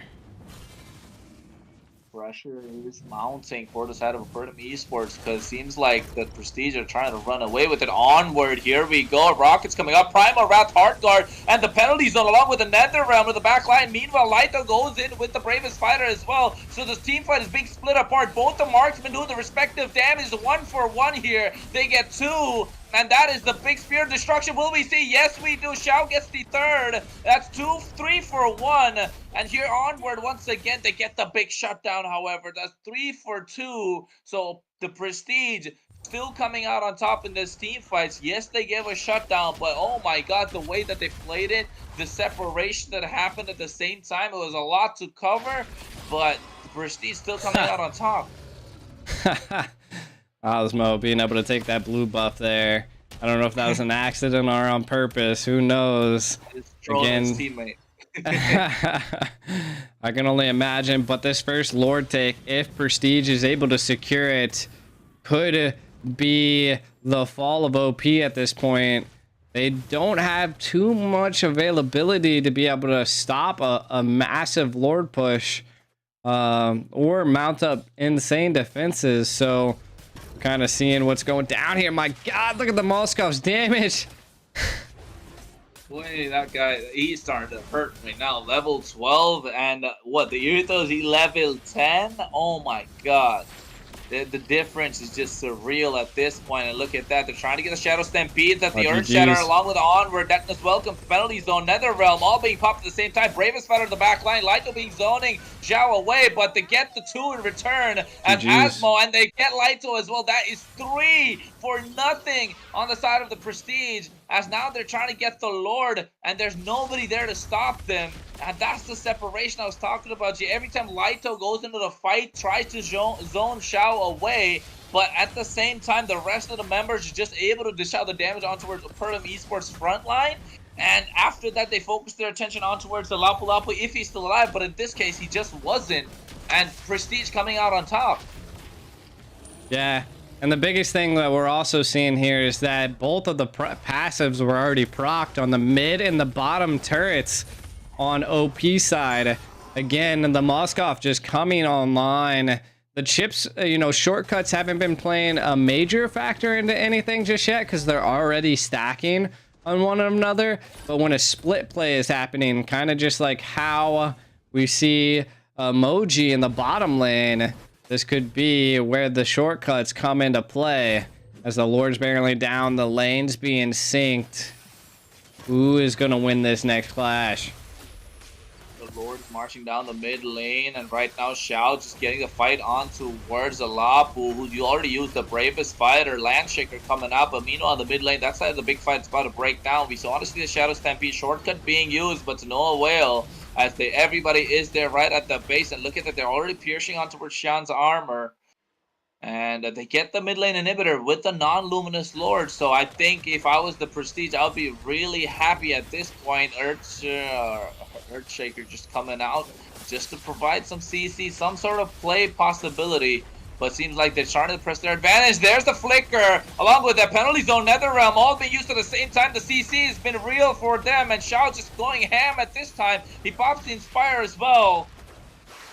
Or he already had it pop before, but right now, look at that. They got the bot lane inhibitor. Now they get the top lane inhibitor as well. The Shao is just putting a lot of work right now for the side of the Prestige.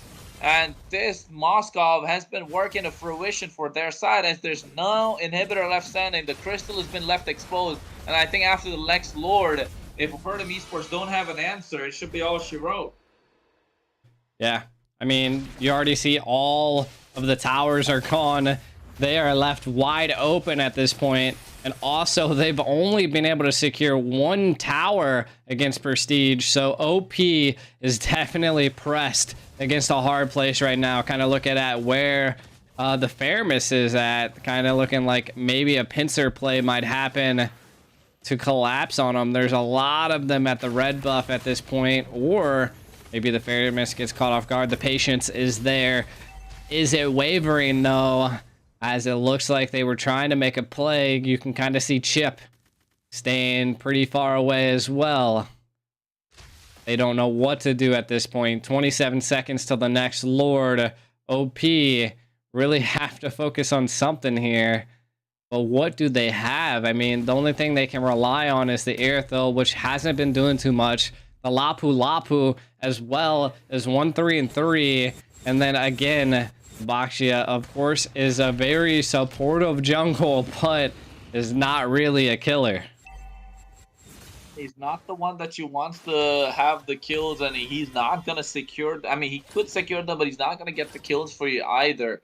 But the damage has to come out from the Irithel. But here, Shadow Stampede. Lito gets caught. Hard guard. Just use the Brave Spider to get away. Detna's welcome. Netherrealm coming out as well. They zone away Paguski quite early. And they get the kill on towards the Barretts. And right now they're going, pressing their advantage. The Flicker comes out. Look at that. The Rocket's being used. The Irithel will fall thanks to the Crash Course. This Asmo's on a killing spree. And Paguski should be the next one to fall unless they have something else to say about it. Oh my god. He just was able to get back by the Rockets. But no. And right now, they want to be able to end the game, but they want to get the full 5-man wipeout. I think they shouldn't be doing that because that's the big shutdown on towards Asmo, the Primal Wrath, but not enough to deal the damage. And the Lito will fall once again after just respawning as they're getting straight on the base. And this is the Prestige's game number 2 victory.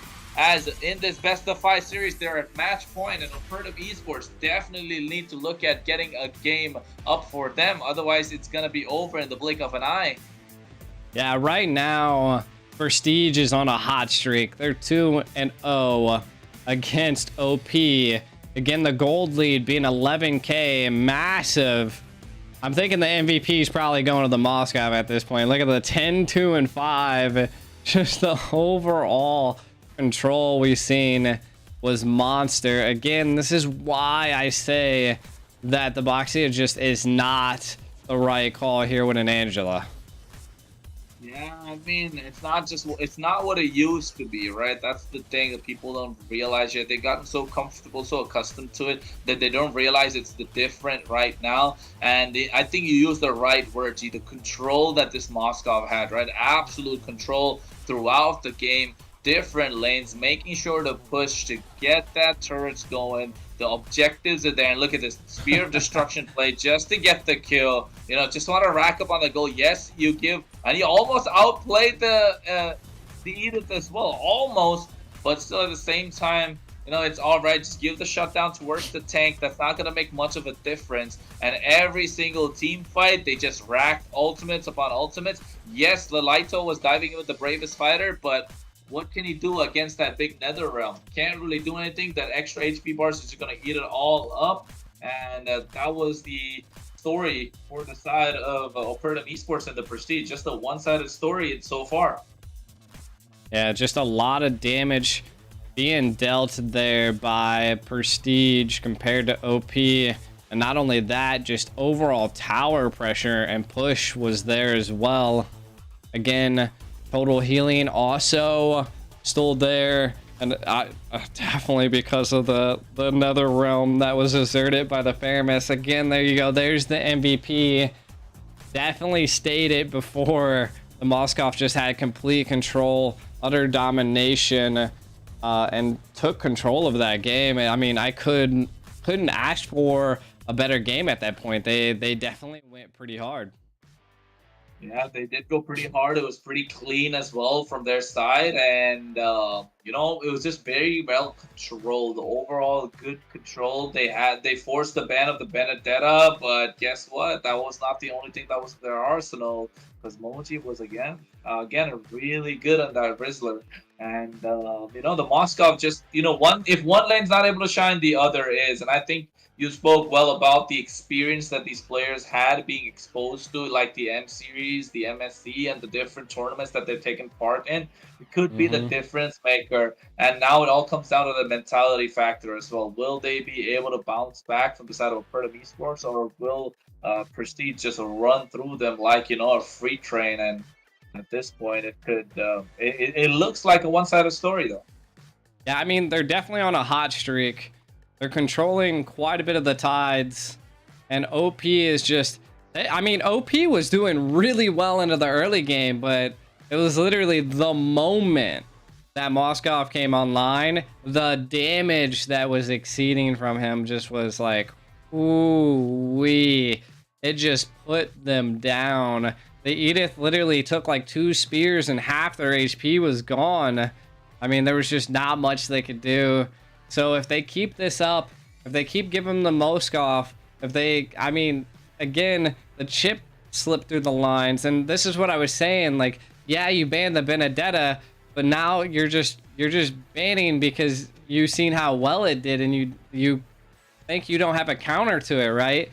And that's bad to do, because then you're just falling right into Prestige's hand when it comes to the drafting phase. And that's 2 times that they've just almost. Well, they've definitely outdrafted him. Letting the Angela come through and then just picking up. I mean, that combo is just cursed at this point.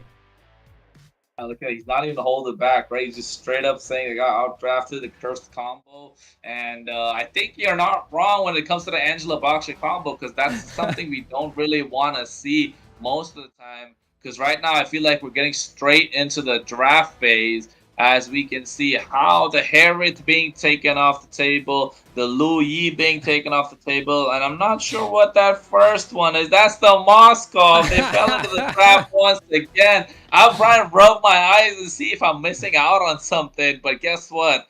No, it's the Moskov that I don't want to deal with this time. So I think Opertum Esports are just tunnel visioning to the fact that they not know how to respond to them. And I think it's gonna come down to, yeah, they ban out the Angela, and now they're probably gonna ban out the chip on the other side to give away the Fredrin, because I think Fredrin's easier to deal with than the chip, right? I mean, we'll see. I mean, they left the chip open last time. I highly doubt they'll want to run the chip again, because anytime we've ever seen teams just run the same comp, once again, the OPs kind of already read the situation. They kind of already know what to do.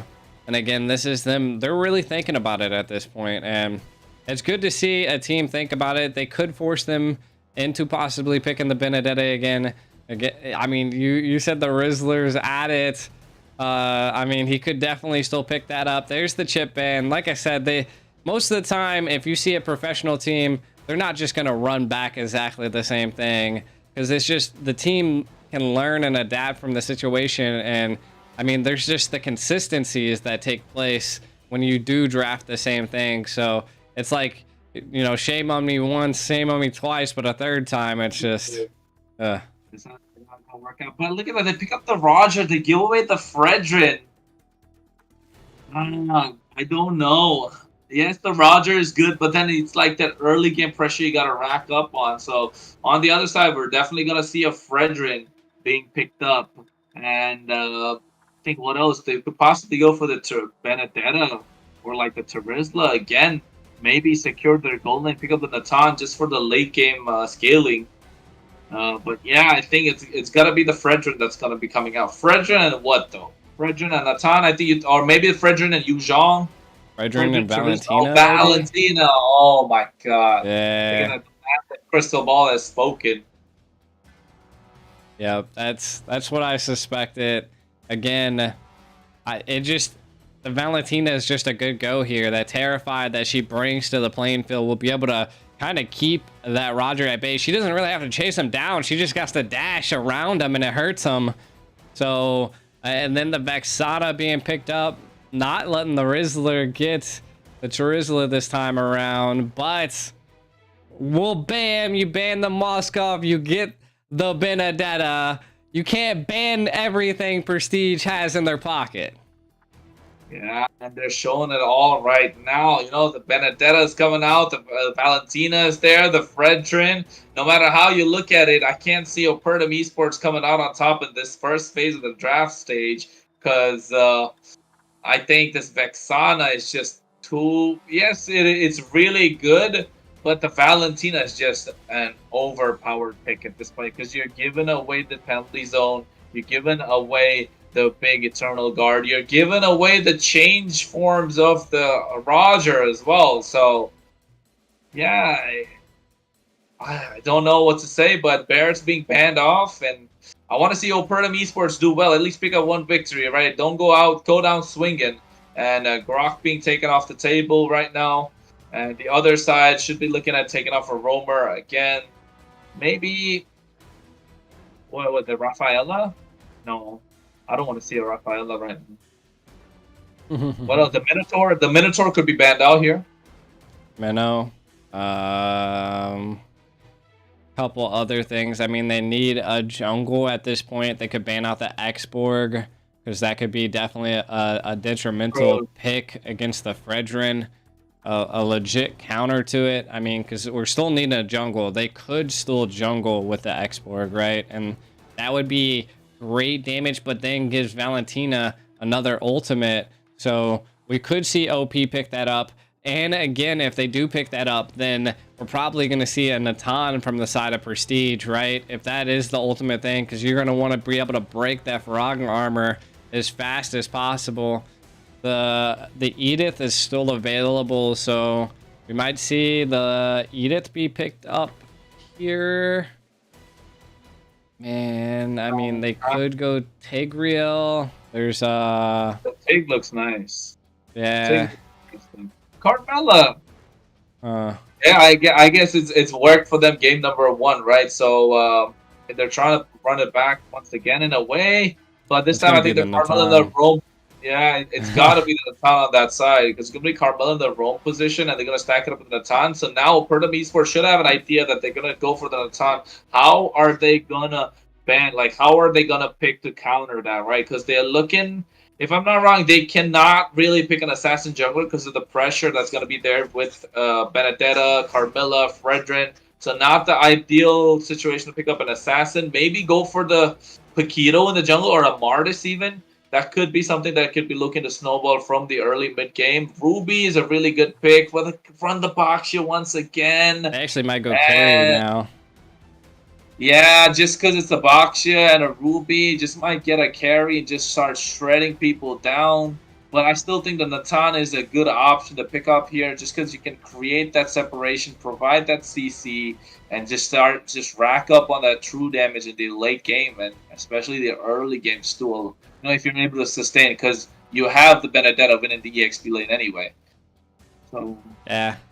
I mean, this is an interesting draft phase. If I'm not gonna say so myself here, you know. There's the Natan. Yeah, I mean, it's good. It's gonna be able to displace the Ruby. They'd probably keep, you know, the Charizla at bay. Might have a little bit of a hard time against a Roger in the early phase, but again, I think ultimately the Natan will still shine paired with the Carmilla, especially into the mid game. Again, it's just going to come down to if they can handle this Valentina. After Dark definitely showed an excellent Valentina in the mid game for the first series, so let's see if they run it back here. OP pushed back against the wall. And as I like to say, are they just going to be the predator and attack back, or are they just going to become the prey? As this is match point Prestige looking to knock OP out of the tournament. Prestige looking pretty prestigious right now, especially the way that they've been going about. And I think, yeah, even looking at the draft this time, G, you still know the Prestige have the upper hand a little bit just because Sonohara is on this Fredrin. But at the same time, folks, let's not forget it's match point, right? We're getting straight into it. Opertum Esports versus the Prestige, the quarterfinals of the ESL Snapdragon Pro Series. My name is Kronos. Alongside me is GD Aiko. GD Aiko, take it away. Yep, and kind of looking at maybe the win mechanics here. To be honest, I feel like they're going to really have to focus on this Roger, and we can already see that there's 3 in the bottom here. Who's going to get the little crab minion? I couldn't see because the cameraman's got it zoomed out to space. Xiao kind of got it. Xiao the Nathan got that gold crab. But at the same time, I think this Carmilla in the roam position, the flexibility that the Carmilla has currently in the meta, you can play her in the roam, you can play her in the jungle as well. So that's something that's good. Looking at providing the bit of CC, no, not really. The Deadly Grasp is able to provide the Terrify.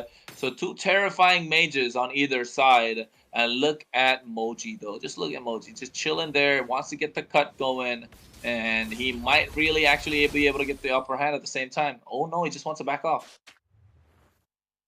Yeah, I mean they're keeping it little, like they're just keeping them at bay at this point, right? The Carmella is going to have a little bit of a hard time into the early stage because they are utilizing it in the roam position. Though I do feel like Fredrin is definitely a little bit more of a better jungle versus a Boxia, but the Boxia has the ability to roam quicker, right? So we already see a 3-man. They're already dancing. They're feeling themselves. Or rotation here into the turtle. Who's going to get the first one? Fred's kind of standing there. Level 4 not picked up by Ruby here. Ooh. Oh, he picked it up, and gets the Retribution. Curse of Blood is there, and they catch Sean this time. He has to use Tortoise Superfast to get out of there. But look at After Dark chasing him down to the end of the earth, and then get out of there. Willie Ford, the Flicker penalty zone, picks up the first blood as Lito is the one for the side of Opertum Esports. And I think that should have been easy, secure turtle for the side of Opertum Esports, but they missed out on that opportunity. And so still Prestige not really behind when it comes to the gold lead. Exactly. And I mean, it's not too bad. They were able to secure the turtle. They did lose one. I mean, After Dark really was like threading the line trying to get that kill. Uh-oh. Roger, too fast for you. You didn't even have breaking ankles. Look at that. And right now the taunt coming in. Sonohara able to dash out of there. I thought he'd go down, but here comes Osmo. Curse of Blood being used along with the Crimson Flower. Electo final blow. Xian will oh my god. And they get a double kill. That was some really good skills out from Moji. That was great positioning by Asmo. I thought that they were going to chase, but they didn't, and they decided to go for the Boxia there, and then allowed up a double kill for Moji. Again, this is the Benedetta that you didn't want to see, and it is now coming out. You can already see they're diving deep into the back line. Fred versus Charizla here. Who's going to get it? Praises Wrath, but that is a big fat Charizla, and he's not gonna fall down so easily. But at the same, look at the speed of Moji, just making his rotation down to the turtle pit. Thanks to that big river buff that comes in whenever the turtle is about to spawn. And look at that, Moji just being a nuisance already. They steal away the I'm Offended from After Dark using the IMU, and the zone is just too much for them to handle. And right now, I don't think they should be going for the turtle. I'm Offended on towards 3. They get Don't Run Wolf's King. There's a knockup coming in, but here it is. Curse of Blood, a Praises Wrath being dropped. But at the same time, there's the penalty zone. And the Roger just there to clean up. But Xiao with the entropy trying to do some damage. And Sean was just about to go down. But it looks like Opertum Esports pick up 4 for the price of none, as they're up 5-2 in the kill score. But now slowly they're starting to make their presence felt around the map.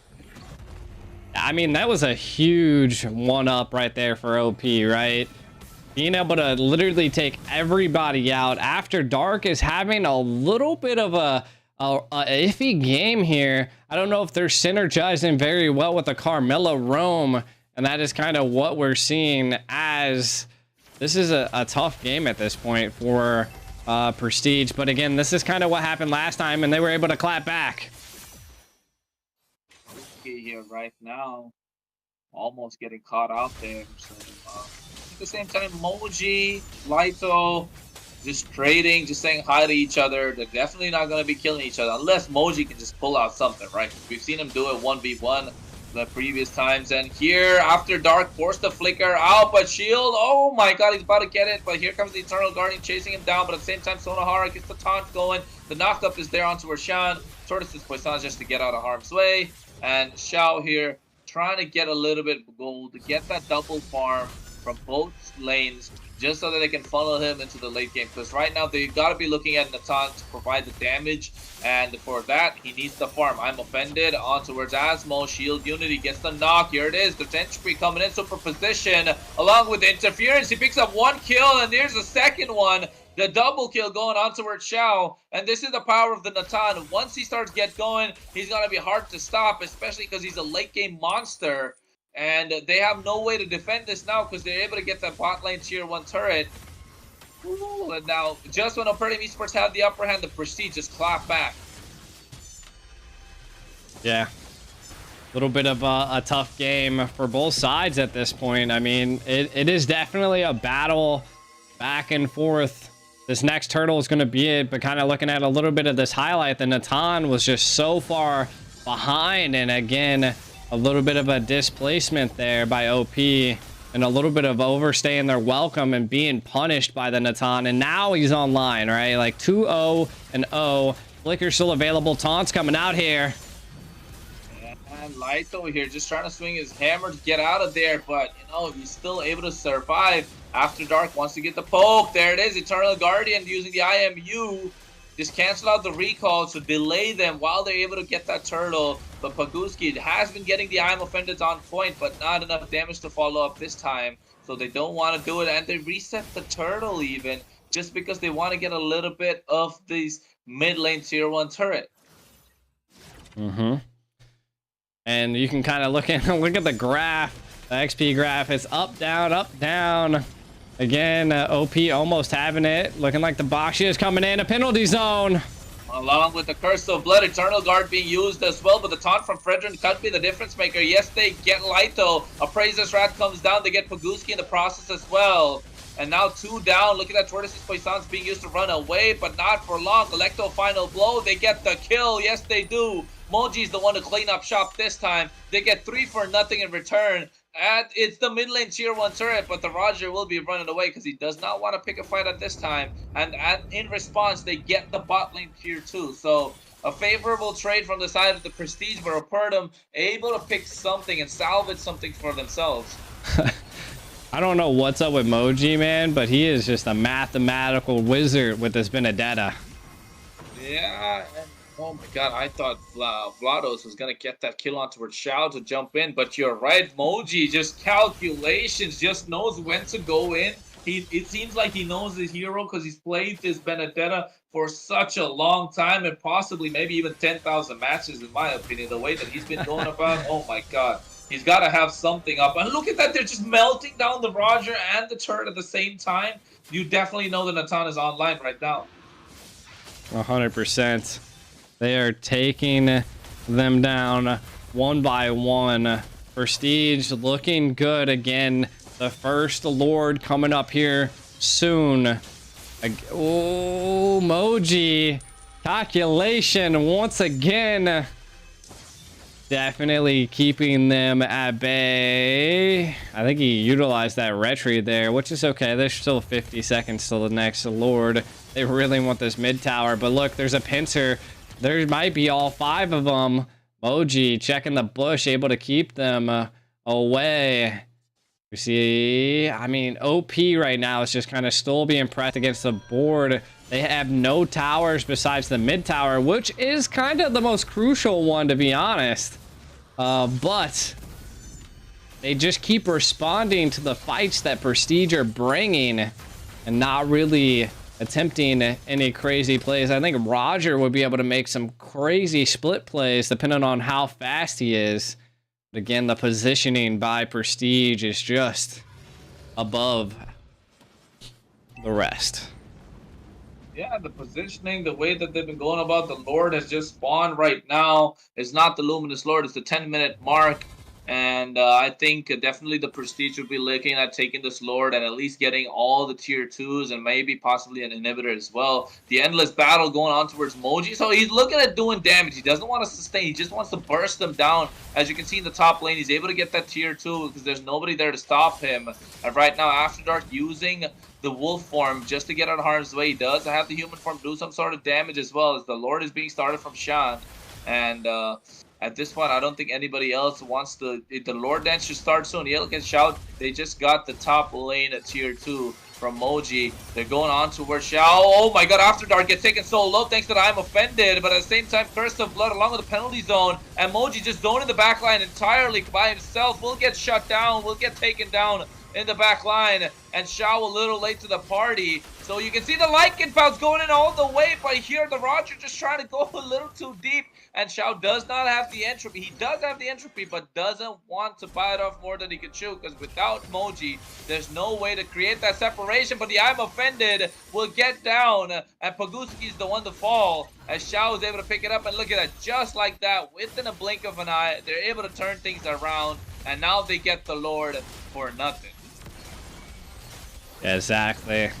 And we're seeing the TPs already come out.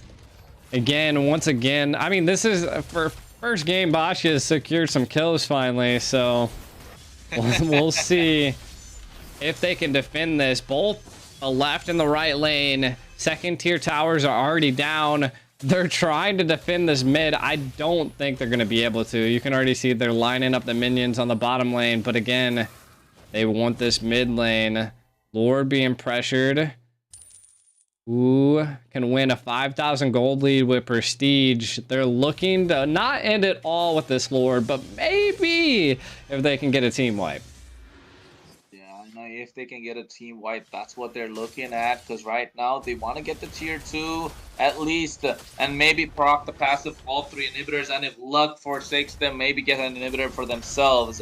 But right now, look at that, they're able to get the retribution on towards the cannon minion, so they're able to hold on to the tier 2 for a little bit longer, as the next wave of super minions are coming down all 3 lanes. I'm Offended on towards Sonohara, penalty zone as well. The taunt is real, but at the same time, will we see there it is, the big clapback coming in with that big bonk of Praise's Wrath. Not enough damage to take down the Terizla.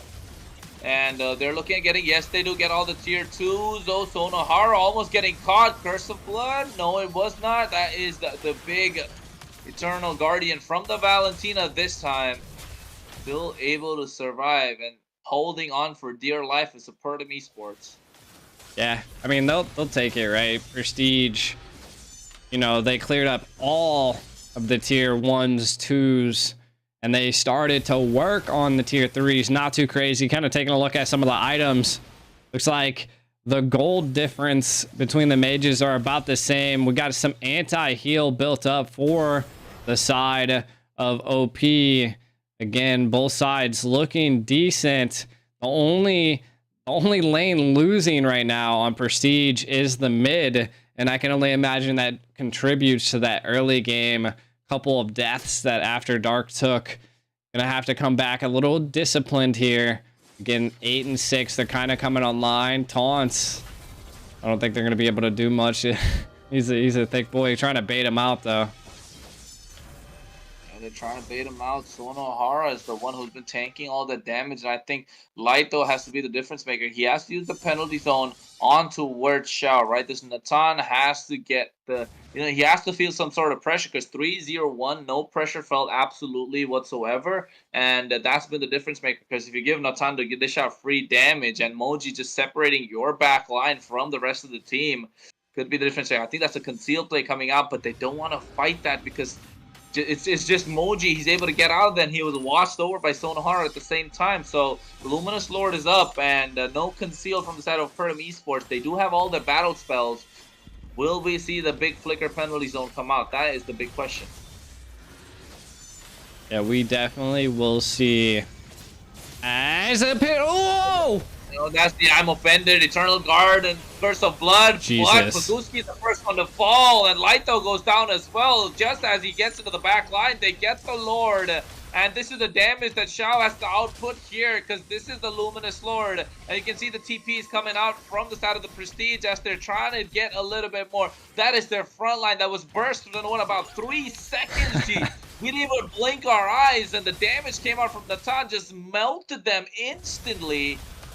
And now they're looking at, they procced all the passive from all 3 towers. Look at the Entropy once again. He's going really crazy this time.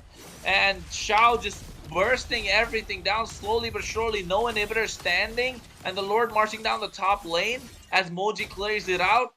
I don't see a way for them to defend this, because after dark, yeah, I thought he was going to throw that away a little bit. Just reposition for the next take. Ooh.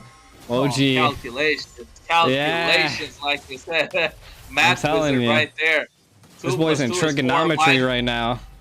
Yeah, I know. The 2 plus 2 of 4 minus 1, that's 3. Quick maths, ladies and gentlemen. There it is. Electro final blow. Go to the back line. Just zoning everybody away. The Lord marching down towards the crystal as it's left exposed. Immortality being bought by Sonohara just to make sure he can get the plays going. There it is. The penalty zone coming in, but from the Valentina to make sure Asmo survives. Wow. And look at that. Everyone is still able to. Sonohara get the taunt going. Shao with the entropy. Gets the damage as he's on a monster kill. Moji picks up another with the help of After Dark. But here comes the Roger. Flatos, will he be able to dish out the damage? Double kill, but Shao is the one that's left standing. He's the one that's dishing out the damage. And now with Sonohara as the front line, they should be able to dish it out, because Shao is just having an immortality. And right now he's an absolute late game monster. Entropy going in once again. Interference. The minion wave is there. They're trying to end the game, but Roger comes in half HP. Shao though, he's trying to go for a little bit more immortality.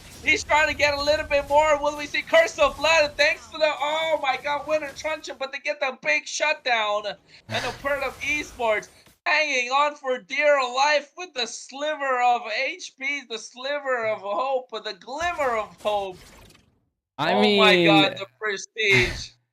That's what happens when you stay too long into someone else's house. They were able to take him down. I'm surprised he didn't utilize that to get out, and instead of engaging right there, he tried, but the positioning just wasn't there. Again, that detriment right there gave OP 4,000 gold. This could be coming down to the next Lord at this point. You can see that they really want to get a play on Emoji, still protecting this tower on the far right side.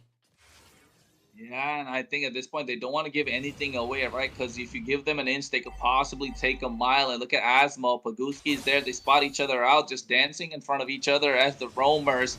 And Moji has been the difference maker. But I think Shao there just trying to get the 1v5 play going. Yes, we know that Natan can 1v5 in a perfect situation. It's possible because of the damage that he's able to dish out right now. But it all comes down to, will he be able to tank? I mean, will his front line be able to peel for him? And will he get that free damage going? Because the Lord Dance has just started, G, and this Tango is going to be the one that could make the difference maker for both teams. Ooh, After Dark. They don't know who to go on for yet.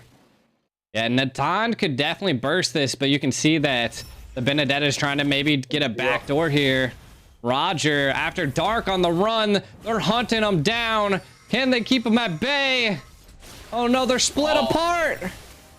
After Dark gets the Terrify, he's able to survive. No, he's not. But meanwhile, on the other side, the Boxia is being pounced upon. And here comes Natan. Shao gets caught with the I'm offended, but there it is, the Praise Shaft along with the Curse of Blood. Moji comes in, but the penalty zone is being used as well. And Shao will be able to survive. He's kiting them so beautifully. And look at that entropy just to make sure he's able to survive. Sonohara taunt. He's still able to get on there by Moji. He's going for the back door. Eye for an eye. The minions are there. The base is there. Nobody's able to recall. Paguski comes out. No, I'm offended. He's able to go. No.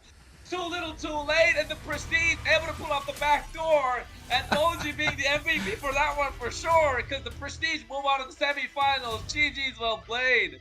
What a sweep to get backdoor by Benedetta. Sheesh. They tunnel visioned and took advantage. This is definitely, that was a crazy game. I thought OP was definitely going to win it. I didn't even notice the backdoor happening, and I don't even think they did. Lots of great fights happening. Oh my god, it was such a breakdown, right? And after dark, the way he was kiting them, and Xiao, the way he was kiting them, Moji, the way he was kiting them, oh my god, they were all running for them, and they were just kiting, dishing out damage. And after dark, just bobbing and weaving his way out of those team fights. He was 1v5 at one point, and he still managed to buy enough time for the rest of his team to start pouncing onto Xiao and this Baxia. And oh my god, did it pay off in a beautiful way. Now they move on to the semifinals. Opertum Esports, though, they put up a fight. They went down swinging, but unfortunately, it was too little too late for them. Yeah, definitely crazy as we've seen. What a breakdown here. Prestige pressing them against the wall, and we can kind of see, again, it always comes down to seeing that the team with the most damage is the one that's winning here. And they definitely had the most heal. And again, just overall tower damage and tower dive was crazy. And you can see that the Carnage, the Gold Miner, and the Selfless was all onto Prestige's side. So overall, great macro plays and micro plays from the side of Prestige. And then to even get a backdoor to top it off. What backdoor? I mean, that's the worst possible way to lose this. Getting a backdoor and Xiao coming up as the MVP. I'm kind of surprised. Same. I thought Moji was the one to possibly give the get EXP some love. I might have to take a look. Maybe MVP of the series, though. Definitely Moji. If you're watching the stream, Moji, you definitely deserve that one. But it's okay. Xiao picking up the MVP. I mean, for that game, he was an absolute monster of the Natan. I think it just came out of the fact that the Prestige had a better draft phase than the Opertum Esports. So it's just different story that was written. Not the writing on the wall that Opertum Esports wanted to see, but definitely the Prestige moving on to the semifinals. And if I'm not wrong, they're going to face Flux Esports in an all-turkey derby there. Yeah. So, I mean, crazy. I mean, it's anybody's game at this point. Again, next weekend it'd be the continuation where we'll see Birthright versus Twisted Minds, and then Flux versus Prestige. And I mean, Prestige kind of went ham there. So maybe that's gonna be a fight to witness. But stay tuned because it will be next weekend. Again, that's the overall bracket. I mean, that's about it for tonight, yeah? That's it. You know, I think next week's gonna be Easter for us with the turkey battles going on. This guy. It's definitely gonna be a good game, right? All jokes aside, Flux versus the Prestige. I think they faced each other a lot of times in their own MPLs, but for sure it's gonna be a hard fought victory for either side. And Birthright versus Twisted Minds, we've seen what Twisted Minds can do. They really do twist minds with those drafts that they bring about, and Birthright just trying to claim what is rightfully theirs at the same time. So it's gonna be a different story for next week. But I think, like you said, G, this week that's possibly it. Just don't forget to like and follow us on our socials. And at the same time, my name is Kronos, and that's G the Ico. And look at that, I just took away the mic from G the mic. I see, that's alright, that's alright. Swapping hosts. Swapping hosts for a day, you know? Hey, why not? Just learning from the best, sir. Learning from the best. But I think apart from that, we're out of here, right, G? Yeah, we'll see you guys later till next weekend. GG's. GG's, guys.